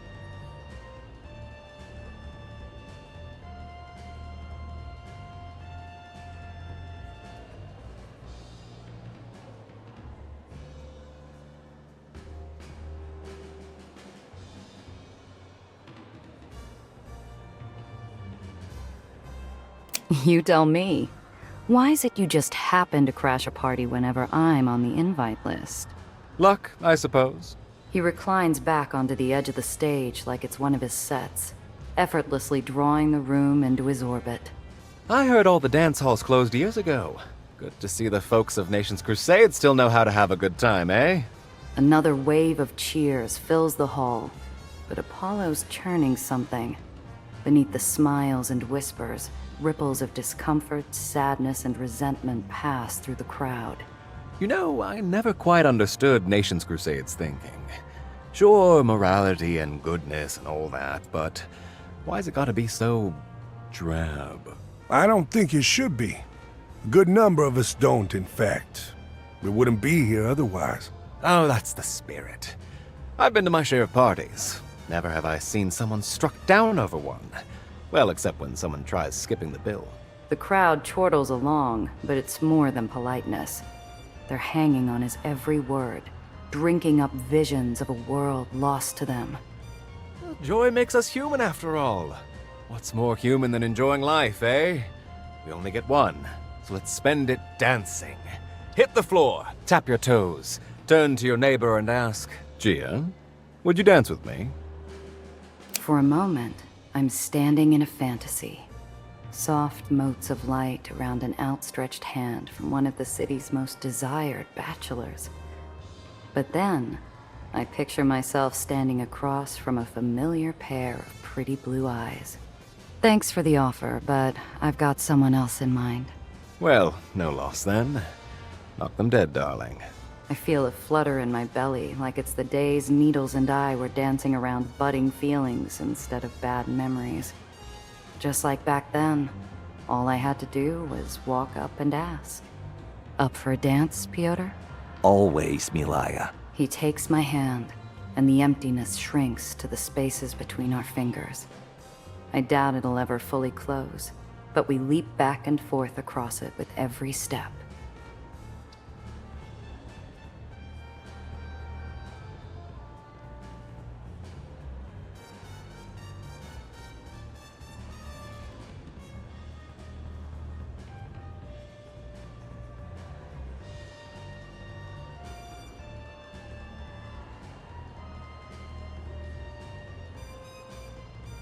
Hours pass. While the early risers and the lightweights slip off into the night, Needles and I take advantage of the extra space to take turns swinging each other around the dance floor. What the hell was that? If I didn't know better, I'd say you were trying to spin me through a wall. Hey, I spin fine. You try after 2 drinks. Without missing a beat, we switch positions, and I mirror what Clyde showed me. 1, 2, spin, dip. I swing Needles low, fighting a smug grin as he flushes brighter than a bolt of crimson fabric. Hours pass. Stars wink away to morning's light, and the remaining night owls make for their beds. Needles and I take the last dance slow, nothing but the sway of our bodies to keep us upright. Gee, still with me? Still dancing, aren't I? Just checking. In case you need someone to walk you to your car. Is that an offer? The music ends. We stumble off, leaning against each other to get to our cars. My memory rings in a pleasant haze, but I remember the words we drove off on. Goodbye for now.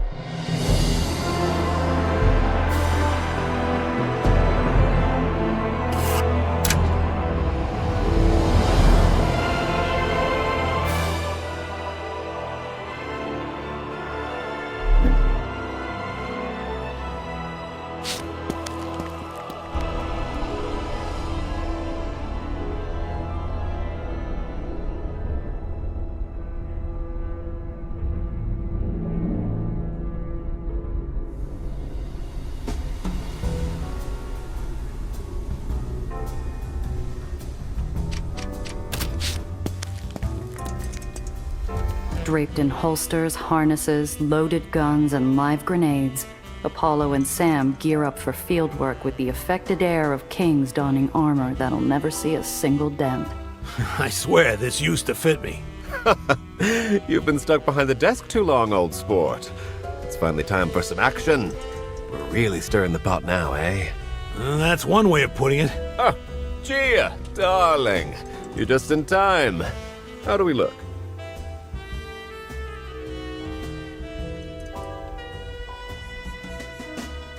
You look pretty excited for a man who just intentionally started a civil war. Tut tut. No getting cold feet now. This was always the plan. Remind me, Hollywood, how many wars have you been in exactly? Well, if you don't count the siege of Carthage in that swords and sandals picture I did in 29. Gia's right, Apollo. This isn't pretend. Ah, yes. Thank you for the lecture, both of you. Now, shall we get to it? Well, the pipe has well and truly burst now. Nation's Crusade is at war with itself. Lit up like a crate of dynamite practically overnight. You've done very well, darling. Yes, but the turmoil's spreading fast, and it will be difficult to contain. Oh, contain? I say we lean into it, old boy. When she sees what's happening, Annie will have no choice but to capitulate. Changing hearts and minds is one thing, but civil war? Neighbor against neighbor? Maybe we put too much fuel on this fire. Nation's Crusade was already a forest of dried twigs waiting for a lightning strike.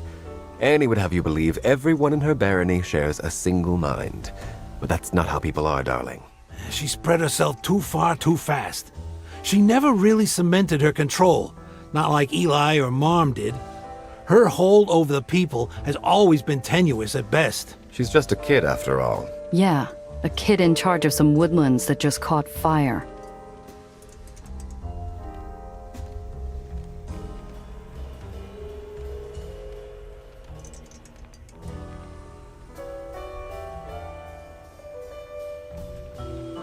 Let's say Annie surrenders. What then?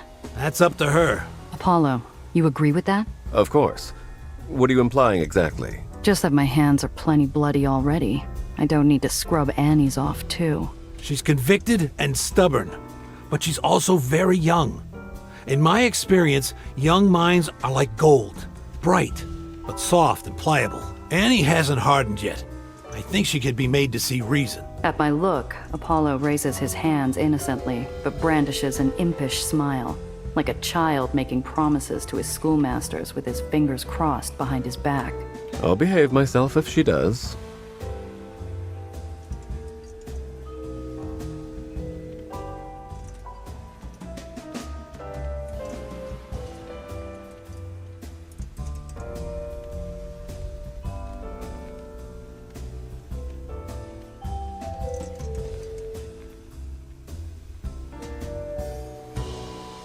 So what's the play? We let Annie sweat a little, then bring her to the table. She'll fold like cheap laundry. First step is to regroup at our forward base. It'll be tricky to actually get there with all the hubbub. Reports show the conflict is making normal travel unreliable. Information is incomplete, but our routes into the barony may be limited. What are our options? Sam points his thick finger at a map hastily scrawled with charcoal. Dull black lines indicating where roads have collapsed or become unusable in the chaos. 2 paths diverge at the mouth of the barony. Our scouts say there are civilian refugees fleeing the conflict here. We may be able to squeeze in past them. We also know some dissenters have captured this area here and may be willing to let us through. Can't make a call looking at some scribbles on a map. Let's get out there and see for ourselves. About time.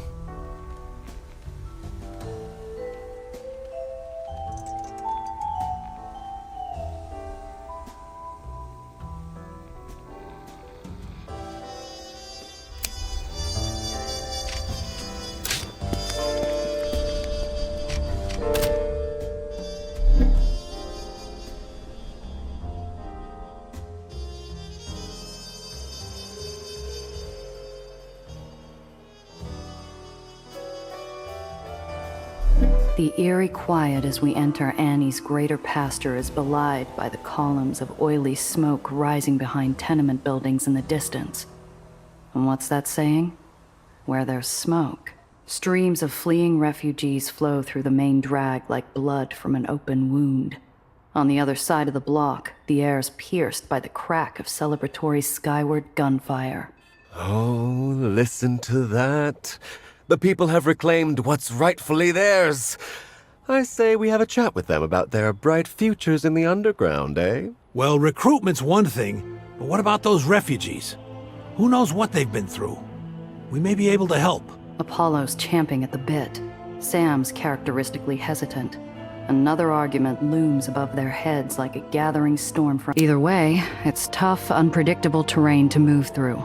Lots of civilians. We'll need to tread carefully. Well, you're our resident smuggler. Which path would you choose?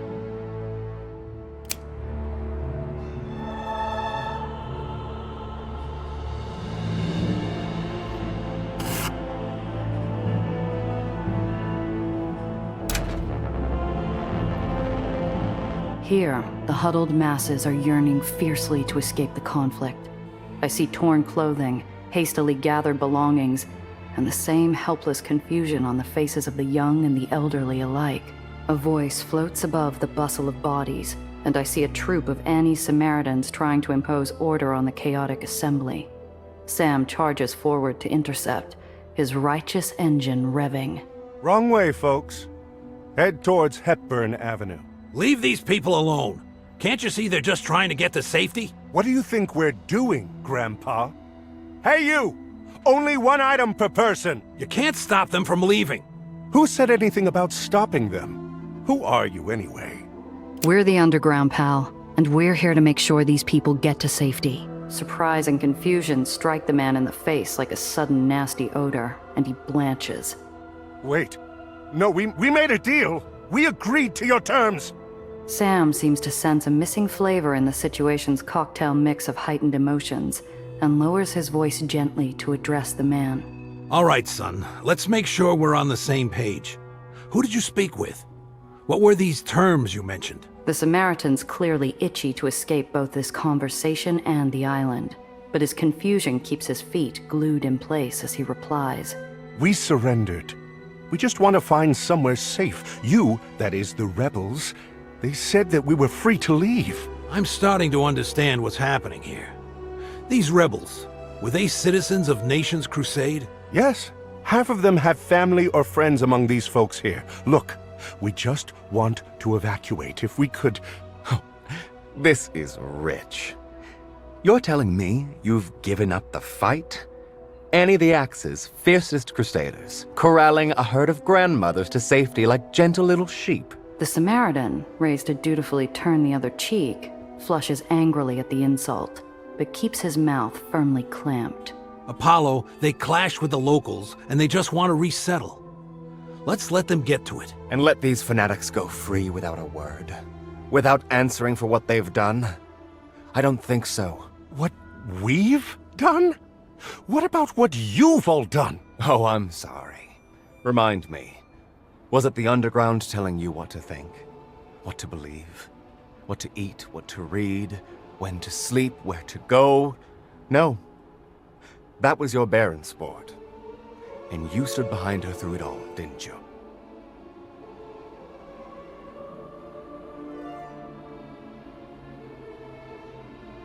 Sam's right. Besides, we've got our own business to see to. We do. Where are these folks headed, son? We're escorting them as far as Port Temperance. Beyond that, I don't know. Anything we can do to help? The Samaritan seems surprised at the question, like he hasn't heard anyone ask such a thing in a long time. No, I think we're all right. Thank you. Sam extends his iron palm for a handshake. The man grips it, flinching at the touch of cold metal. He smiles weakly. Good luck to you. Go with God. Yeah. Kumbaya and amen to you too.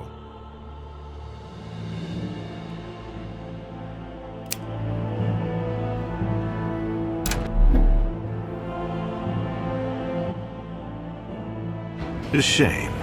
I'd hoped this was over. Dufresne, I thought I'd seen the last of you back on Coney Island.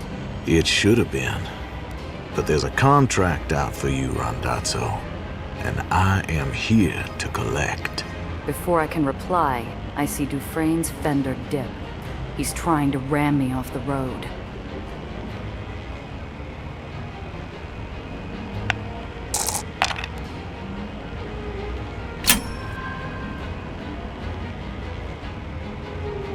Dufresne attempts to ram me, but I'm ready. He overcommits to a dangerous maneuver, and his fender rocks into the Aether surface. A shower of sparks tears off his coupe, along with part of the bumper. I told you to walk away when you had the chance. It's too late for that now. Why me? I'm a smuggler, not a baron.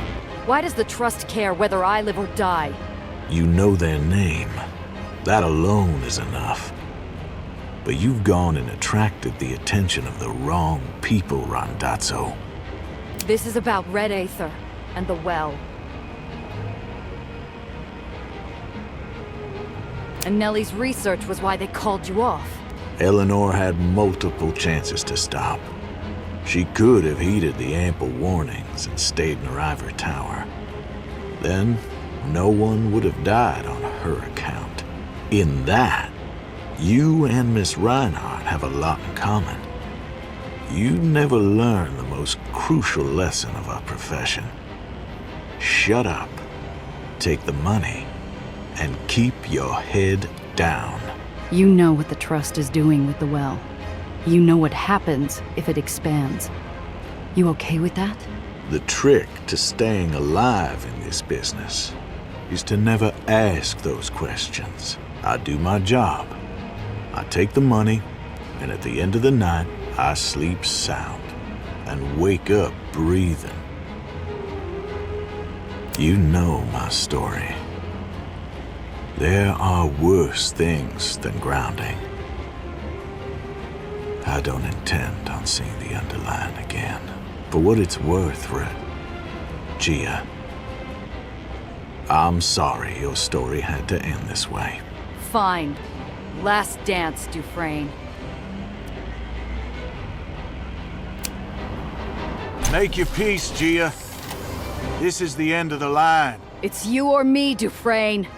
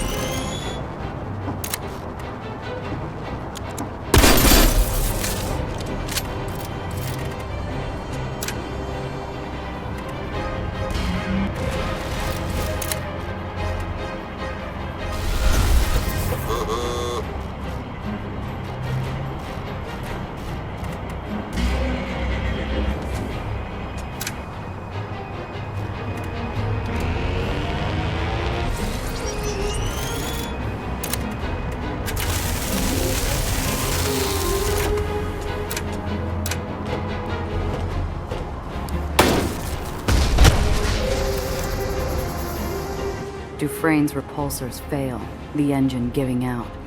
The world seems still and quiet for a moment as I watch him float toward the edge. Trapped in his car, the steel pulling taut as surely as the noose around his neck. Maybe killing can't fix a thing, but for now, it seems to.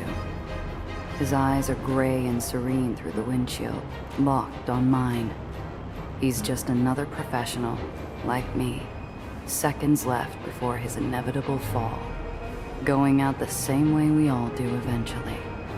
No one else is around to pay the standard respects. I pull a coin from my pocket as his chassis clears the edge and his headlights fall from view.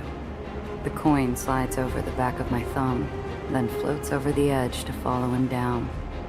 So falls a professional. So dies Tobias Dufresne.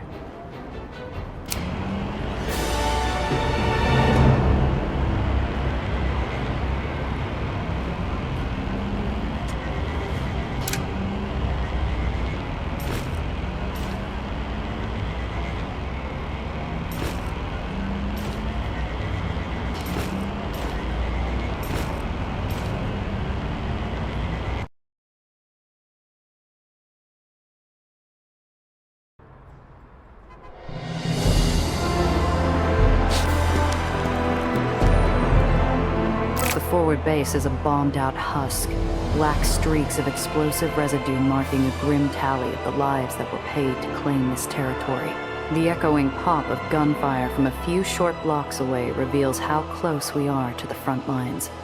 Here, in the throat-tightened quiet and on the face of the sentry guard, the atmosphere is taut as a bowstring. Mr. Ironhand, Mr. Diamond, sirs, welcome. Go on through. Thanks, pal. Are you 8-shot Rendazzo? Sometimes. Wow, I mean, welcome, ma'am. And thank you. For? The man seems confused by my question, as though my very existence were a blessing. His reply is painfully earnest. For everything. As we pass into the sandbagged sanctuary of the base, I see the fresh recruits we coerced on the road. Their shoulders hunch as they're handed fresh clothes, muffled explosions booming in the near distance. Gia, Apollo and I have matters to discuss. It would be a great help if you'd check on everyone and make sure they have what they need. Thank you. I'll see if there are any bolts around here I can tighten. Catch you in a bit.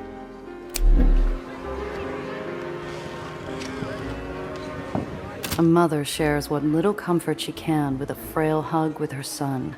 He catches sight of me and waves me over. It's you. I can't believe it. It's really you. Hi. Honey, this is Gia Rendazzo. This is the woman who saved us. I feel bile rise like an evil tide in my throat at the plain-faced look of awe on the young boy's face. Wow!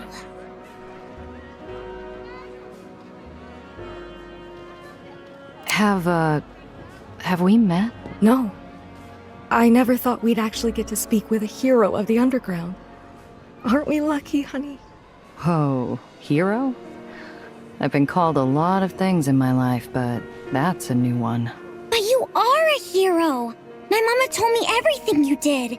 You exploded General Eli. You got rid of that scary Dreamland lady. And you're going to make it so I can go to school again, right?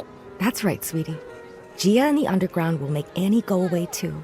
And then you can go back to school and keep learning. I like learning. I like to read. Comic books are my favorite. You're like a comic hero. I smile weakly and keep my trap squeezed shut. What am I gonna do? Tell him the truth?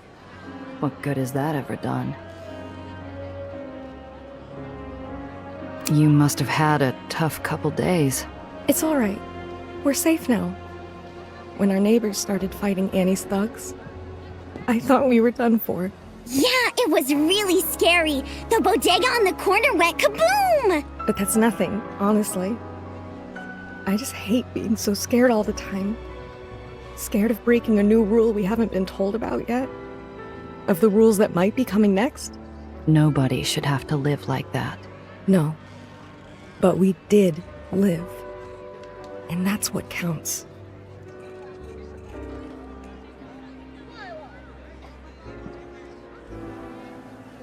Yep, Gia's my name.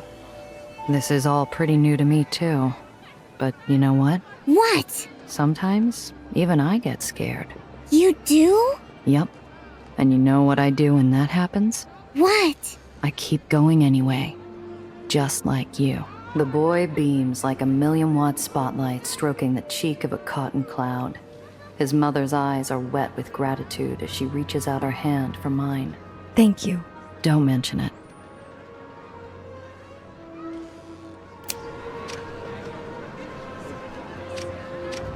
Sam and Apollo bicker over a table inside a makeshift lean-to, their caustic rhythms as familiar and stressful as fire sirens in the distance. There's no guarantee of a ceasefire if we keep escalating things. What would you have us do, old man? Roll over and beg Annie for mercy? You've overcommitted. A direct assault on Gethsemane is foolhardy, and you know it. We'll never get another chance, Sam. You can seek glory on your own time. I won't be party to it. Oh, selfless Sam. Never even looking for a thank you for his decades of toil and sacrifice. What a crock. Careful. Wouldn't want the children whose homes have been destroyed by your little plans hear you bickering like that. Both men have retorts chambered and loaded, but the spark fizzles in the pan as we're interrupted by rapid, stumbling footsteps. 2 rebels barge in, breathing hard, their skin painted with dust and blood. Apollo, sir! We're sustaining heavy fire at Gethsemane. We're dying out there, sir. We need support. Easy, sport. Easy. You'll have it. And what's your report, son? Buckethead's set an island adrift. It's falling. We don't know how many is still on there. What? We'll send rescue, not to worry. Apollo pulls Iron Hand aside and hisses low so the scouts won't hear him. I hear him just fine, though. Sam, you said it yourself. We're overcommitted. We can't do both.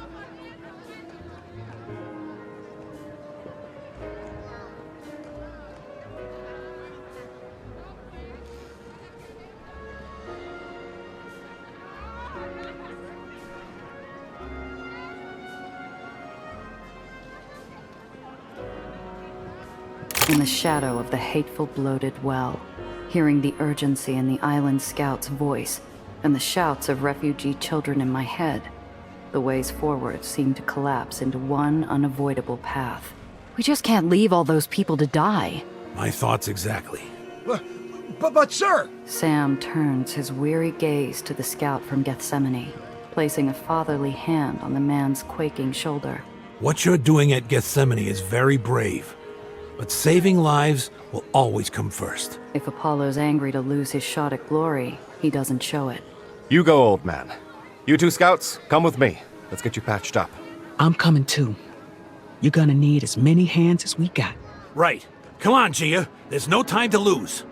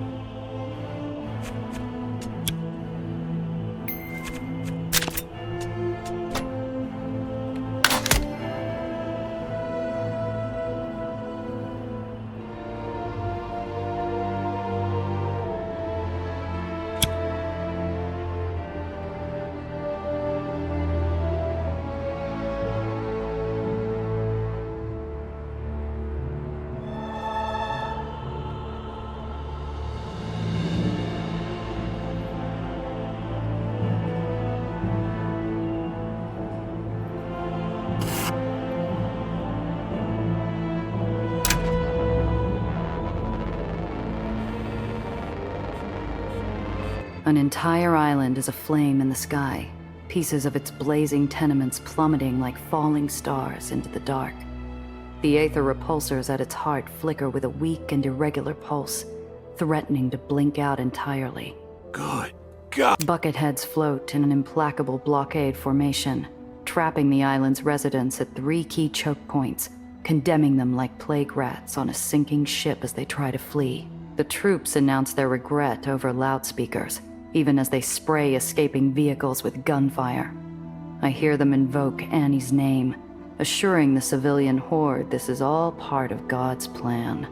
What in the name of... Let's move. We may still have time to help. His optimistic suggestion flops pathetically to the floor as we watch Annie's fanatical troops shoot innocent people out of the sky.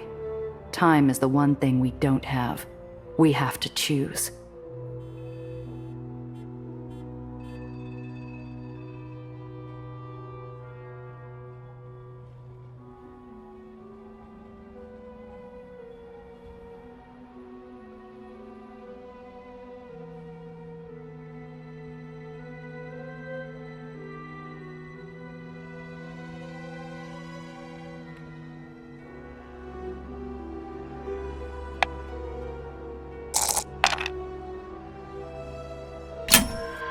The Bucketheads are too busy to notice us while they skeet shoot the civvies like fat clay pigeons.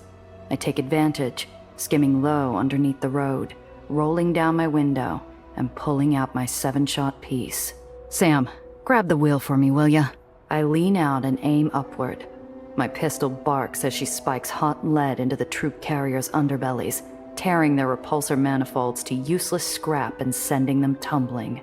Good shooting, Gia! The civvies see their window for a clean escape and take it, waving their gratitude our way as they peel off to safety. Good work! Quick now, we can still help the others.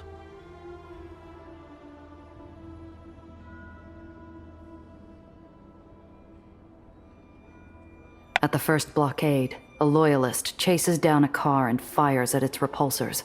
A rage touches off inside me like a forest fire, and it spreads all the way down to the accelerator pedal.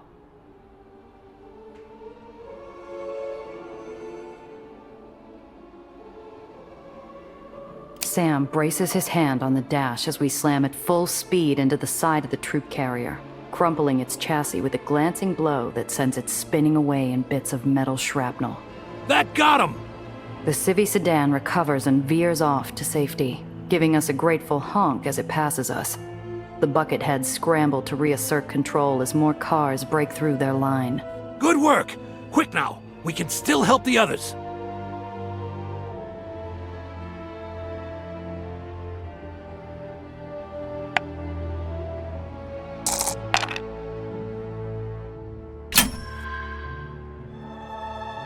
Time to put those famous negotiation skills of yours to work, Iron Hand. Pardon me? I throttle straight for the blockade, flashing my high beams to steal their attention away from the pedestrians at ground level. I give Sam the signal and he shouts before they can fire. Knights of Nations Crusade! We're looking to get onto that island. May we pass in peace? I hear low chuckling over the loudspeaker, and the blockade parts to admit us, their mocking formality seeming to suggest it'll be our funeral. As we burn blue closer to the island, I don't doubt them. Gia, look! There! Sam points to a section of crumbling pipework. Between the bent spars of metal and brick, tiny silhouettes dart around like scurrying rodents. It's an undercity blast. They're probably still down there trying to keep the island afloat. They'll never make it out in time. Let's move. We may still have time to help. It's a death sentence. Are you crazy? Maybe for us, but if we don't help, it definitely will be for them. Can you live with that? The thunder of the collapsing island fills my ears. Crackling flames, popping gunfire, shattering concrete, and a constant overtone of shrill human screams. I set my jaw. It's too tight for the car. Come on. Sam and I park at the edge of the Undercity entrance and ignore every survival instinct blazing through our veins. We beat feet for the collapsing island interior. I hope like hell I'm not throwing my life away.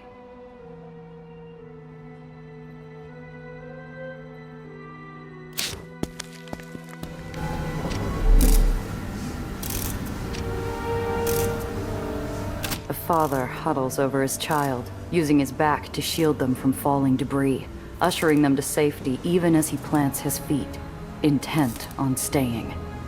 Go, both of you! Topside, now!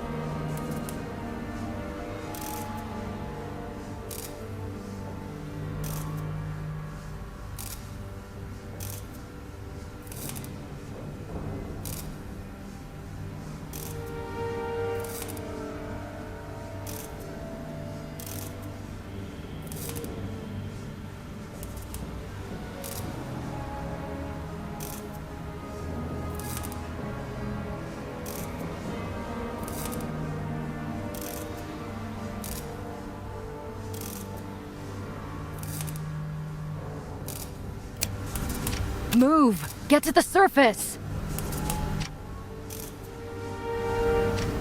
Come on, move it! Get going! You two keep going. I'll check the access tunnels. Crest disappears into the shuddering, sparking darkness, reappearing further down the path with injured Aetherians in tow. Sam turns to me, the panic and chaos flowing harmlessly over him like rapids around a riverstone. He's holding his old slide rule in an open palm. Take this, Gia. Please. For Cressa. Motes of broken concrete surround him in the flickering darkness. The metal superstructure is tested by our weight, tones of finality infusing its discordant creaking. Are you joking? No way. Give it to her yourself, Sam. I thought you might say that. Can't blame an old man for trying, can you? Keep it. I'll even throw in a protractor for her when we get home.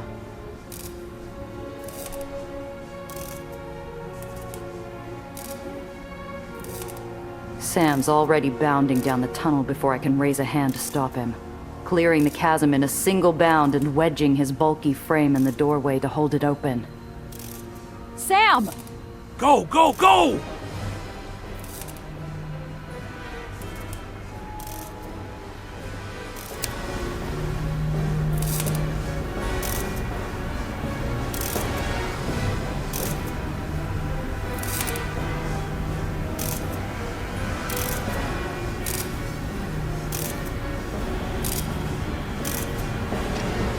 Aetherians flow out from the gap underneath Sam, crossing the makeshift bridge to safety.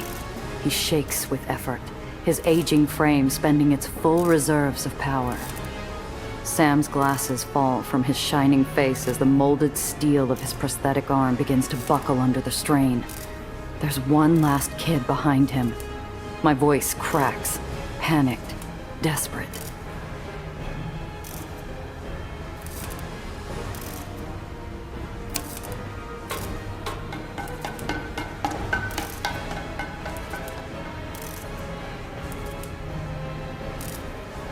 Sam! Come on, get out of there! Get them, Gia! Hurry! I grab the kid. The island shakes like a violent landslide, flinging itself apart underneath us. My eardrums ache, hammered with the din of concrete splitting. Once we're clear, I turn back for Sam.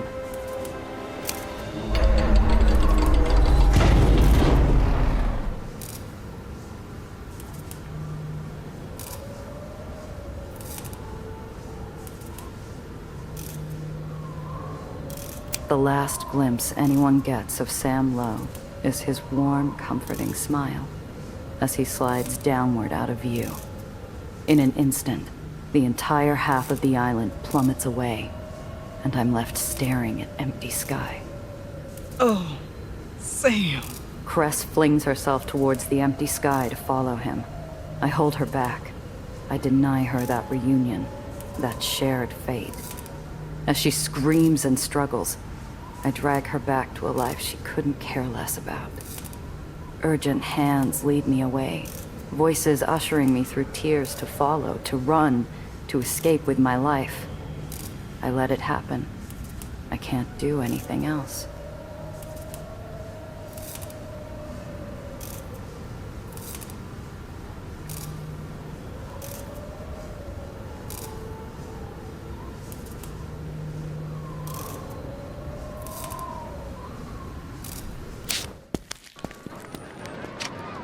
Sometime later, I realize I'm back at the holdout. No idea how or when. I'm snapped out of my daze by Apollo's sharp voice. His face swims into focus in front of me. Gia? Gia! There she is.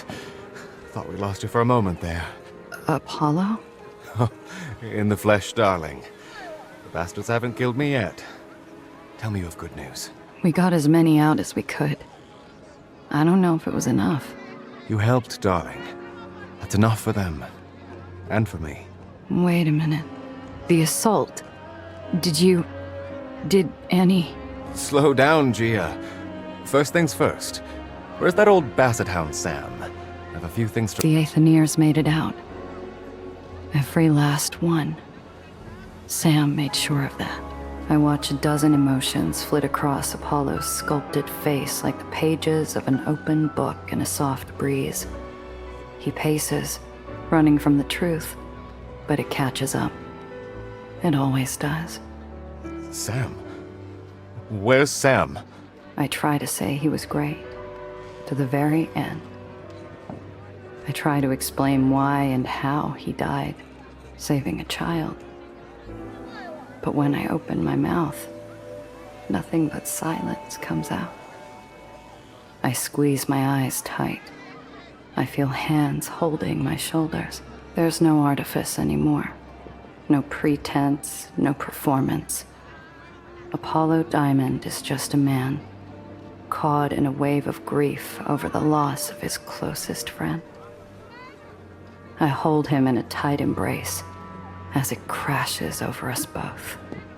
I want to say something, but there is nothing to say, nothing to do but to let the grief wash over us, let the ache run over and through us. When we finally come apart, our eyes are red, our breathing ragged. Apollo, you have to tell me what happened. Where's Annie? The assault on Gethsemane was a resounding failure, of course. I had to stay here, manage things. And your rebels? I'm told they died well. Damn it. I'm sorry. Annie eventually capitulated, gave herself up. What? Why? You're really out of it, eh? Ought to have the medic take another look at you. Apollo. She heard about the island, Gia, and what her so-called loyalists were doing. She was horrified. And very grateful to you and Sam for trying to stop it. You mean she didn't? She'd never sanctioned such a thing. And it made her realize she'd lost control at last, I suppose. She made the only choice she felt she had left.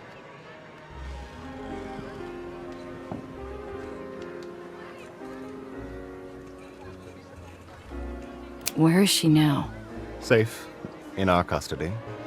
She's been cooperative, I'll give her that. What do you mean?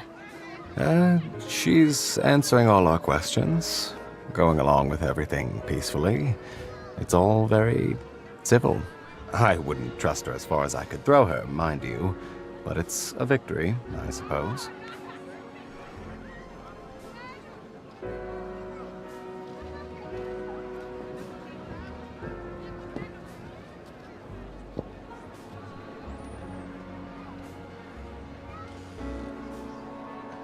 She surrendered? Just like that? Just like that. We're taking her to meet you and the Powder Puff Professor in Central Park. That's good news. We can't do this without our Aether towers. We?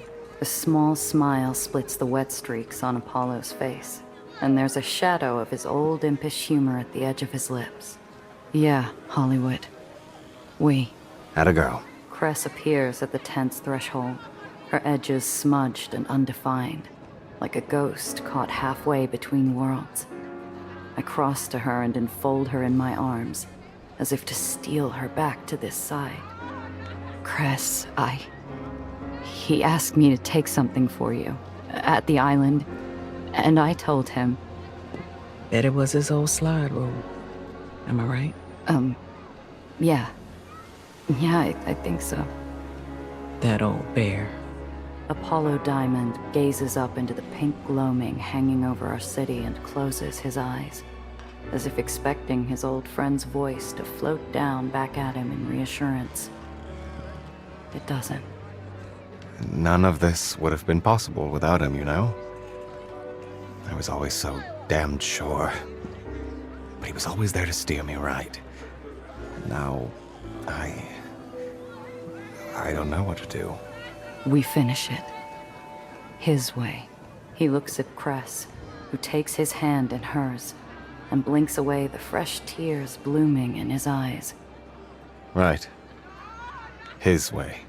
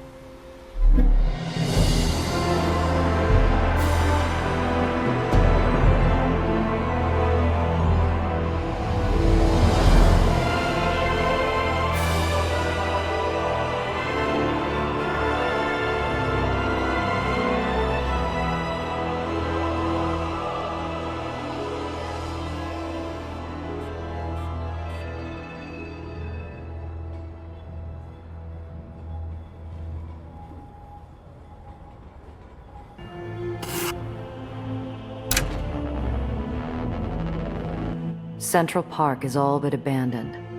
What once was teeming with families, couples, and street vendors is now eerily quiet.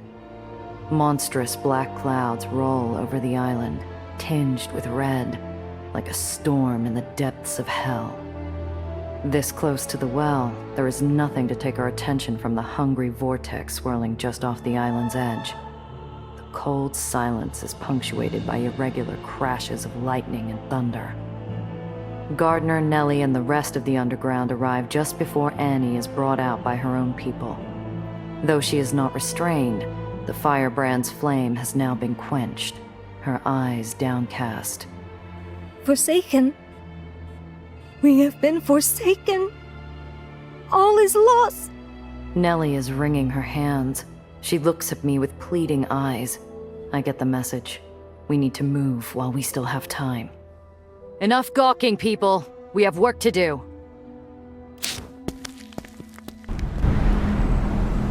Aided by several of the underground, the truck carrying Daisy is guided to its ideal spot. Nellie busies herself ensuring that every connection and weld is sound, with an unusually antsy Gardner looking on. E2 to D6, A7 to... There. Now the other side. Can you believe it's really happening? I spent ages planning and designing and building, but it never felt so real until now. Feels like it's been years since we met, huh? A wet behind the ears kid full of crazy talk. Tonight's your big night, Nellie.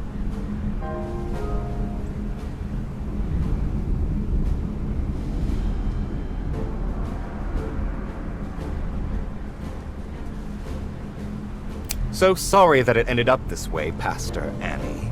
But you're not the only one who lost something precious today. I'm not any happier to be here than you are. I'm not one of your revolutionaries, Mr. Diamond. I am here as I was bidden, no less, no more. I can see that losing your people's faith hasn't cut yours down to size. Fine. You don't want to be friends? I don't either. But we're both fighting for our people's survival. We can help each other. Apollo produces a burlap bundle and unties it, revealing Annie's axe. He offers it to her casually. Annie I agree to lend my aid to your enterprise. Apollo. The old man would have chosen to see her good intentions. I'm trying things his way. Final checks are complete. Daisy, Alistair, and I are ready to go. Just let me know when you're ready to proceed.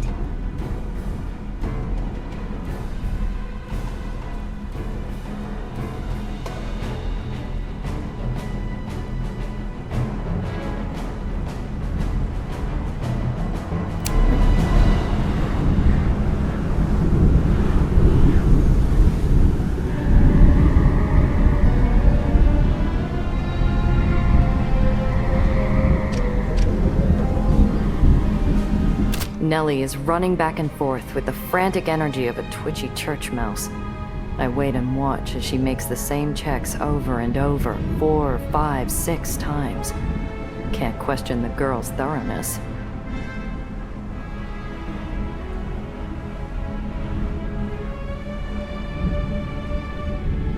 Hey, kid. How's tricks? Nellie's totally absorbed in her science project. I'll have to pry a little harder if I want any kind of real response from her right now.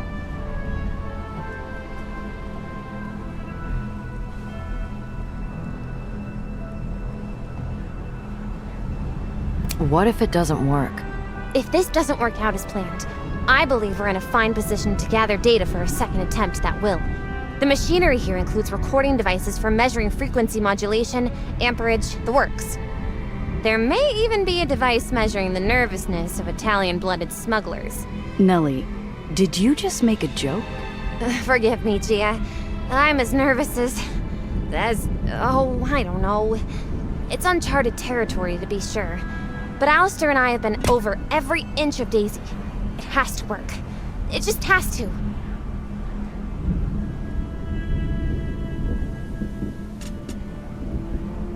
Is this thing ready or what? We're all set. Stand back. We're powering on. Now. All right, Nellie. Hit it. Nellie mans the main panel, while Gardner flits back and forth at the gauges. The two of them dance in perfect rhythm around the machine, to a tune none of us could possibly hear. Readings barked aloud with a perceptible tempo. Green across the board. All systems are nominal. Excellent. Beginning transmission sequence in 3, 2... Nellie takes a deep breath, then pulls a large lever with both hands. The machine thrums loudly, faster and higher.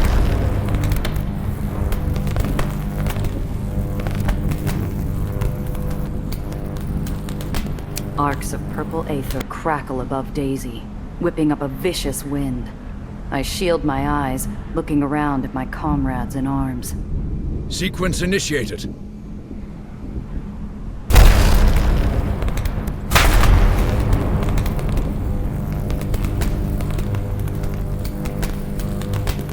Is it working? Energy is linked. Gravitational flux is stabilizing. Yes! It's working! Hold. Graviton production is rising. Something's wrong. Shut it down! No, wait. It may stabilize.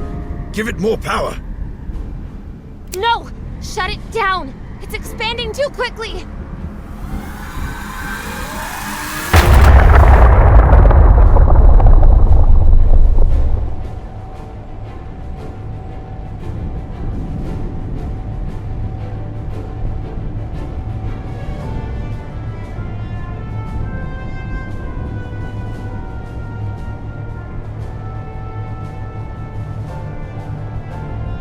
Debris, cars, trees, rubble, all go to feed the insatiable, unstoppable hunger of the well.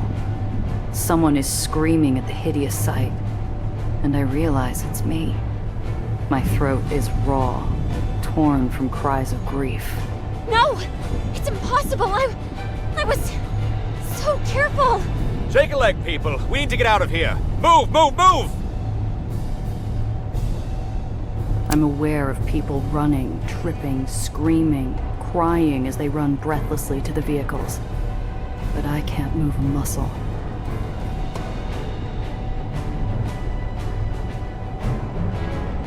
The next thing I know, Nellie is at my side, her hand on my shoulder. Gia, I don't know what went wrong. It should have worked.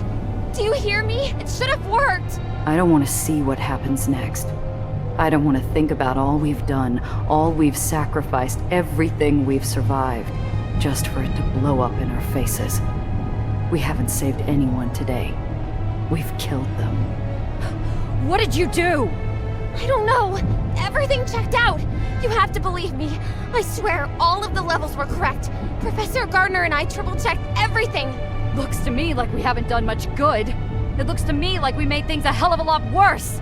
Like maybe we should have left well enough alone. Spittle flies from my mouth.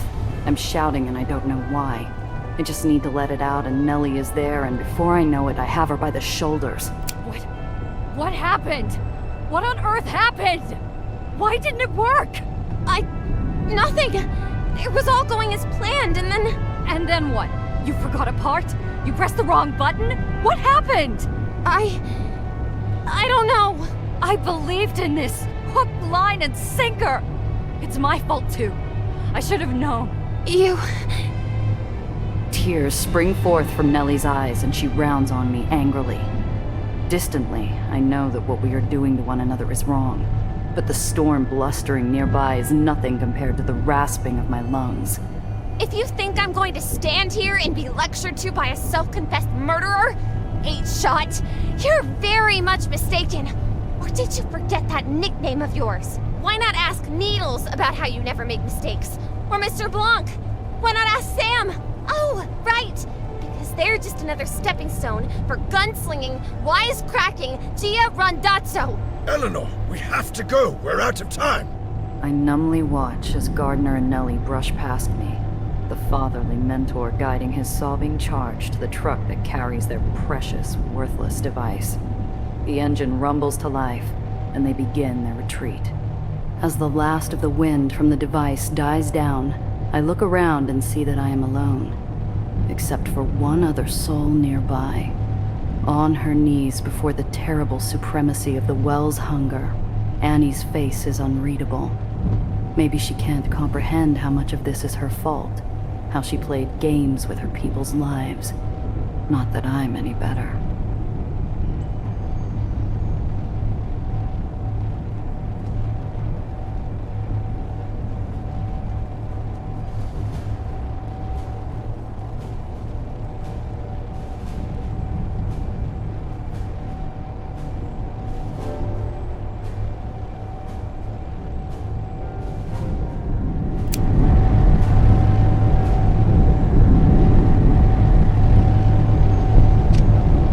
Annie turns slowly.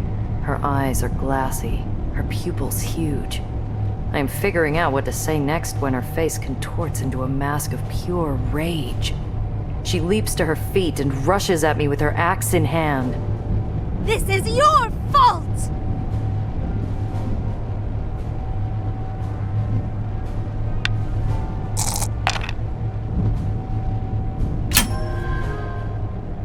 Galvanized by her sudden violence, I lunge forward, hoping to catch her off balance. I block the downward strike of her axe with my crossed arms, just under the razor head. It's over! Her strength is terrific, fueled by rage and grief. I try to wrestle the axe and send her sprawling.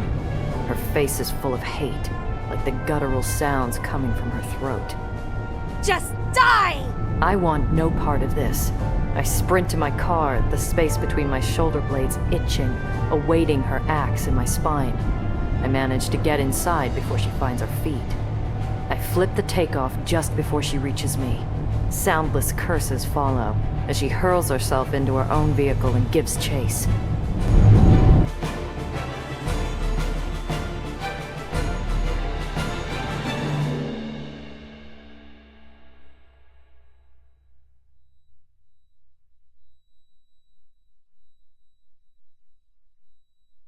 Sneak a peek in my rear view. Annie's all over the road, face twisted, mouthing Old Testament curses. The tank looks hard to handle. Her repulsors are screaming in protest with every turn, punched through with bursts of gunfire. I swear I see the tank almost tip over, leaning on a single stabilizer as she wrenches herself back onto my tail.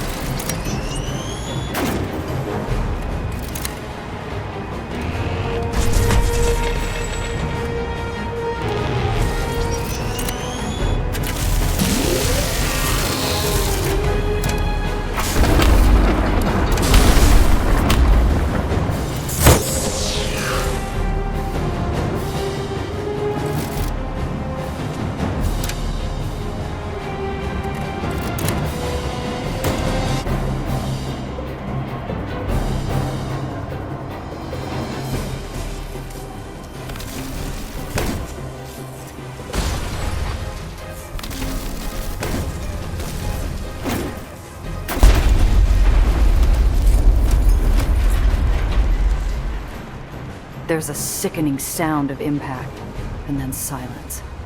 Annie's not in my rear view anymore. I pull over, heart racing in my chest like a champion thoroughbred. A rising torrent of smoke is billowing into the air.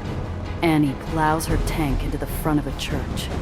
As I watch, the far half of the building disappears in an enormous fireball, the ammo in Annie's tank igniting. Bits of twisted metal and glass rain down over the pavement. I can't tell if Annie's alive or dead. I'm about to leave the scene. There could be innocent people in that church. Damn it.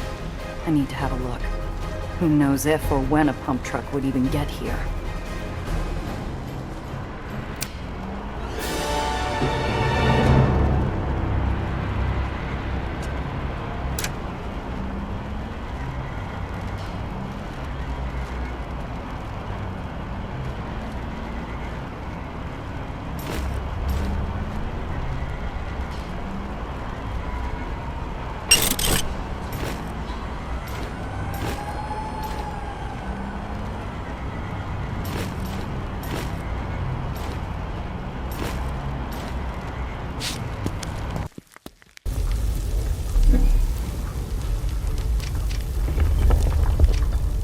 I have to stop and rub my eyes.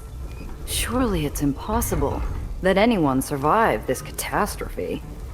And yet, Annie stands at the front of the ruined church. A little singed, but in one piece. More or less. You're still alive. That's great. How about I just sit down here for a minute? You can come cut my head off with your precious axe. Clearly you can't die, so what's the point in fighting? Every inch of fight in me has been spent. I lean against my car. The metal is hot from the engine, but I don't care. I wish I had a cigarette. Then I remember that I quit. Annie shuffles over toward me. Despite my earlier look at her, she's hurt. Probably whiplash. Maybe just coming down from the shock of it. She uses her axe as a cane, then sits on the sidewalk in front of the church, head down. It all seemed so clear. What I should do. What I did. To guide a lost flock, sometimes you must convince the sheep that there are no wolves. I misled them. But for their own good. What the hell are you talking about? Was I so wrong to do divine work? Did I presume too much? How did I fail? I was to be the guardian of my flock. Or was that the sin of pride? Seems to me that maybe you're alive for a reason. Maybe instead of sitting here on the back of your lap moaning, you should get up and get on your way. Go do something. A lot of your people are still alive. You need to get them out of Nation's Crusade before the well swallows everything. Go save them. Even if they don't believe anymore. I did everything right. I protected them. I saved them. And all I did was bring ruin. I am bound for hell for what I've done here. It's the moment a raging star goes supernova. Billions of years lighting the heavens and suddenly realizing that its fire wasn't going to reach eternity's end. No big speeches, Annie. Not even for your guilt. If you ever truly cared for your people, then show them now. You can still get some of them out. Huh.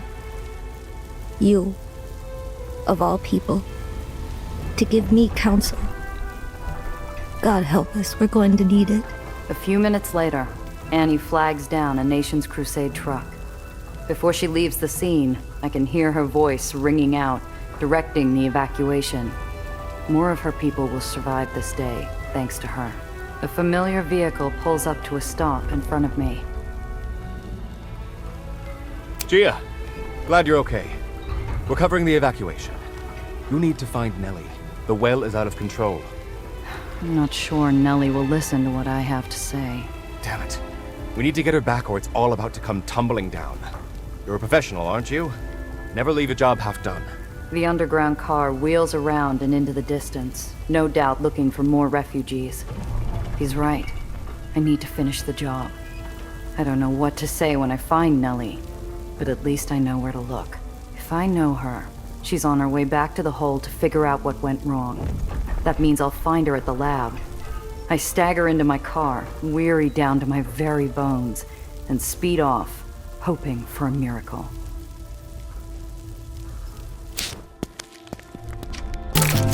I'm a shade standing at the end of the world. While the ferry completes its final drop-offs, visions of islands caving in on themselves play through my mind's eye like a film reel on loop. I distract myself, wandering the walls and cabins in search of the girl who tore the barony apart. Instead, I find Benny, sitting on the catwalk, shoes dangling over the abyss. He nearly bonks his head on the railing when I walk up. Jiminy crickets, lady! Anyone ever tell you not to sneak up on a fella in thought? Have you seen Nellie or Gardner? Nah, not since the whole nation's Crusade fiasco. I swallow down a lump of scalding disappointment and make to continue the search. Hey, Gia, can we talk? Off the record. I need to consult with somebody about this story.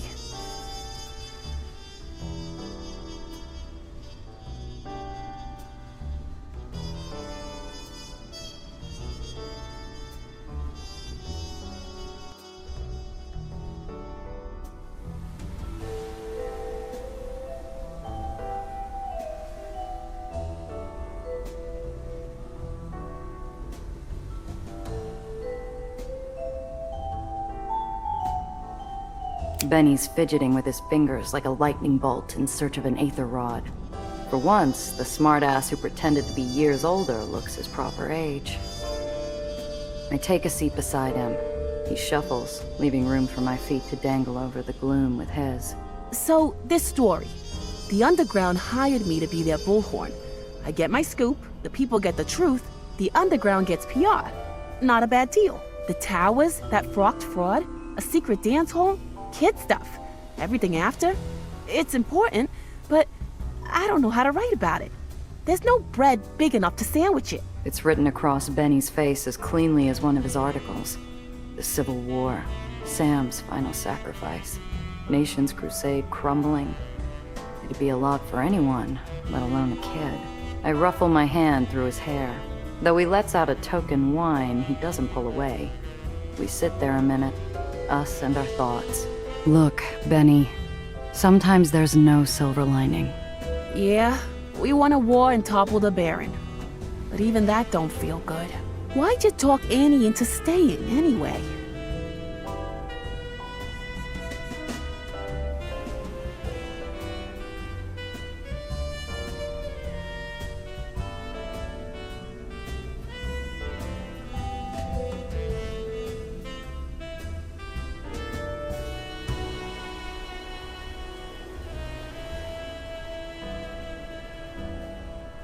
Annie was looking for a way to make things right. All I did was point her where to do it. You really think she'll follow through? I don't know.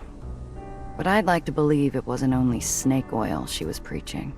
Benny nods along, doubtlessly jotting my answer in some cluttered corner of that busy head. About what happened. I thought Nellie had it. Not now. All I want to do is find Nellie and figure out how we're fixing this. The ferry lands, rocking our legs. I help Benny up and we head to the pier. I scan the remaining off-boarding faces. My heart sinks when a certain blonde's not one of them. Mr. Throg, seen Nellie around? No, ma'am. Not since she and Mr. Gardner went to Nation's Crusade. She could still be okay, right? It was a madhouse at the end. The Underground was herding people onto every available ship. Maybe she caught another ride? Maybe. I'll check the lab. Let me know if you hear anything.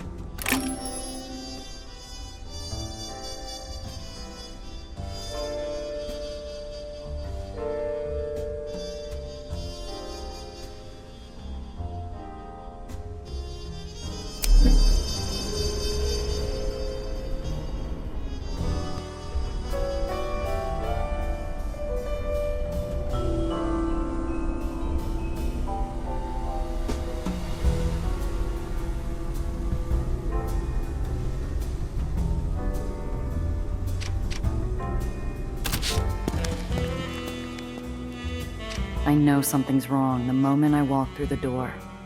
Nellie's little lab away from home usually smells of Bunsen burner coffee, ozone, and chalk. Neither that or the scientist are there to greet me. The lab hasn't been empty for long, but it already feels like a checked-out room. Another link in the chain of things Nellie's run out on.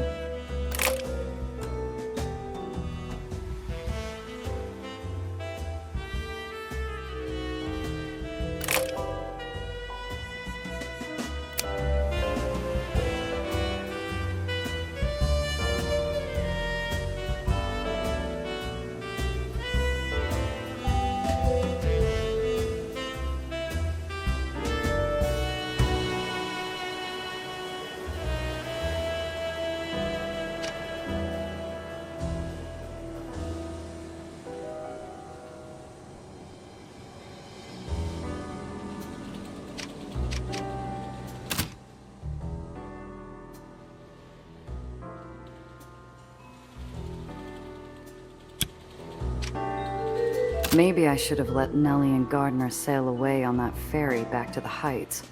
At least this would have been Olympus Park's mess to clean up.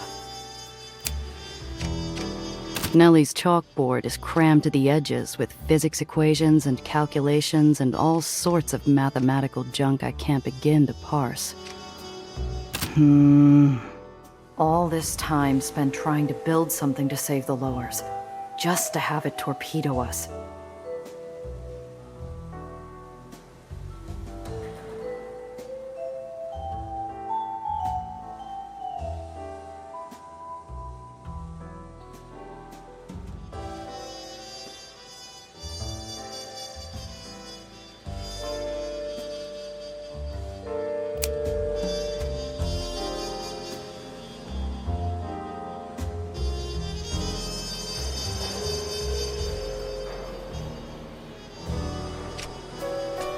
I cross the lab off my list of hiding spots and, reluctantly, cross off the hole, too. If Nellie was anywhere on this island, she'd be here.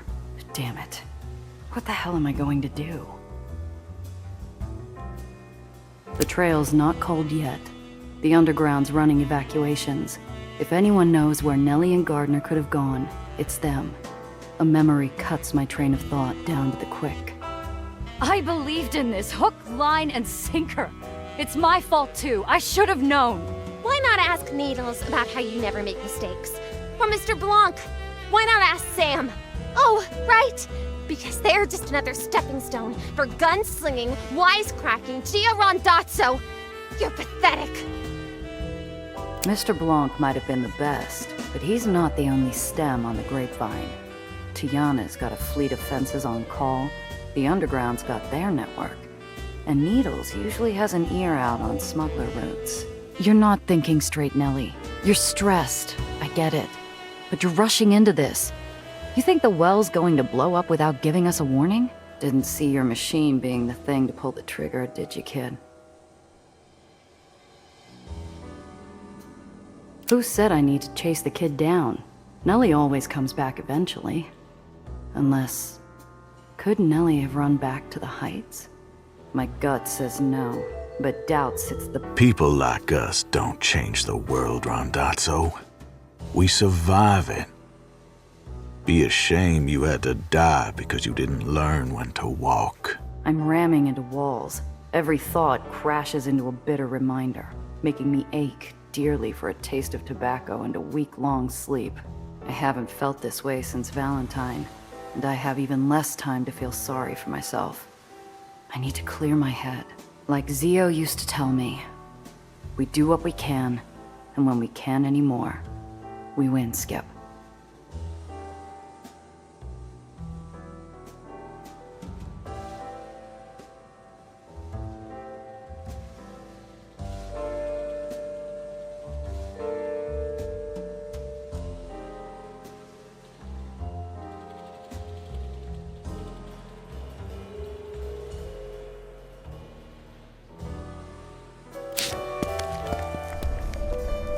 Mr. Throg, I need a ride.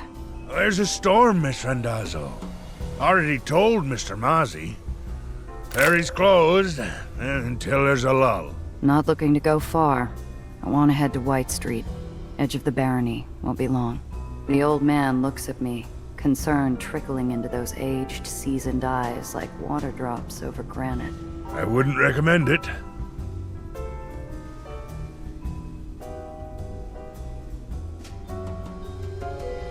I'll risk it. All aboard, but no detours.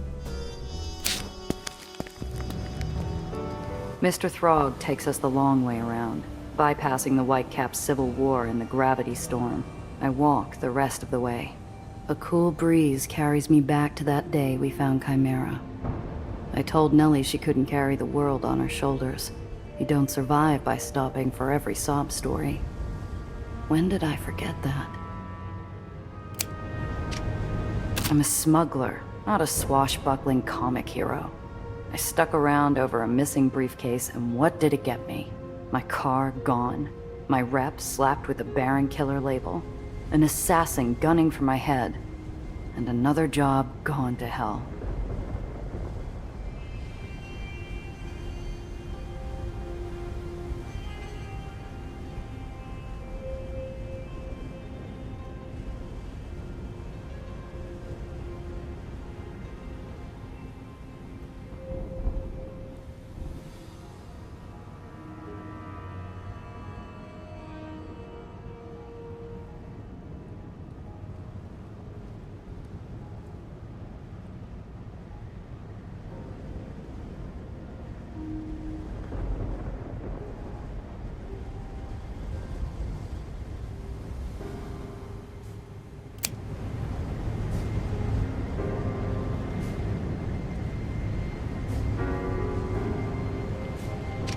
Fixing the well, saving the lowers, that's above my pay grade. I've done my dues with the underground. Nothing's stopping me from cashing out. Apollo can get someone else to find the kid.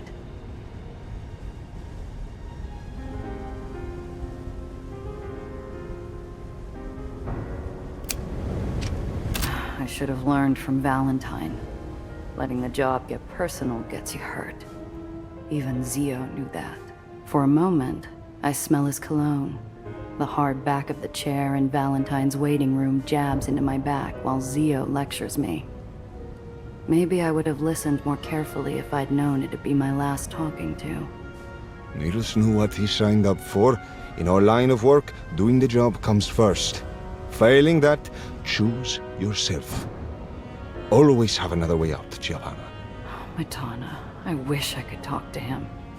What would he say if I'd spun him a yarn about a bird from the heights, the well, and my dilemma?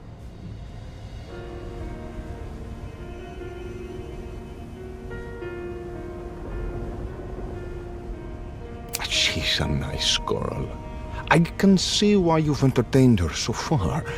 But as a professional, you should have cut her loose long ago. Don't lose your head acting like one of your comic book heroes. Sounds straightforward enough. As I form the words, though, they curdle in my mouth like wine turned vinegar. I try a different question. Okay, Zio, but that's for clients. What would you do if I was the kid in over her head? Would you take on the well for me? For you? Well, obviously that's different. Your family. I blink back a sudden flash from an old wound. Zio Alfonso had said something similar when he decided to handle Valentine. Would he have volunteered if he'd known it'd get him killed? The Lowers had enough tragic heroes, and Sam won't be the last. Was Nellie worth risking my neck any further? I heft a stone. Skips are even, I get back to work. Skips are odd. I hand in my notice and get as far away as my savings will get me. I let the stone and my fate fly. 1, 2, 3, 4, 5. My stomach immediately curls inward. I peer over the edge, watching the stone tumble into the red-hued clouds. That should have settled it. The job's long past its date, but something keeps me anchored. A vision of a girl standing on a taxi platform, with a heart big enough to light the world, and make me believe it. Damn it. Who am I kidding? I couldn't leave Needles for a crate of cargo. I sure as hell can't leave Nellie to face the well on her own. If I can patch things up with Piotr, I can patch things up with Nellie. I close my eyes and breathe. For the first time since Central Park, my head's as calm as a blue sky. Better get back to the underground and figure out our next move.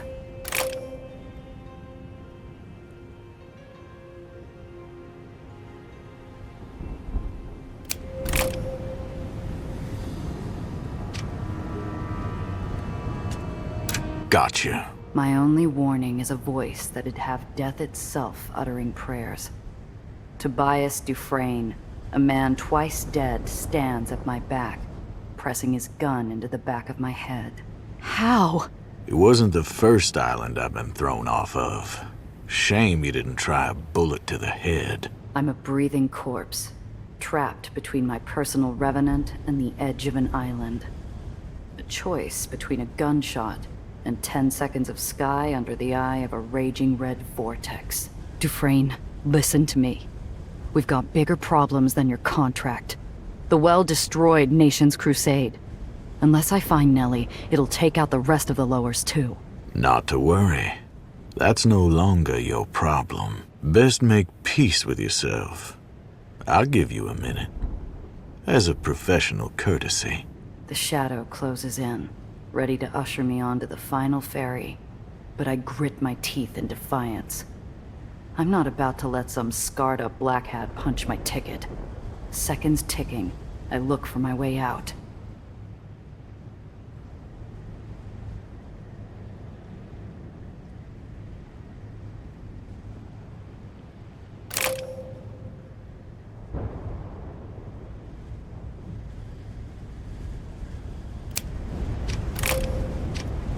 I take stock of my options. They're not good. I've got myself, my revolver, and a pocket full of skipping stones. But if it's a choice between a slim chance of survival and a hole in the head, I'll roll the dice any day.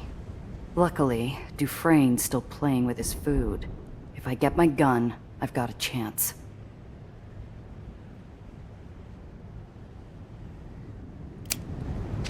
There's only one thing holding back the torrent of cold sweat.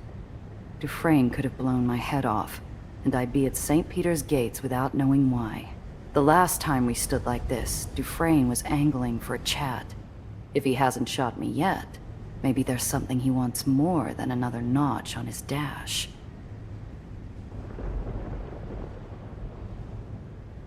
Time's up. Any last words? His iron presses against me like a set of razor-sharp claws around my throat. Whether I live or die, I know who I am, and what my final gambit has to be.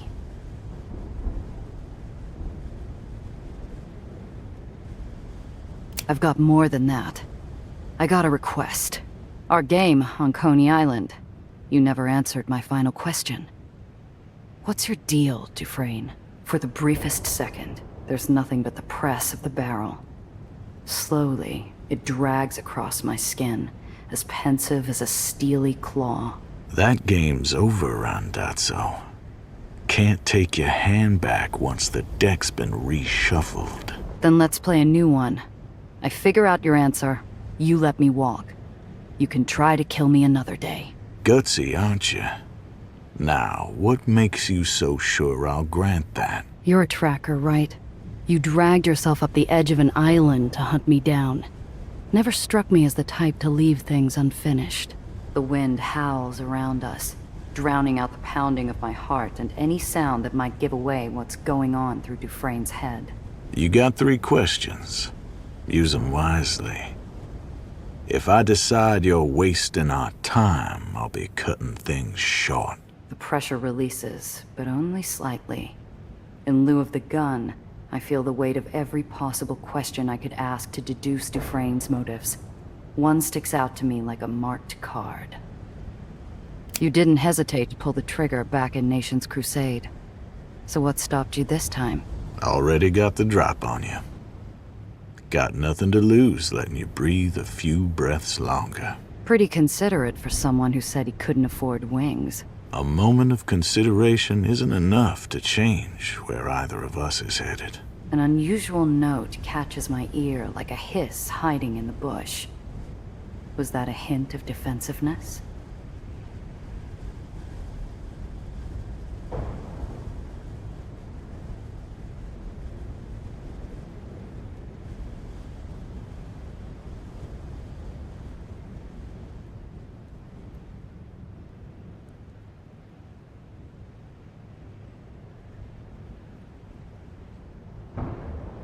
The trust helped you, right? That's why you're so loyal? The shadow goes still long enough I could forget he was there, if it wasn't for the unwavering touch of cold iron. Nothing so personal. We have an ongoing agreement. And no matter the client, I always follow through. That it? You went off an island for someone you don't even like? You're getting awfully nosy.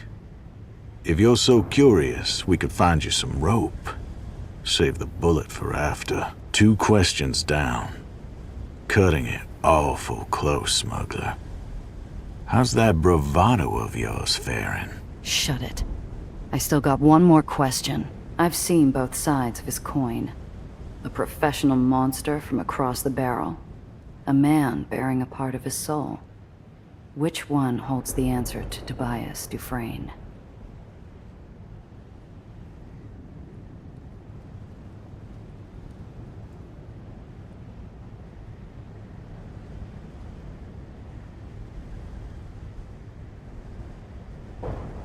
You went out of your way to meet me at Coney Island.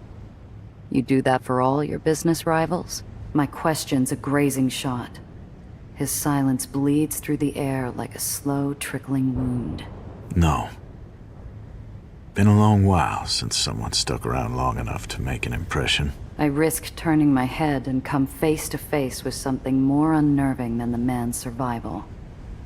Uncertainty. Dufresne's brow creases, as though as troubled by his actions as I am. It hits me. You got attached. You've no idea what you're talking about, smuggler. Then explain it to me. If you got doubts about me, I wonder what else you got doubts about. You're getting awfully sure of yourself. Prepared to risk your life over it. Yeah, I am. You said it yourself. Not many people you meet stick around this long. Prepared to make it one person less. The world holds its breath. The wind goes quiet, and the clouds feel as opaque as the Black Hat's face. I'm just as still, breathless, until his iron snaps back into his holster. That tragedy in Nation's Crusade was always meant to happen. Next time, it'll be worse. What do you mean, always? What the hell's going to happen? He answers me with papers produced from his coat. You're sharp. You'll figure it. If you don't, I suspect you'll be dead either way. Hang on a sec. You came all the way here to kill me, but now you're helping me? Behind the black hat and scars, for the length of a bell, I see a glimpse of a man that might have existed before he was left to die on the Underline. You paid my last fare. This makes us even. Dufresne steps away, leaving me and his contract behind.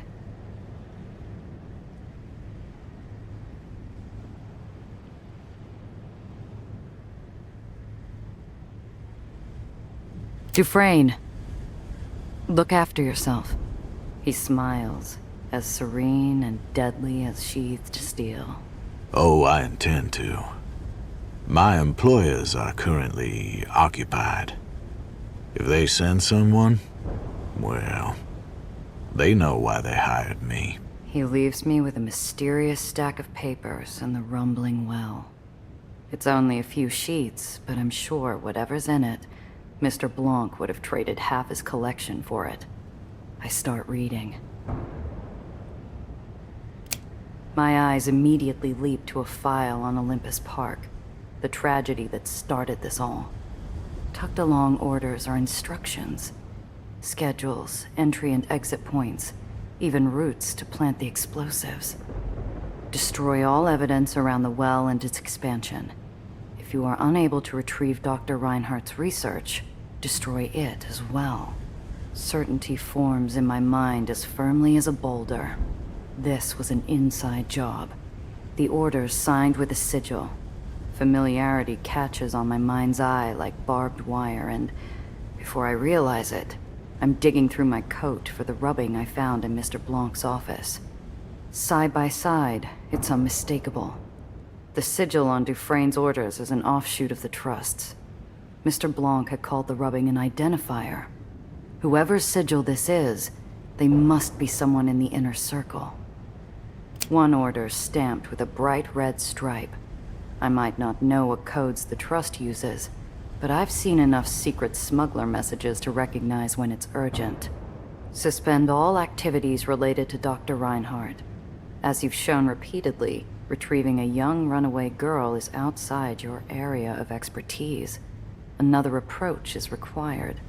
Remain on standby until instructed otherwise.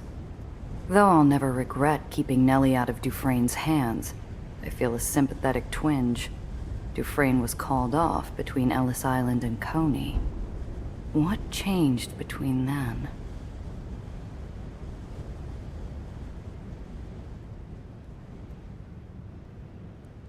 My number comes up. Cold dread seeps into my bones like a soul narrowly avoiding the executioner's axe. Randazzo's made herself a nuisance. Get rid of her before the Aether diffuser is activated. Afterward, immediately vacate the lowers. New instructions to follow upon my return. The chill becomes biting. Dufresne's orders don't explain why I had to die, or how they knew Daisy was going to fail. But when did the Trust learn Nellie's device was an Aether diffuser? In the Private Mania comics, the panels always go as bright as light bulbs when the detective solves the mystery.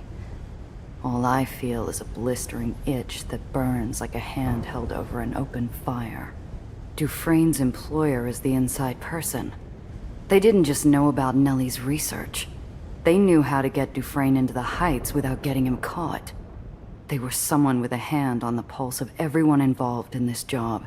Dufresne, Nellie, and me. They knew what we were doing, and that Daisy was doomed to fail. And they didn't just have an altered copy of the Trust's sigil. They had a signet ring I now recognized from long before I opened Mr. Blanc's safe. Gardner. I need to get back, now.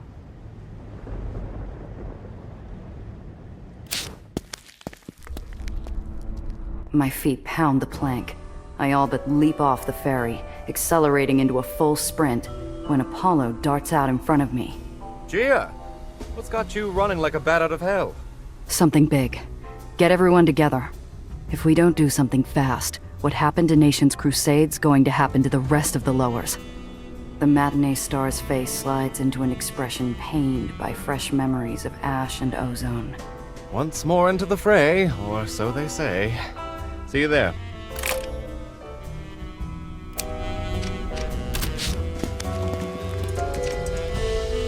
Everyone trickles in. Cress with her squared shoulders, Sophie with her hardened eyes, Luca with his big hands tightly laced together, and Benny with a bouncing leg that won't quit. I rip off the bandage. There's an occasional outburst and question, surprisingly moderated by Apollo, but everything comes out. By the time I'm done, the room's a steaming kettle of shock, fury, and betrayal. Well, that just tears it, doesn't it? We knew the Trust had its people everywhere. Never expected one to be squatting in our bar. Gonna be hard to squat anywhere with a pair of broken kneecaps. Now, as tempting as it might be to find the professor a nice, unoccupied underline, it bears asking. Giovanna, how certain are you about Dufresne's intel? What do you mean by that? This is physical evidence, straight from the baddies. Unless that's what he wants us to believe. He did that before, didn't he? Planted evidence to lure you into a trap. Exactly. Evidence from a man who, until this point, had a bullet just for you. That alone's worth popping open the horse's mouth for a peek.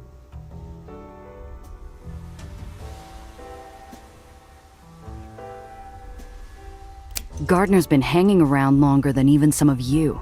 Who knows what he's gotten up to? Paranoia's making a chew toy of my nerves, and I'm not the only one. Eyes dart around, frowns slide over faces, picking apart our every interaction with Gardner.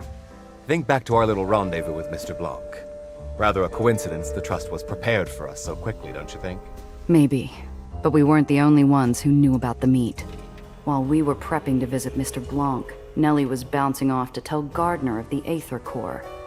Poor kid would have had no idea what else she was letting slip. We know the Trust wants to sink the lowers. Looking at Gardner, I still don't get why. Yeah, I don't get it either. He's no mustache twirler, but he don't act like someone looking for money or revenge. You think we can trust anything about him? If you do, I got a bridge to sell you. Aw, keep your bridge to yourself. It's just, he's Nellie's mentor, yeah?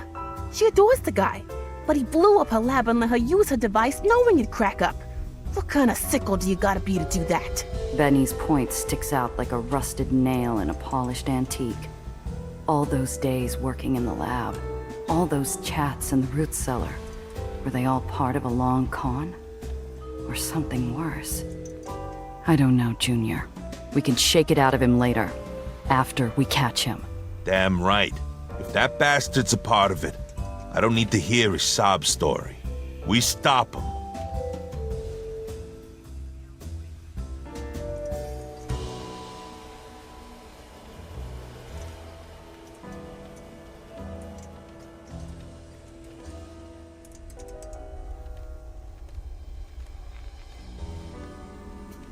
Mr. Blanc said the Trust is everywhere. They're power brokers with access to red Aether. The same thing that Gardner's supposed to be an expert on. Not quite as neat as an open and shut piece of evidence, but it'll have to do. I'm sure we can get something more solid out of the old dear's own mouth. Oh, yes, very fascinating. Now leave the whys and the hows to the biographers. We got a well out of control, a scientist MIA, and a villain setting her and us for a fall. Gia, tell me you're closer to finding her. The trip to White Street had been enough to clear the blockers from my mind. There's only one road I could see Nellie taking. Nellie came to the lowers to fix the well. It's why she stuck around even after Gardner showed up. She seemed like the type to give up. You think she ran off to try and fix it by herself? Wouldn't be the first time. Without Annie's towers, she'll have to go to the source. And if Daisy can destroy a barony from outside the well, think of what it can do from the inside. The implications sweep across the room like a gale. To find Nellie, we have to go into the well. Apollo recovers first, clapping his hands as though to disperse the gloom. Right. I suppose this would be the part where the old man says, think before you leap, eh? He's not here anyway, so I suppose that falls to me. Anyone want out? Now's your chance. Choose wisely. I feel the world rock beneath me, like I'm standing on the step to a ferry to who knows where. Once I get on, there's no getting off.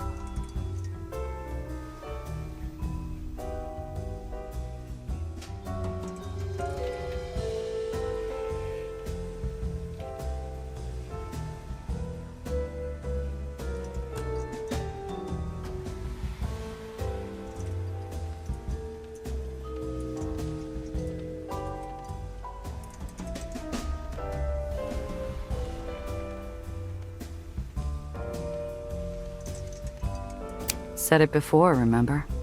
We're in this to the end, Hollywood. You know me. I'll be there.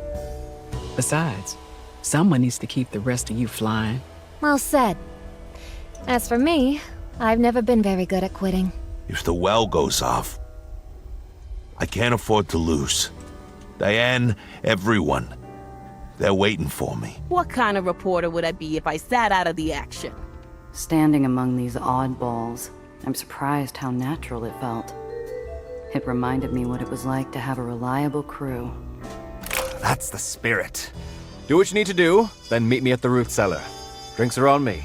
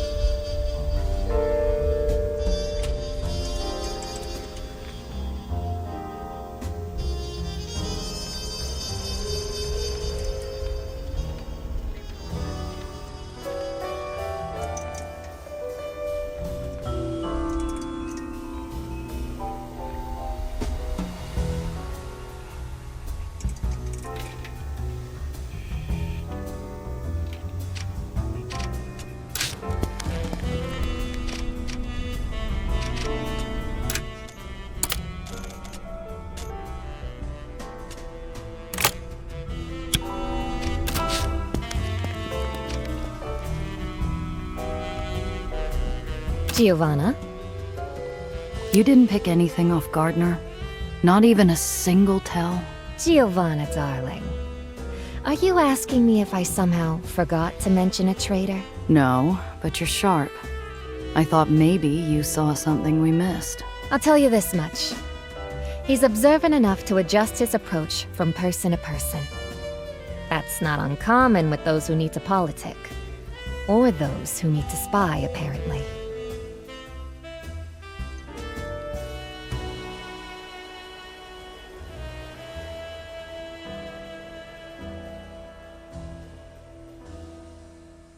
You're the gambler. Where do you place our odds? How badly do you want to know? I'd hate to demotivate you before the whistle blows. I'll take my chances. If you haven't run off already, they can't be 0. Well, there you have it. And I didn't even charge a consulting fee. Now, let's talk about something more cheerful. Have I told you of a little proposition I have for the does? Something involving a little sisterly bonding.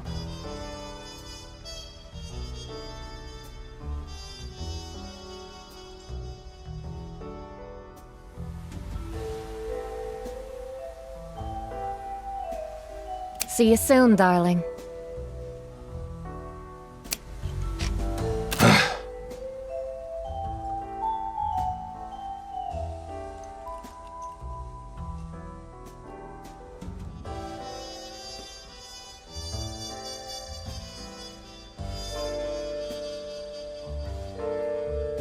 You fought a few big matches, yeah? Any tips for staying calm? Tried a little of everything. Breathing exercises, listening to music, working out. Best tip I got was from my coach. Keep it simple and kick ass. Thanks. I'll remember that for when we catch up to Gardner. Maybe I should think of it as consultant practice.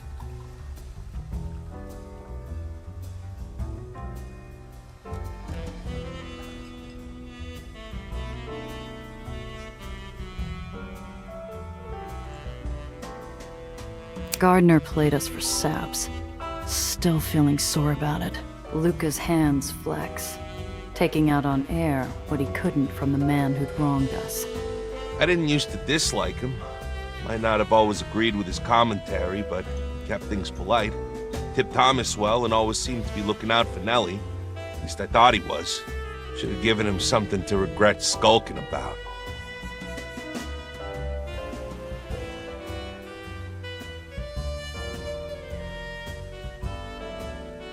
You know where to find me.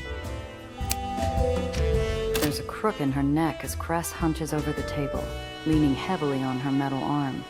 A piece of paper cowers before her glowering eyes. Who you writing to? Unless you've taken up doodling. Home. My folks haven't heard from me in a while. Figured they want to know what happened to Annie. And about the well, about Sam. Cress looks up. Her eyes are dry now, but small, wrinkled watermarks mingle with crossed-out lines on her page, showing that a few tears... I don't know what to say, really. What if Nellie can't fix things? Do I tell them to leave the city? They'll get the terriers sent after them. Do I tell them to stay? She's a metronome, swinging back and forth, never resting on any answer or word. The pendulum only skips a beat when Benny comes over, summoned by the smell of paper and ink. Oh, wow, Cress. I didn't know you were a writer. What are you writing? Can I read it? Do you need any help?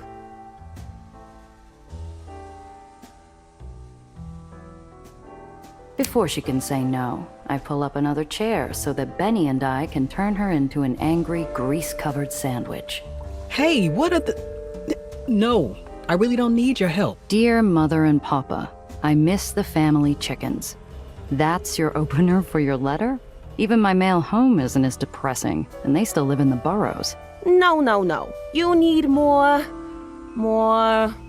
something. More oomph. What is it you want to say? What you really want to say? Our angry cut of roast beef finally gives into the rye with a deep breath and a plop of her pencil. It's been so long since we've talked. The last letter I sent, I promised I'd be out of all this. Doing something more. with a garage on a real island. I think Papa reads my letters to everyone in the free home, too. I'm still that rat that got out. I don't want to disappoint them. So we have to be impressive. Okay, there's a lot of different ways we could skin that cat. You've led a revolution, made friends with a famous reporter. Oh, gave my car a real gal job. You've, Sometimes I forget he's only 13, but as he deflates of his optimism and ideas, the larger-than-life child that had been fighting alongside me finally shrinks back to his original size.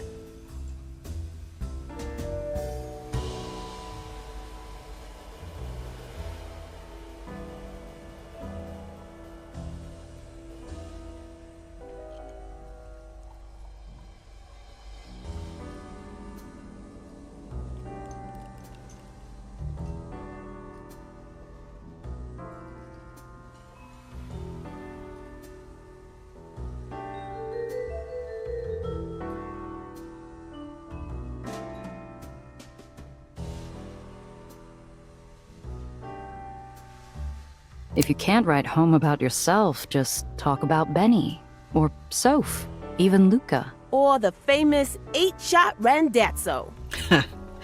I've already told them about her. You have? What did you say? You should tell them about me then. I'm famous in some parts of the city. They might have heard of me. Would sound real impressive if you're friends with Benny Big Mouth. He's lit up and barely staying on the ground. I don't think I'd seen fireworks with a shorter fuse. If you need material, I could tell you stories. I bet everyone in your parents' free home would love them too. Come on, what do you say? Cress looks up to see an excited whelp, his smile wriggling off his face, his pent-up energy shaking his knees. Come on, you old mechanic. Throw the cub a bone.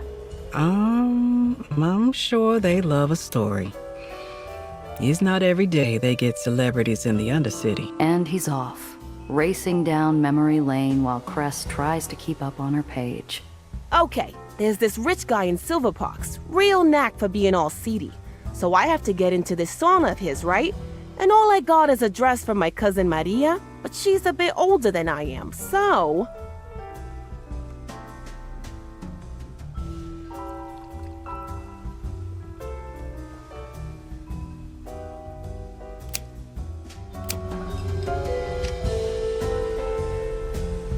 What's the word?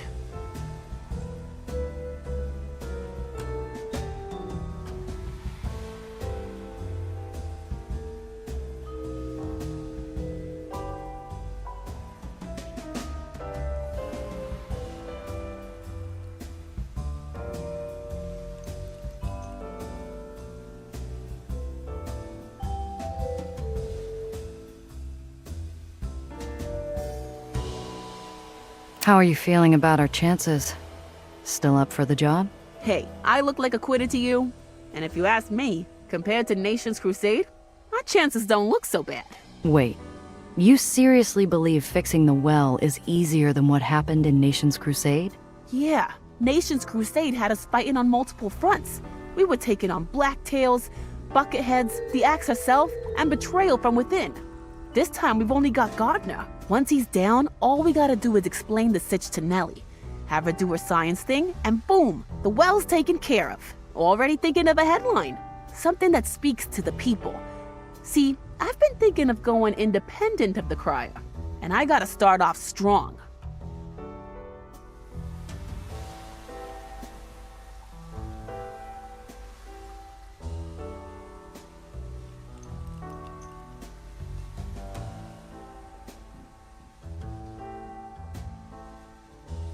Settle down a little, will you? You're going to chew through your pencil. There's a line of teeth marks ringing the eraser, each one a physical manifestation of Benny's thoughts. Whatever he's thinking, it's gnawing him up. This about Gardner? Who else? That lying stinking weasel. Just burns me up. That crumb bun was living next door and we had no clue what he was up to. And the worst part is, part of me still wants to shake him down for answers. Make him explain why he did it, what else he was lying about. And if it was all for show, why help teach me how to dance?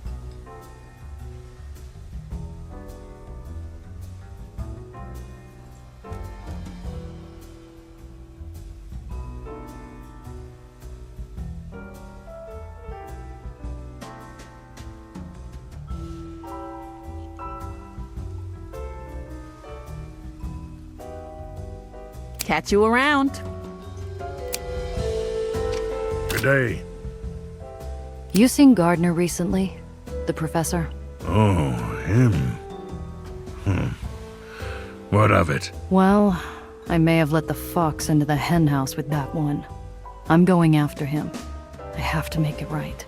Throg's halfway through tying a bowline, his knuckles even more knotted than the rope he's working. His hands stop, and he regards me with an insistent gaze. You know, he came to me once, this professor. Some time back now, asking a bucket full of questions. Like you. My face must betray how much I resent the comparison, because Throg puts up a placating hand as he continues. Questions, they're like people, all wanting something different. Your questions, miss, they're fine by me.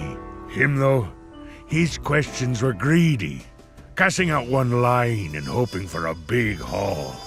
Well, I wasn't about to bite, if you take my meaning, miss. What did he ask you about? Don't matter. He got nothing. You go and do what you have to. If I can help, I will.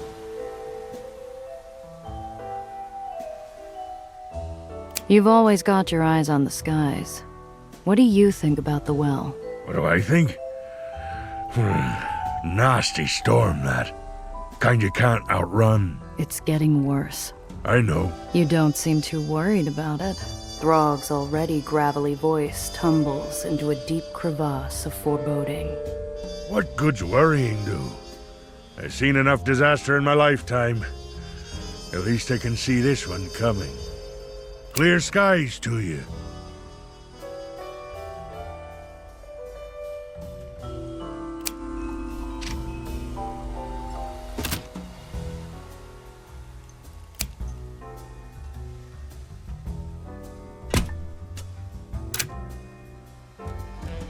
The root cellar's half bar, half war room. Someone set up a map of the lowers on a table, while Thomas fills a row of glasses from a bottle expensive enough to be encrusted with gems. What's the occasion?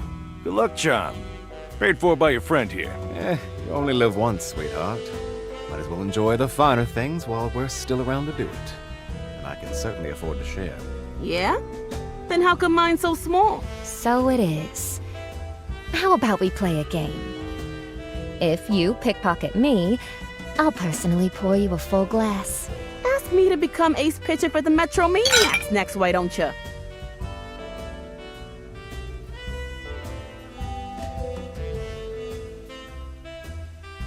Save mine for later.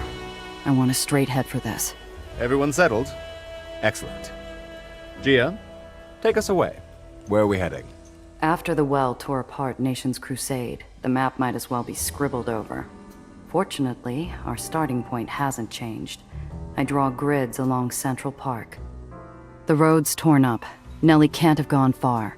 If we want any chance of finding her before she uses Daisy again, we'll need to split up.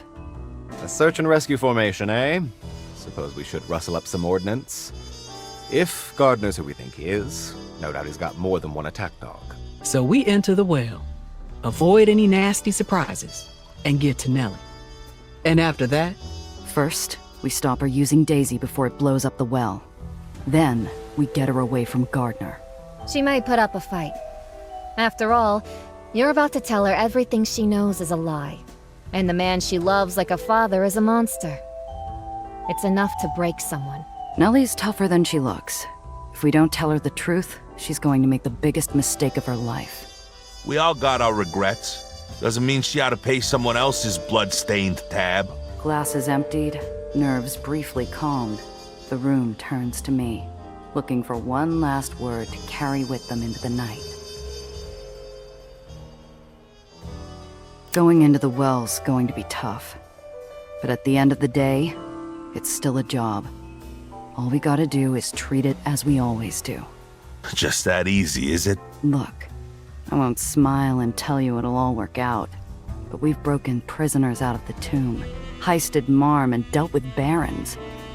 Our odds aren't a sure win, but they aren't impossible. Not bad. I think Iron Hand would have been proud. After that, all that's left is to grab our gear, catch the ferry, and find our friend before it's too late.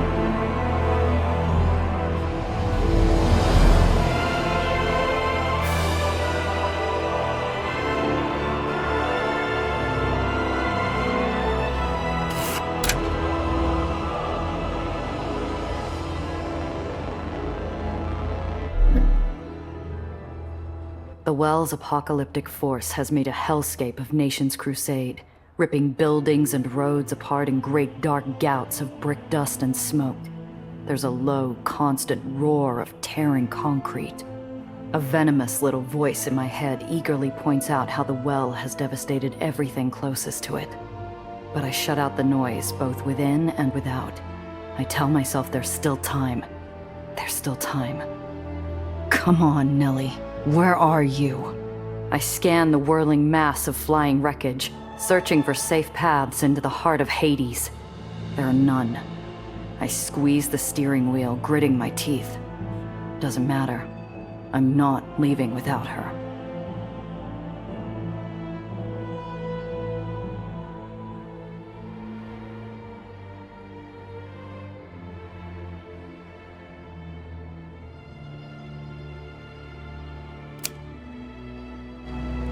Ahead, the roadway is splitting into jagged, broken chunks, like a tree trunk splintered by a lightning strike. If I make the wrong move, I'll find myself steering over empty sky.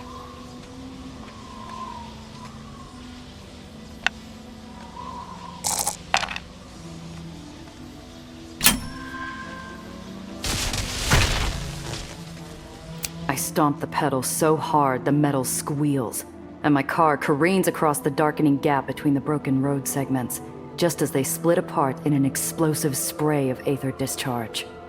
I'm spit out onto the other side like an apple seed. There's no time to celebrate how slick it must have looked. I'll indulge myself later. Ahead, the shattered remains of a hotel churn in a spinning funnel of gravitational force, forming a devilish whirlwind of steel, brick, and glass that could rip my car to pieces.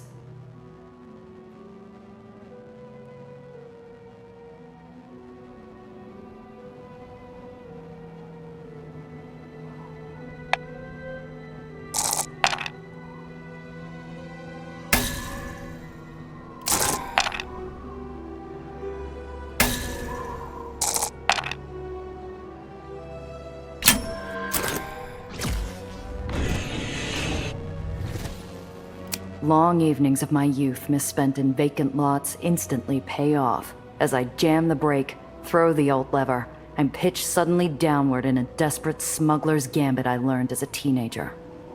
The Crazy Eight spins me away from a truck-sized chunk of brick wall, and I'm through and clear, though I have to tamp down my rising stomach.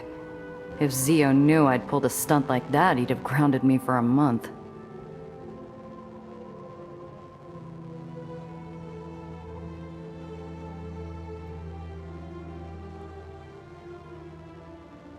There's no calm in the eye of this storm. Gravity forces play havoc with the air itself, ripping bands of static electricity across my path like miniature arcs of lightning. At long last, two figures resolve in the maelstrom.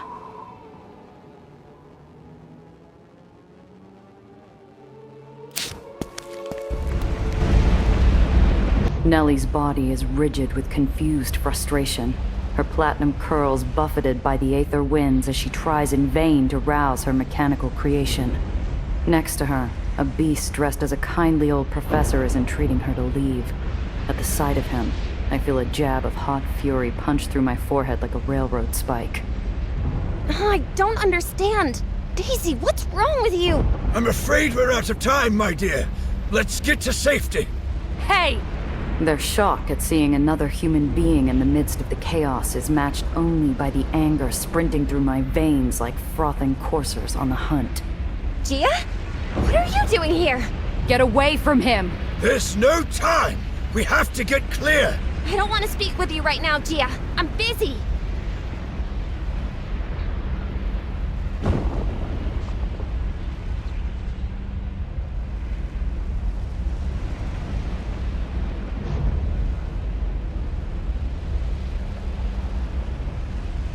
This grease spot lied to all of us about the bombing at the Institute.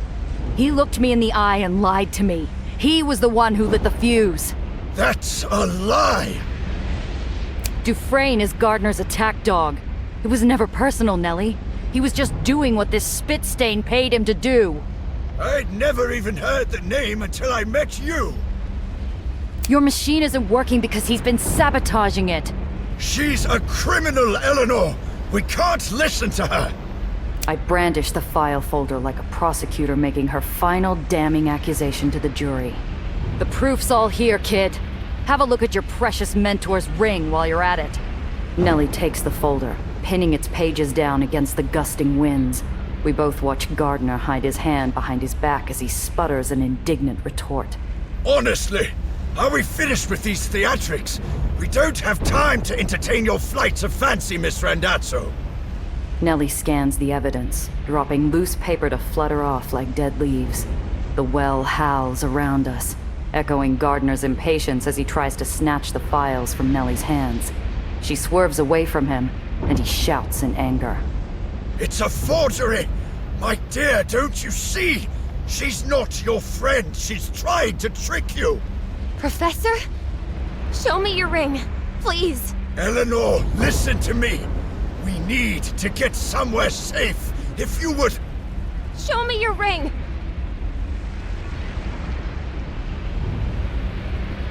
With a flick of my coat, the black aperture of my 7-shot jumps up to stare Gardner right in the eye. His cheek twitches involuntarily. Better do as she says. If we don't activate Daisy, the well will destroy the lowers. Innocent people will die. And I'll scrape the filth off the bottom of New York's shoe. And I'll be celebrated for it. I can't believe this. Professor, please. There must be some mistake. You couldn't have been lying to me all this time. I was. Every word, every moment. My designs are far beyond your understanding. For such a smart girl, you're actually quite stupid. There are mechanisms at work here you'll never comprehend. A line of quicksilver traces through the air as the man-shaped beast whips out an elegant blade from inside his dowdy old cane, like a gleaming fang unfurling out of a cobra's maw. He aims its trembling tip at the base of Nellie's throat, his signet ring glinting in her eyes. I see her pulse leaping in her neck as a teardrop traces her jawline. His voice is softer than a wisp of smoke curled off burning paper. I'm so sorry, my dear. You were a real prodigy. You had such promise. This isn't how I wanted it to go. Before I can move, before Nellie can scream, his arms stiffen, and he shoves her bodily off the ledge and into the wide, storm-shaken sky. I throw myself after Nellie, watching her fingers tighten around a spar of broken metal. Gardner escaped in the truck somewhere behind me. Doesn't matter now. The fluttering white form of my friend dangles off the edge of the world, a sweet porcelain doll about to tumble down a rabbit hole into the dark. She's out of reach, and her grip is weakening. The wind rips tears from my eyes, the gale screaming like a chorus of banshees around us. I make one wrong move, and it's over. But I don't care what happens to me anymore.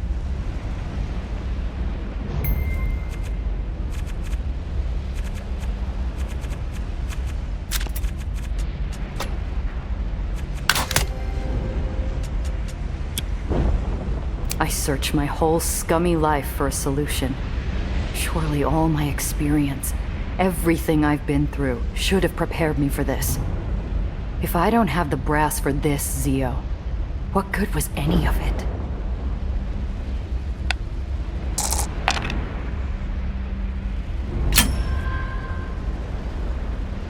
I leap onto the beam and scurry like a rat on a clothesline. Some distant part of me celebrates that it even holds my weight. Wind whips at my hair and clothing and my windmilling arms, but I keep steady. The moment my hand makes contact with her wrist, I pull like I'm throwing the lever that opens the pearly gates. After a moment of frantic, scrambled recovery, we fall back in a heap, and she's safe next to me. In the sudden quiet, Nellie flings herself at me like a lost chick reunited with its mother hen, her little peeping sobs of terror and relief muffled by my coat. My cheeks are wet as I squeeze her to me. I'm sorry. I should have trusted you. You said such nasty things. I didn't mean it, Gia. I promise I didn't. Not a single word. I'm so sorry. Hey, it's me who should apologize. I acted like a heel.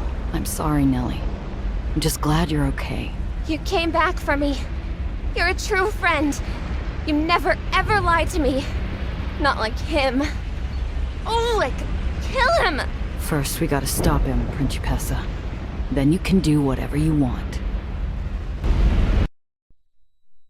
The truck carrying Daisy isn't built for speed, and we catch up soon enough. I thumb the switch on my forward turrets, but Nellie puts a hand on my arm. No, we have to activate Daisy. It's the only way to stop all this. Right, but I don't think Gardner will let us do that. Not without a fight.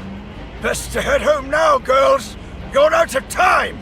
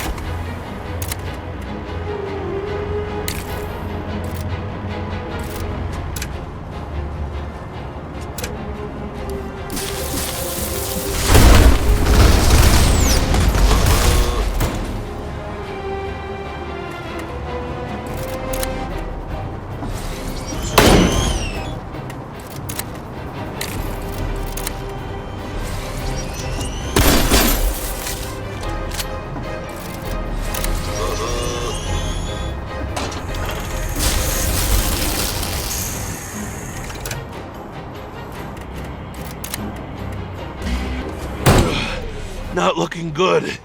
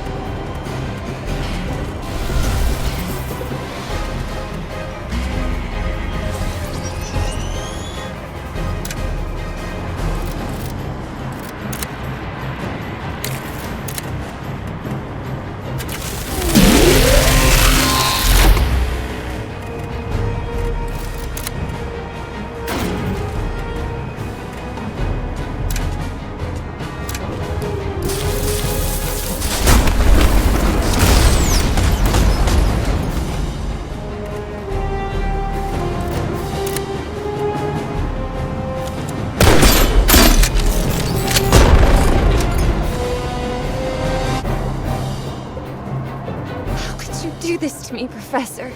It's not about you, you silly child. It never has been.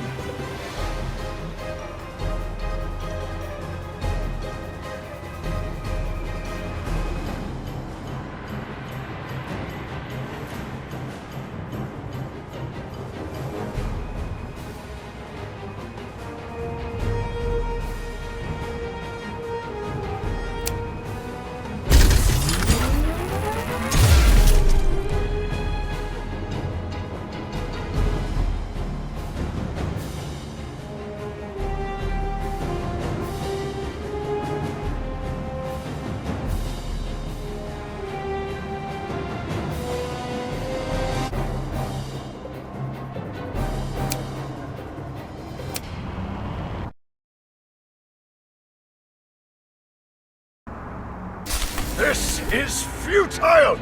You must see that! Keep them off me at all costs! Understand? Take them, now!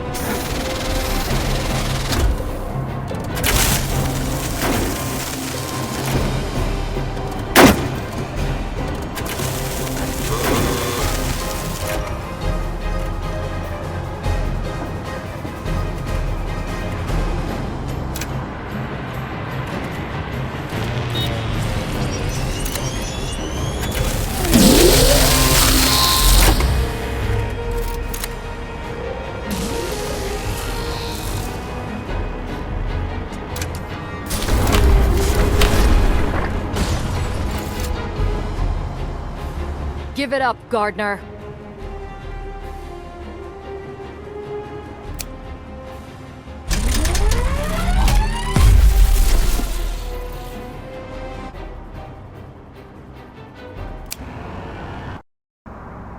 I won't let you do this! You can't stop it now. No one can.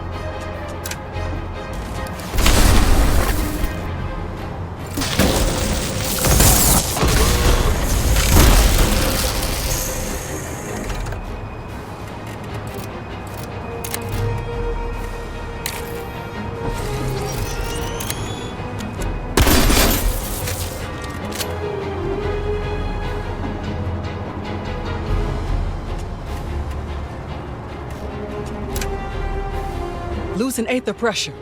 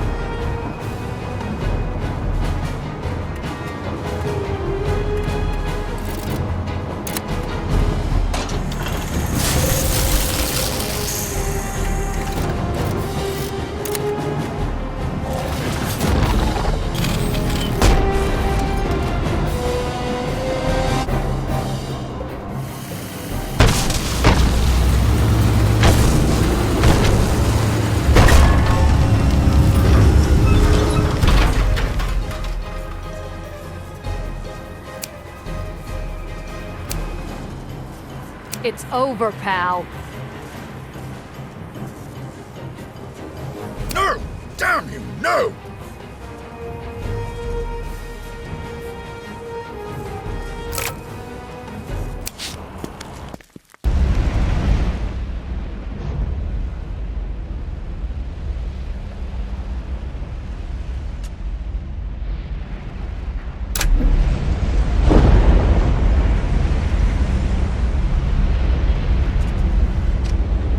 The beast Gardner dangles off the edge of the world, fingers scrabbling at the broken asphalt.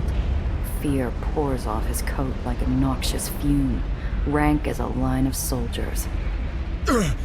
Please! Eleanor, help me! Murderer! You killed my friends!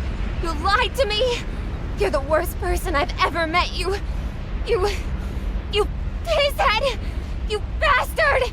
She seems even more surprised than me at the curses jumping from her lips. But then she juts her chin, seeming to conclude if ever such a wanton lapse of politeness was justified, it is now.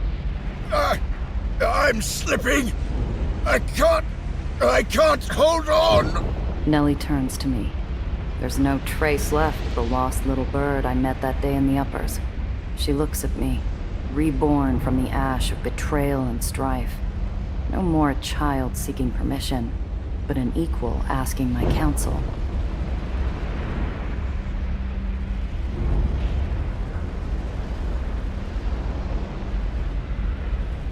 Don't make this a moment you regret. Okay. Nellie reaches for her mentor to help him up. Gardner reaches back, hooking his claws into the fabric of her blouse, yanking her towards him, towards the open sky below. You ruined it! Nellie! She strikes Gardner's snout with the base of her palm, where he used to wear a kindly face. He gurgles as his grip releases, freeing her to fall back onto the road, and he slips silently out of sight.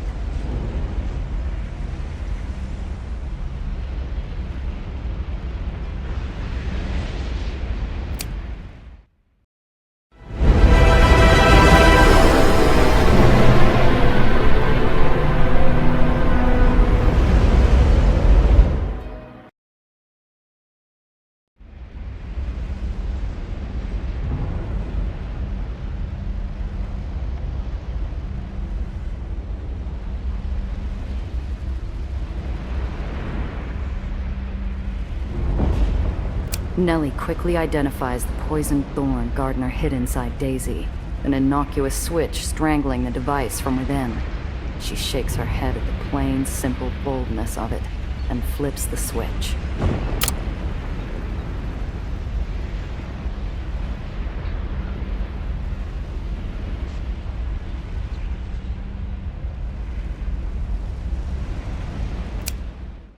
Nellie takes my hand as the well collapses before our widening eyes.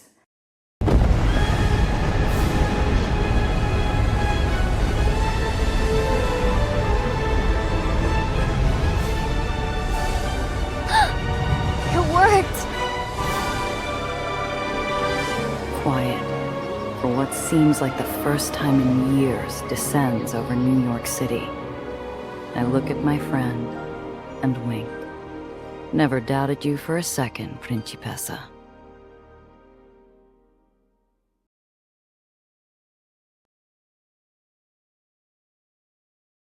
When the well's haunting shroud was lifted, the countless barons of New York felt fear where others experienced relief. The underground was a new rising storm, seemingly more insatiable than the last. Apollo Diamond, the Hollywood revolutionary who toppled barons, now spoke of peace in memory of his late ally, hoping his newfound fame could buy a corner of the city free from a baron's tyranny.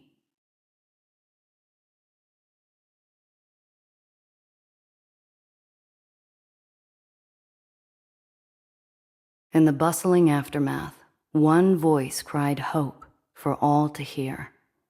Our cub reporter had found his own way, starting a newspaper that told stories to inspire action and to foster unity of the downtrodden.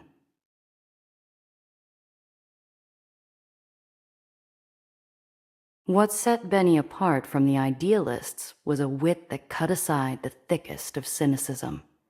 Sophie knew the kid needed more than moxie if he was going to burn bright in such a dark world.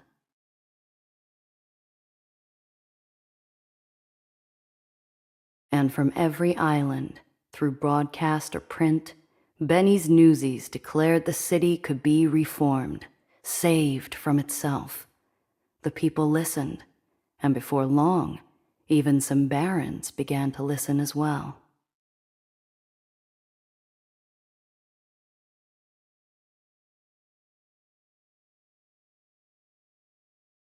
While the people made noise, one corner of the city remained quiet, rebuilding after the well nearly tore it apart. This new nation's crusade, however, shut its borders, closing itself off to the world.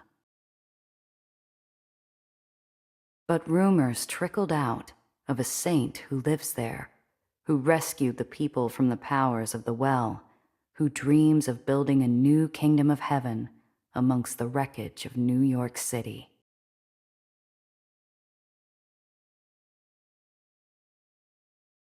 The papers said it was the empty vault that caused Marm to pull the Dutch Act, but they weren't there. They didn't hear the shattering of her heart when her daughters together confined her to a cage.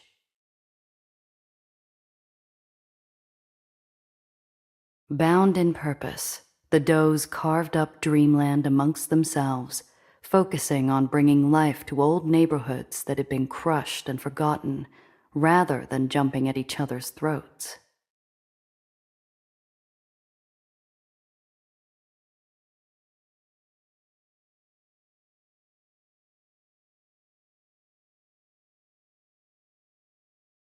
It had been Marco's dream to lead the Union in Dreamland, not Luca's, and with the darkness of his brother's death waning from his heart, he remembered what had always been most important: Diane. He passed on the torch of leading the Ledgemen, and then, on the same day, hung up his gloves on the wall in Congress Hall to remind himself of the journey he took to finally find peace.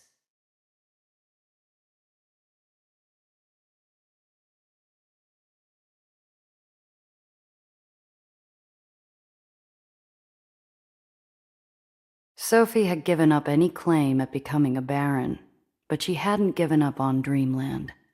The does still needed to be held in check, communities rebuilt, and the people given hope. Winnie trailed after her, hollow eyes giving way to a sweet and confident smile.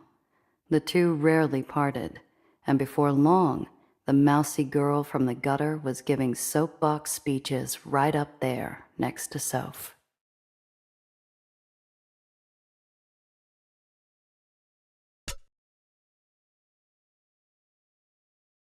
In White Street, the death of General Eli did not bring the peace so many had hoped for. Instead, cliques of officers bound in subservience for decades now saw their chance to seize control. From the ashes of civil war, Lutzko's old guard claimed victory and a new mandate: peace. For the first time in years, infrastructure was rebuilt and wasting outbreaks were squashed. There was hope.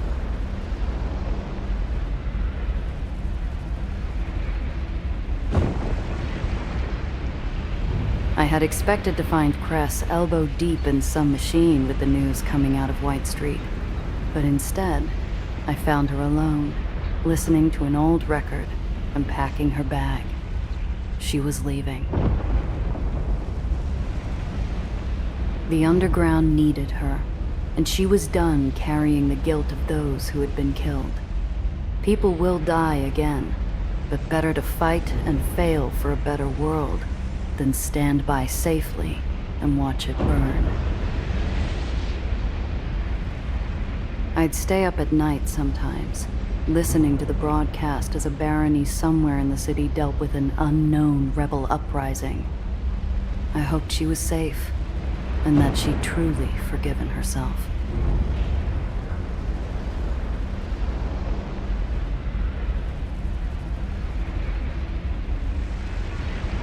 The world had changed. 3 barons brought low, the well gone, red Aether on the streets. But what really kept me awake at night was the sound of a cocked hammer humming against my skull. To this day, there's not a crowded street or empty alleyway that isn't haunted by specters of a black hat. I still wonder if those glimpses are my mind playing tricks, or if death finally made a ghost of the hanged man.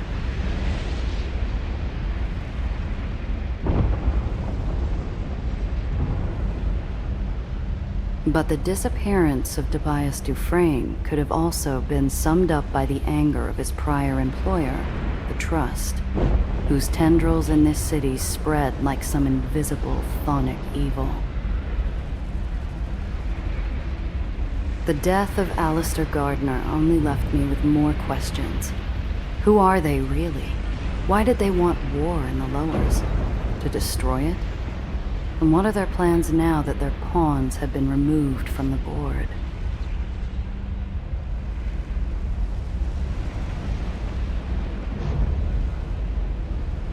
Nellie couldn't stand the thought of leaving us to safeguard the Lowers all by ourselves. The kid just had to stick around. Apparently, we were in dire need of a genius.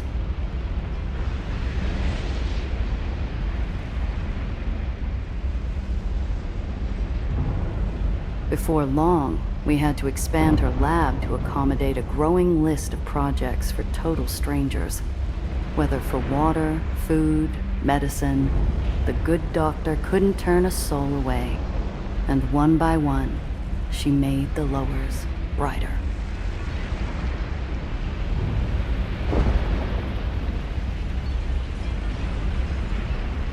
There's this little comic shop down in Four Fingers. Always had what's new. So, when the clerk handed me that month's special, I couldn't help but laugh at Zio's hat and my 7-shooter gracing the cover. I still don't know how that squeaky comic writer found me, but apparently he'd been my shadow since the well, tracking every hopeless and sob story job I'd taken.